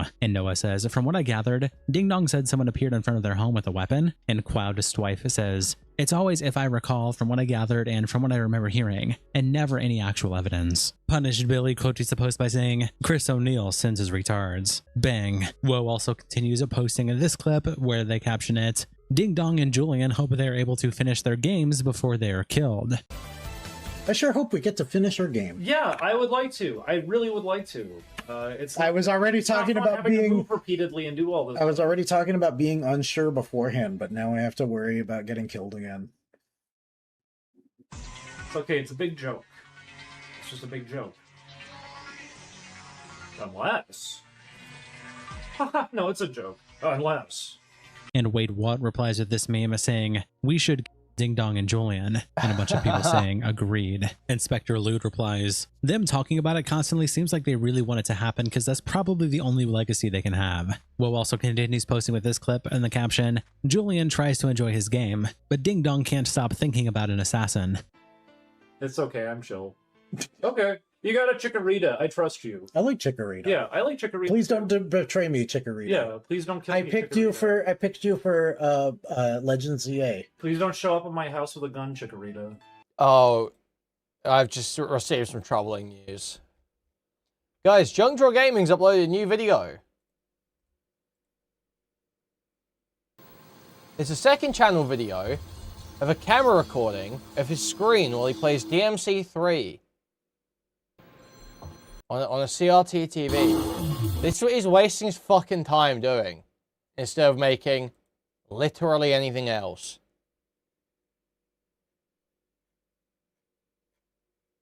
Oh, Patriot here, Jixamy O, saying, please stop, and who are you doing this for?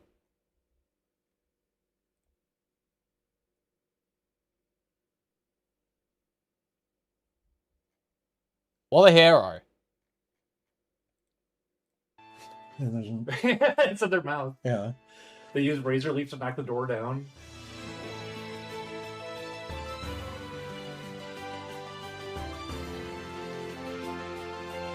And Punished Billy asks, was that pause edited in, or was that actually there? And Woe says no, that was 10 seconds of following silence. Another clip gets posted with the caption, Ding Dong and Julian think that people outside of their stream audience hearing them talk about Oneyplays will be the end of their world.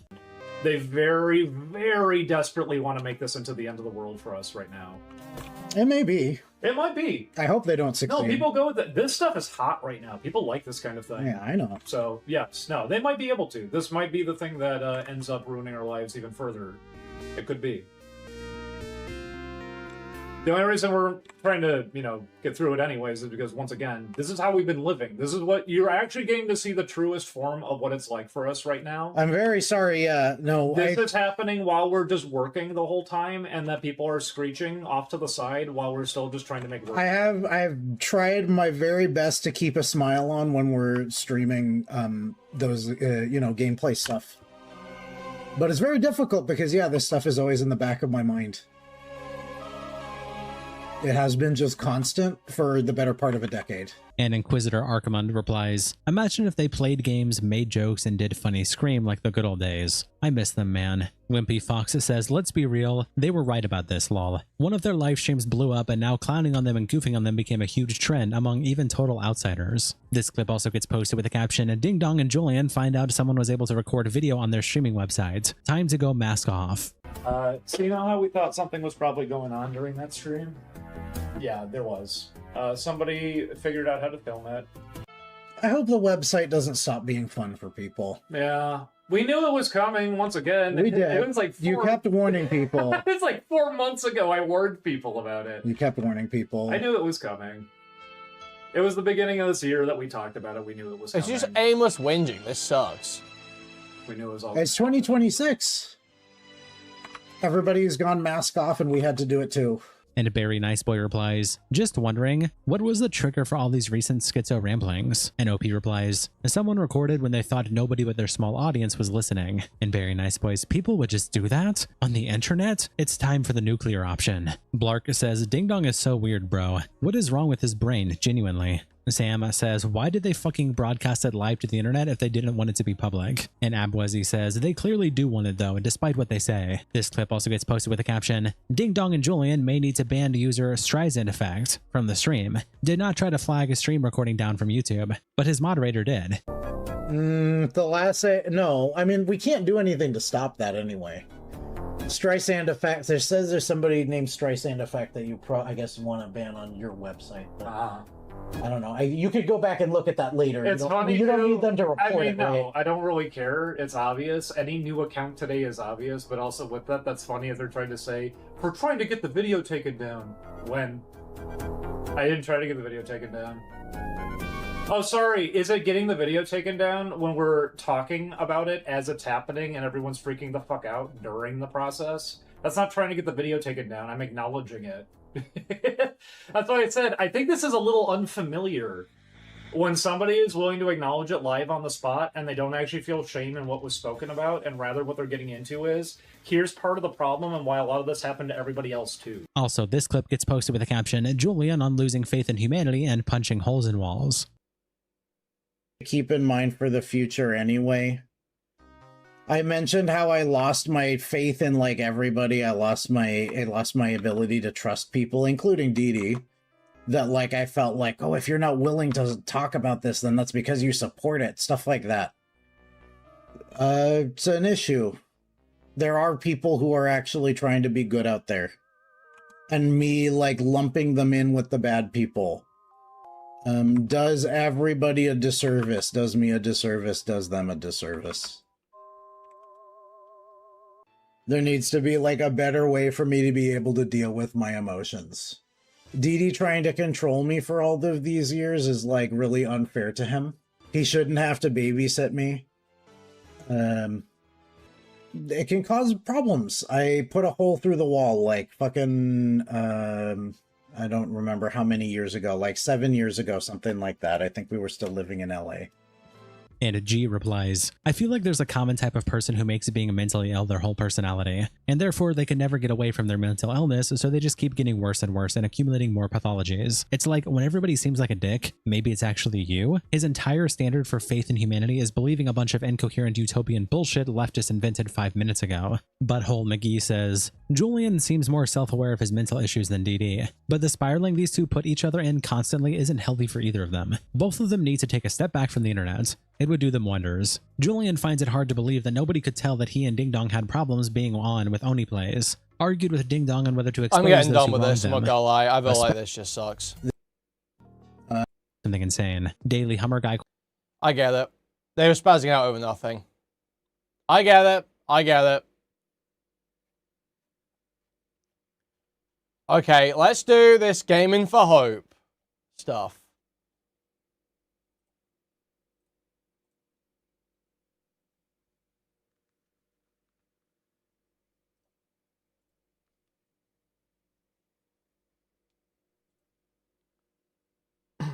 So, okay. We've done a lot of Gaming for Hope before. A lot of David Orr, Gaming for Hope. He's obviously... He came to prominence for being a terrible Overwatch player who committed to going pro with a history of quite right-wing statements online and arguable dog whistling in some of his stuff, though I don't think it was intentional.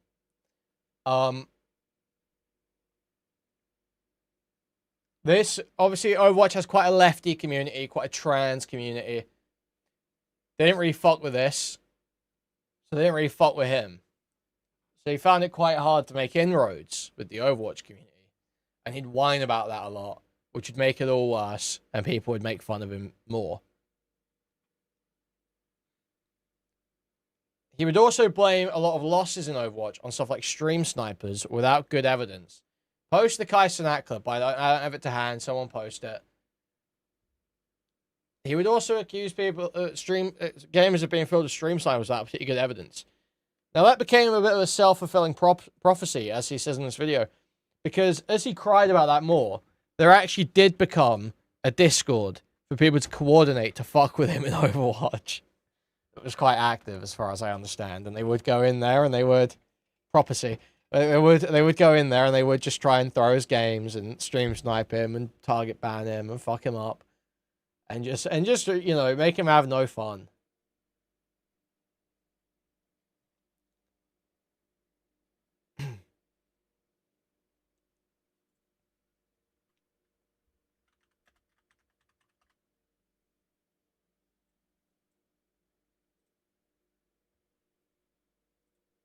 I've got it. GAMIN4HOPE reacts to Kai CNAT reading day 9. How to follow your intuition. Honestly, I figured it was AI. And if you're any of these... I'm gonna say it straight up. If you're any of these fucking who says... How to follow your intuition. I am convinced there is nothing that can change you except Christ. Great game over here. So yeah, widely mocked character.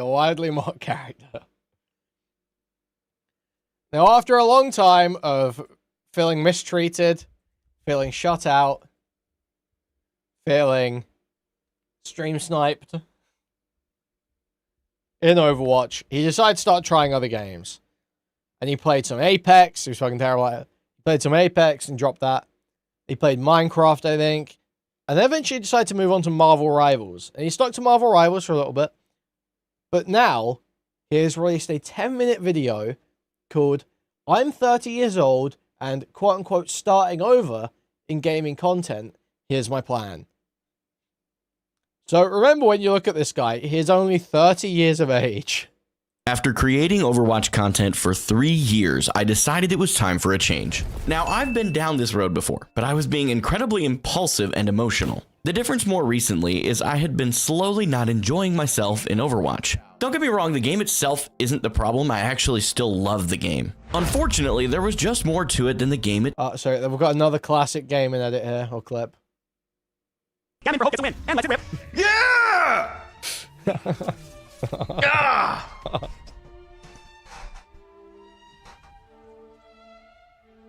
Fucking How'd stream sniping go for you, bro? Yeah! Yeah! Yeah! GAMIN4HOPE gets a win, and let's rip. Oh, yeah! Ah!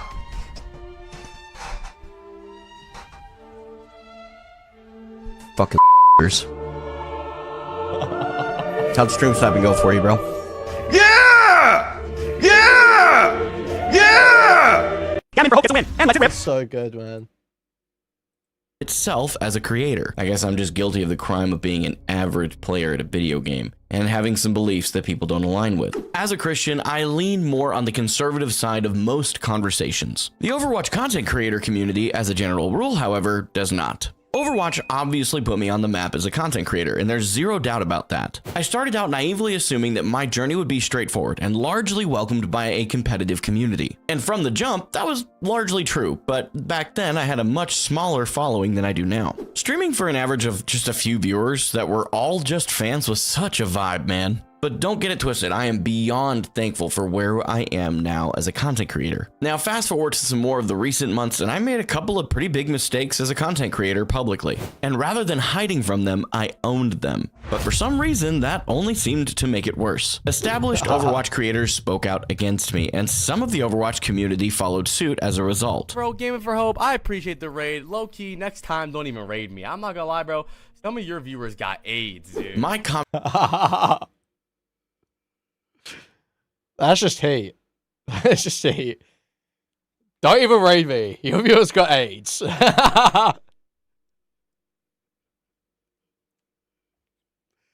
That's just funny.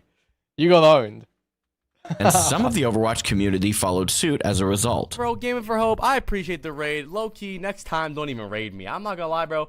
Some of your viewers got AIDS, dude. My comment sections became even more toxic than my comment sections were before, or comment sections are in general for creators. There's a reason why Ralph is warned about the comment section in... I couldn't believe this when I was watching this on my phone yesterday. I was like, bro, there is no way you're about to say... This is why they say, and Ralph breaks the internet. Dude, I could not believe even it. more toxic than my comment sections were before, or comment sections are in general for creators. There's a reason why Ralph is warned about the comment section in Ralph Breaks the Internet. I know that I abused the stream sniping Smurfs excuse when there really probably weren't as for many. real, who watched Wreck-It Ralph 2? For real, Kenny. Who the fuck watched Wreck-It Ralph 2? As there were at that point, but that just made it worse. And then when it was actually happening and they were actively sabotaging the games that I was experiencing, no one believed me, which is fair. Towards the end of my time on Overwatch, in my 40-hour Doomfist challenge that I attempted, just under half of my games were actually stream sniped and sabotaged. Most commonly, I saw players that were target manning Doomfist, which prevented me from getting the hours played on him. Then that player would either pick Mei on my team and wall me off from spawn, or pick their main and completely dominate me on the other team. And that caused not only my experience to be incredibly poor, but also the experience of my poor random teammates who had no idea what was going on. It was around this point that the combination of an outraged community and creators pushing me out that I realized it was time to walk away from Overwatch. I honestly wish that I hadn't been enjoying the game itself at that time, because it would have made walking away from it that much simpler. But unfortunately, the game is almost objectively in the best state it's been in a very long time, especially when it came to creating content in it. Overwatch as a game didn't fail me. I have just outgrown the insecure version of myself that thought I would always be the Overwatch guy, and that's okay. And once I arrived at that platinum philosopher-esque realization, I wanted to make a change sooner rather than later. Being a content creator full-time has always been my ultimate goal, even when I was pursuing the Overwatch League. And being that I just recently accomplished the full-time goal, I don't want to do anything to sabotage it. What I learned over the years is that becoming a full-time content creator in any reasonable amount of time requires dedication to one game for at least a little while. Being a variety creator whose goal is to go full-time is incredibly difficult at the beginning unless you're willing to take the time it takes additionally. Now that I have a reasonably established audience that supports my family and I, well, to be honest, I can more comfortably and confidently try out new games and formats of content. Ultimately, I know that I personally obsess over improvement at video games as a whole. That's been true even when I was a kid playing Lego Star Wars trying to get all the mini kits in each level. At the same time, I've also been the type of gamer that enjoys the creative side of games that are in the survival sandbox category like Minecraft and 7 Days to Die, which is the game that I created content in before Overwatch. So I wanted to test out several games within these categories to determine the combination of both a game that I thoroughly enjoy playing and one that my audience, you guys, enjoys watching me play. Every game in the list gets a 2-week trial, and I'll track and share my experience via the YouTube Shorts on this channel, as well as kind of keeping an eye on the engagement analytics throughout. I actually didn't pick all of these games by myself. I actually went live and we had a conversation. Wait, what was the full list of games? Did you give a full list? And one that my audience, you guys, enjoys watching. In the survival sandbox category like Minecraft and 7 Days to Die, where this is going to land. I can obsess Minecraft, 7 Days to Die, I Team Rivals. Grind to becoming a better gamer. Because something that I rediscovered throughout my time playing Marvel Rivals is how much more fun gaming is when you're gaming with friends. If I'm not worried about my rank, I don't have to stress out on whether or not my teammates appear to be boosting me or not. So while I was focused on my grind in Overwatch, sharing my teammates' ranks on stream was kind of essential to proving and keeping things on the up and up. Dude, he's like freaking out. People are gonna think I'm boosted. People are gonna think I'm boosted. Dude, Fats is like the biggest Overwatch creator. Not necessarily in viewership. And he's boosted as fuck. He's the most boosted guy alive. Like, if you will, with my community. But that is the biggest thing that I took away from my experience on Marvel Rivals. It's okay to have fun in gaming, and my community is locked in with me for that. Many of you have likely seen the verdict by now on Marvel Rivals that I shared in a recent YouTube short, and it's not likely that it'll become my long-term game if I end up choosing just one game given its low score. However, it definitely has enough casual fun elements that it's a game that I'll... Boosted means you play with people who are way better, who drag your rank up. You like always squad up with like your mate who's like way better than you, and he drags your rank up for you.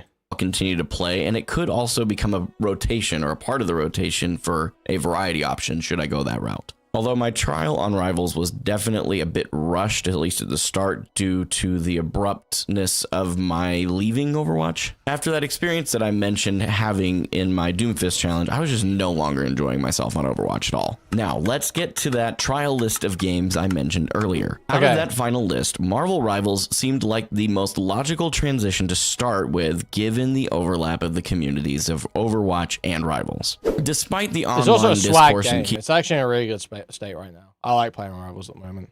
Keyboard warriors that are out there, most people really did just take Flats's advice and Nightcrawler. enjoy both cakes. Cheating on us, and now we've hit the era where everyone realizes 2 cakes is a good thing. What is Fat saying here? I'm sure Fats is happy about 2 cakes, that's for sure. Despite the online discourse and keyboard warriors that are out there, most people really did just take Flats's advice and enjoyed both cakes. Cheating on us, and now we've hit the era where everyone realizes 2 cakes. Fats, I'm gonna challenge you. Try not to make an analogy about food. Cheating on us, and now we've hit the era where everyone realizes 2 cakes is a good thing. I've never felt better. And after reflecting on my time in Marvel literally never felt better than having 2 cakes. Nothing feels better to this guy than having 2 cakes. Rivals in the classic Platinum Philosopher way, merch link available in the description by the way. I just couldn't stick to Rivals. The Gooner skins, lack of competitive integrity, supports being intentionally turbo busted by design, the third-person POV, and the lack of a max 2 per role in competitive ultimately just pushed my interest away. I think Diorio has said something like that before. Yeah, I'm pretty sure Diorio actually has said pretty much that before. No shade to the game itself, because several of you probably will like the things that I don't like. That's part of how, you know, individualism works. But it's objectively a good game by almost every measurable standard. It's just not for me. I do maintain that despite the fact that I came to the conclusion I suspected I would, trying the game again was a good idea, because I probably would have wondered for the rest of the time that I was doing this experiment if it would have been worth trying, but now I know. I'm super stoked to get into Deadlock, which is our next game when I get back from vacation. Well, I bet I'm he's on right fucking now. horrendous at Deadlock. No, I played it. They showed rank too. We might be back on Deadlock at some point in the next few months. I don't know. Deadlock for the first time back in April of 2025, and my biggest issue was the lack of, quote, training wheels for a new player. But I saw massive potential in the game, despite it being daunting to a new player, and I've been told it's also, isn't League Classic out now? Isn't League Classic out? Or is out soon? Since my brief trial, and these Steam numbers seem to indicate that as well. I'm personally a fan of MOBAs like League of Legends and have been since I was a teenager, and I love first-person shooters. So the idea of bringing these two genres together into one game is super exciting to me. I'm 30 now, and I started my Overwatch content journey when I was not much younger, at 27 years old. Yes, I know that my hairline would indicate that I'm pushing 40, but that's just unlucky genetics, man. Leave me alone. That and stress. Something about having 3 kids. You look like a big, fat, bald baby. Definitely has an effect on that. Either way, despite all the crap that's been thrown at me as a creator, especially as a byproduct of my own mistakes as a content creator in the public light, I'm still creating content. And I'm not going to quit my career as a content creator, no matter what, because my family is better off with me being available and home more often, doing something for a living that I actually thoroughly enjoy doing. While I am definitely excited to try out this list of games we've put together, I'm more anxious to see how you guys respond to this. So make sure you leave likes on the content of the game that you really want to see me choose, and comments and likes and all that stuff definitely give me some sort of an indicator of whether or not you're, well, engaged. But definitely keep your mind open to whatever this channel's future holds, just like I am. I'm beyond thankful for you, and if you've made it this far into this video, I definitely appreciate it. Here's the list of games that we'll be playing in order starting August the 10th when I get back from my vacation. It'll change every 2 weeks, so we'll start with Deadlock, Apex Legends, League of Legends, Minecraft, 7 Days to Die, World of Warcraft, and then a surprise game that I actually can't wait to share with you, but I gotta wait for the right time. Make sure you subscribe if you... Wait for the right... Dude, what could possibly be that? Whatever, man. I will be watching him play Deadlock and WoW, that's for sure. He'll be fucking terrible at those. That'll be funny as fuck. So, Dofo, is there any other funny stuff happening with Game of Hope recently? Is there anything I can look at?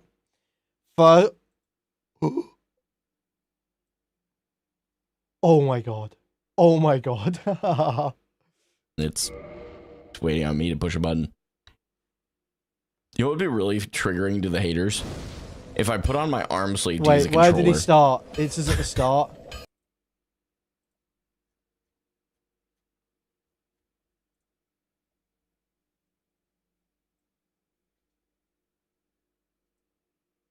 Pretty sure. Then from the dark, so flow. Let's watch a bit of this. Let's watch a bit of this.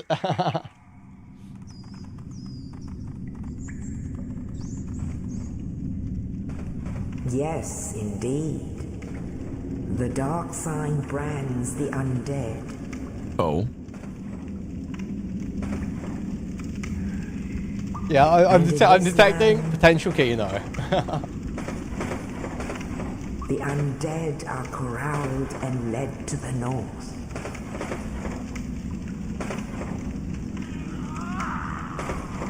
Where they are locked away to await the end of the world. Waiting for a jump scare any minute. Oh wait, Dude, no, he's look, freaking out. I'm freaking out, dude. This new jump scare is so scary. It's me.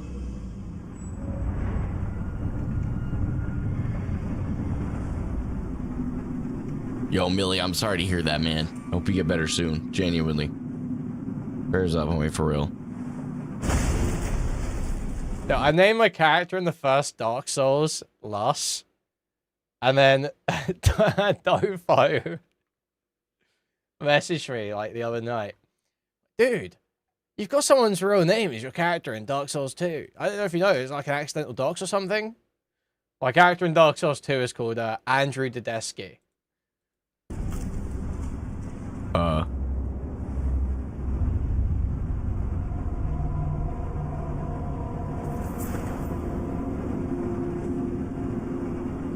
Okay, he's undead. He's probably gonna wake right back up. I wouldn't touch the light coming out of his anus.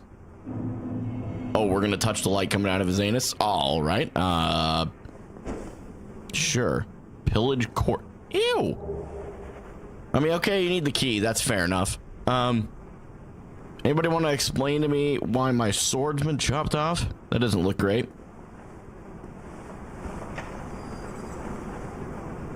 Okay, use the... So... Whoa. There's a message. Right. I mean, yeah. Okay, fine. Wait, why is there a ghost thing here? Whoa, hey, yo, what the f... Right button. Right. Let's Sword. switch okay. Yeah. Right button.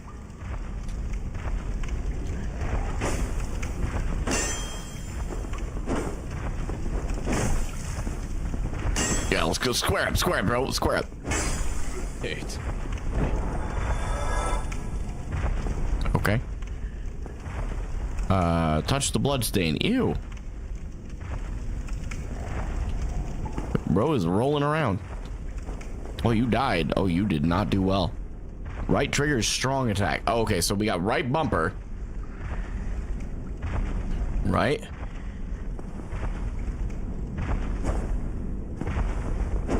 Okay. Oh, whoop. It's a good thing these things don't attack Okay, back, not too bad. Bouncing attacks off walls a lot, but really not too bad so far. And then hold so he hasn't really done dash. much, so. Oh. Miss something? Left, and then hold B. Okay. Oh, okay. So you kind of have to, like... Oh, okay. Well, I appreciate you tuning in for it, man. Thank you. I have no idea what the hell I'm doing.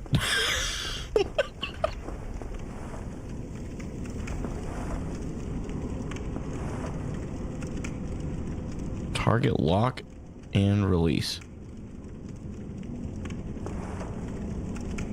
Okay. Oh, I see. So this will help me with the targeting thing that I was struggling with. Okay, okay, okay, okay. Now, do we not? Okay, we don't mess with that corpse. Got it. Can we walk out of here a little faster? Oh, it's the water, I think. Okay, ladder. Did Chuck play Dark Souls 1 on stream? I'm starting to, Mobishki, I'm starting to play story games in the evenings a little bit. Just kind of chill vibes, man. We just kind of hang out. Just finished all the Halo games except for Halo 5 because we don't talk about Halo 5. Rest at bonfire, recover HP. My HP never got hit. But, you know. Sure.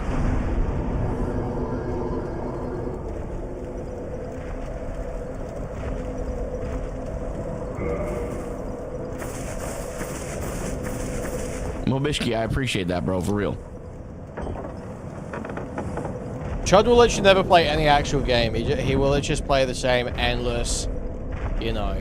I honestly am not even looking, so what gives that away? Dog shit, onk, shooters. Really, really shooters. Doomed, shut up. Oh! Oh, dear. Boys? Boys? Listen, we can talk about this. We can talk. Get up! Move! Move, Thomas! Move!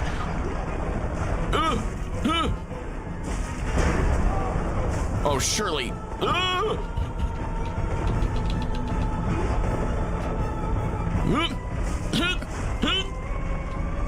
Now the door is very visibly on screen here. Get up, get up, get up, get up, get up, get up, get up. Ah, get the sword back out! Get the sword back out! Put the sword! He's right at the door. He is right at the door. Okay. Okay. Let me up, let me up, let me... I know I'm gonna die anyway. First one incoming.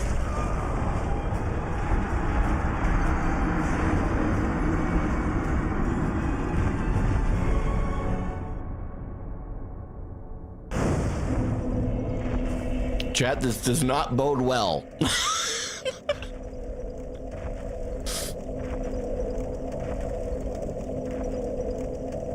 That was a stupid stream sniper. Facts, chat.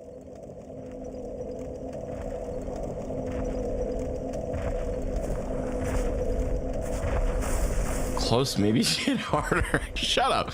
You just run away from it? Hold on. Because, I mean, I was only doing like 3 damage. Wait, okay, if he's getting his own gonzos, then this is ruined, sadly. Okay. Ouch! Where's the door? Where's the door? Open the door. Nope. Okay. Oh wait, there it is. Okay.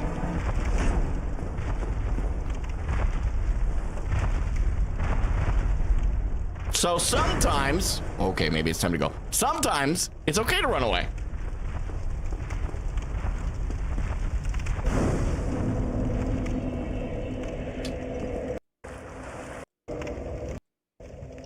Where could he first start fucking up? So he gets he doesn't do the Asmongold thing, he gets the shield.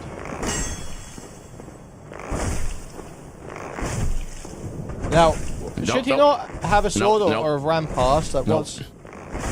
Nope. Is that the sword there? Jeez, this thing is comically slow.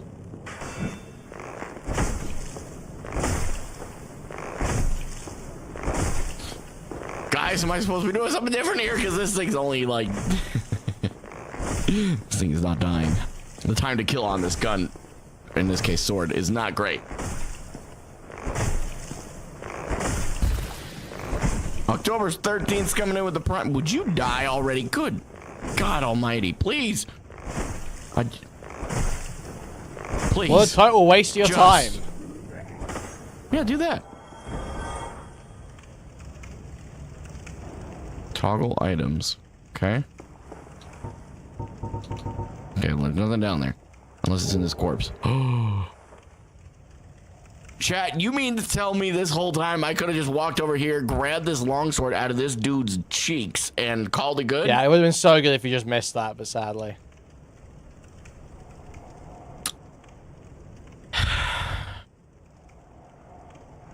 All right, well, let's deal with that situation.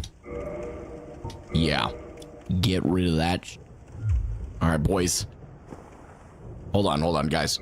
It's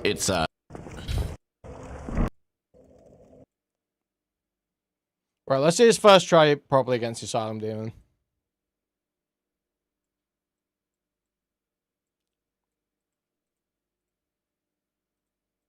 Let me through here. Does he do the plunge? Listen to me, chat. Oh! Dear God! Beep. Oh, shit. Okay, I gotta time that a little better. I don't think I can parry this guy, can I? I'm dead.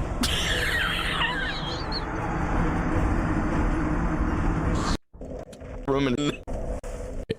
That's right, we have.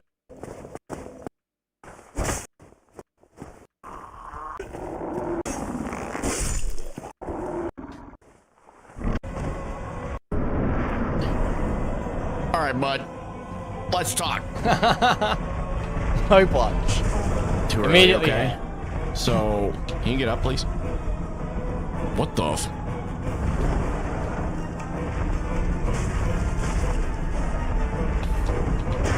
Okay, I was a little too early. Nope. Now let me just heal. Okay, let's see. Okay, too early. Got it.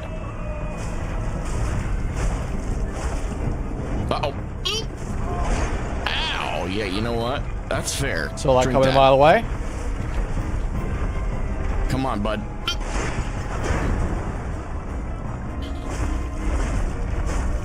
Oh, okay, should've rolled. Yep, fair enough. Ouch, okay. Oh! Drink it again! Oh my God.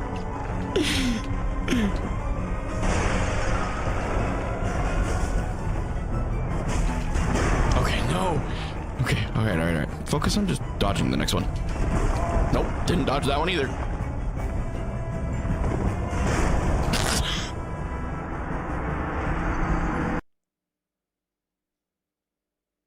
Okay, next go. Oreo, we drop. Third time's the charm. We walk in with maximum. Oreo, we drop. We hit the button. I hit no button. I forgot to lock onto him. You son of a gun. Dude. Okay.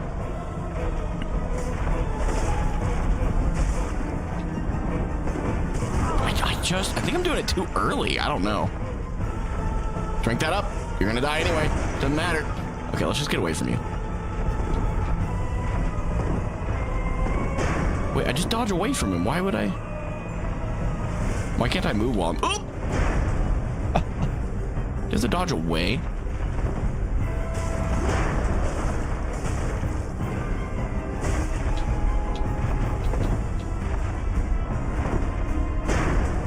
Okay.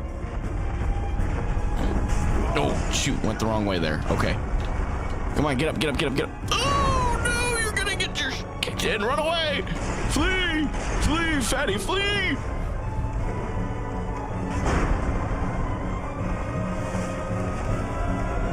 Oh, dear God, that scared the shit out of me. Oh, no. He's giving me the business. Get up.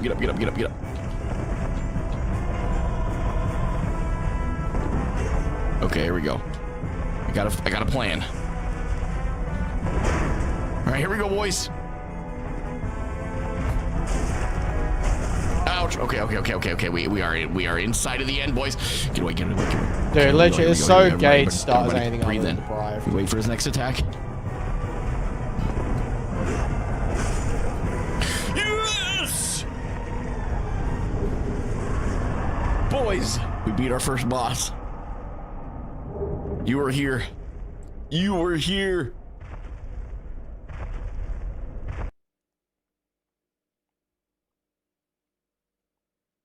Okay, let's see him try and work his way through. The white light, I got absolutely rolled.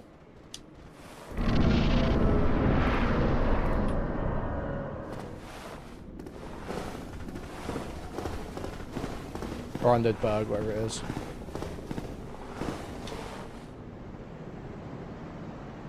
Oh, That wasn't what I was trying to do. Okay. Try again. Oh. Oh, hell no. No. Excuse my language. Lord have mercy on my soul. We're going to try and run over here. Nope.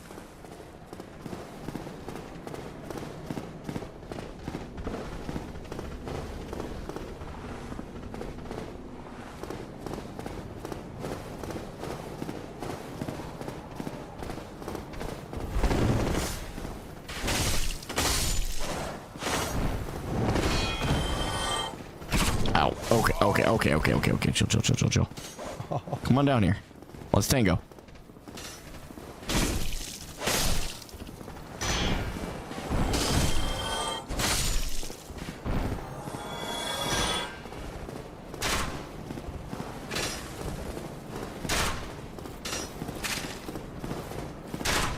Oh, helps if you shield that.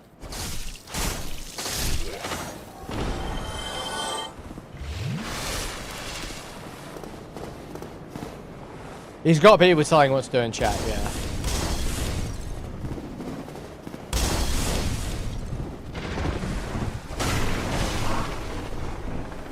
Oh, you missed the bonfire. Awesome.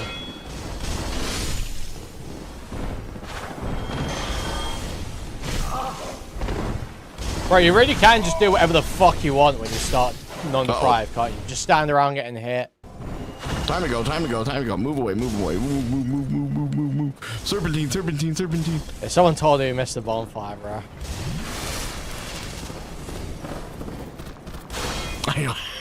Hi. Hey, yo. Can you not dodge? Please? Thank you.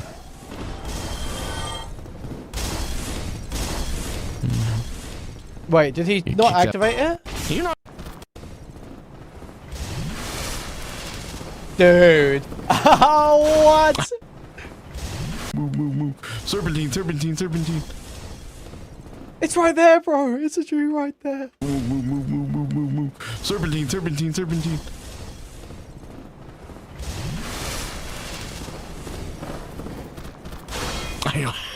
Hi. Hey, yo. Can you not dodge? Please? Thank you.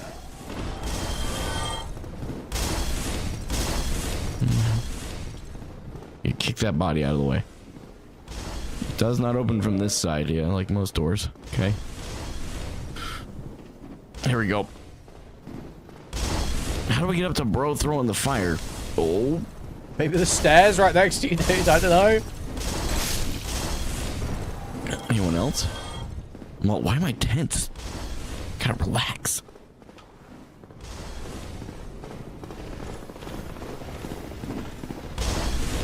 Okay, wait. Here? Oh, hello. Dang. Bro, don't hit the wall. Hit the thing in front of you. Okay. Missed a chest in that room. I feel like you guys are gonna troll me here on Odd Edge, I'm not gonna lie.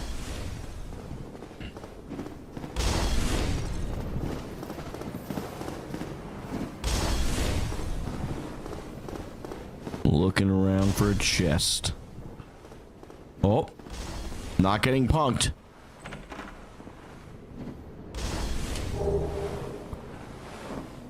Hog you. We have explosives. Wow. Listen. Chad, if I'm being honest with you, my track record with explosives, not ideal for me to have them. Oh. Still hasn't got that bonfire, I'm noticing. Metaphor?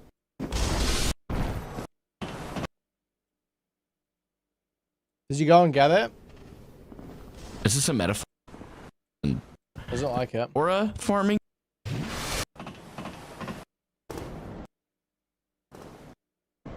Oh wait, he must get there, right? Someone must have told him. Here. Yeah. There's some. What? Respawns. Observe.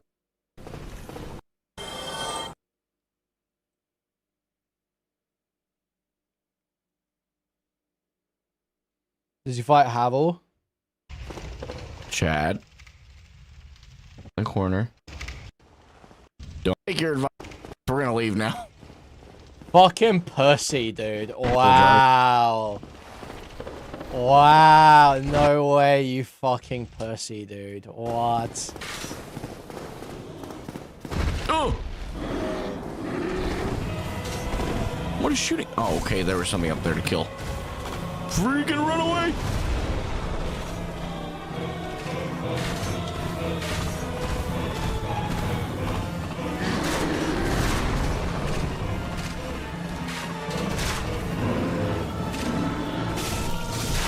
Let's at least just not have multiple things shooting at us. Oh! Okay, so he'll come up here too, huh?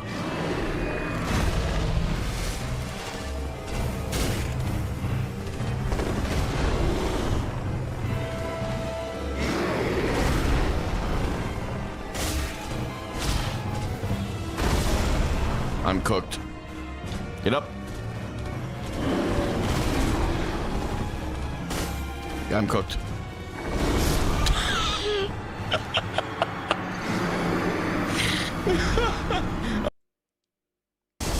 I'm gonna need all those. Thank you. Fantastic. All right. No, maybe don't do that. Too early. Doesn't matter. He missed. Oh, he didn't miss that time. Okay, let's go there. Okay. We're gonna move over to kick anyway. We might play DS2, I'm not sure yet.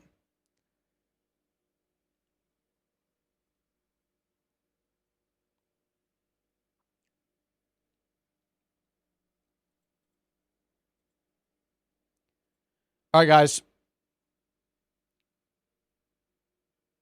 When it loads. Moving over to kick. Moving over to kick. Any YouTube and Twitch.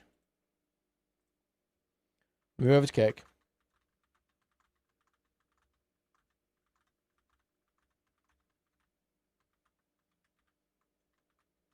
Moving over, moving over. Any YouTube and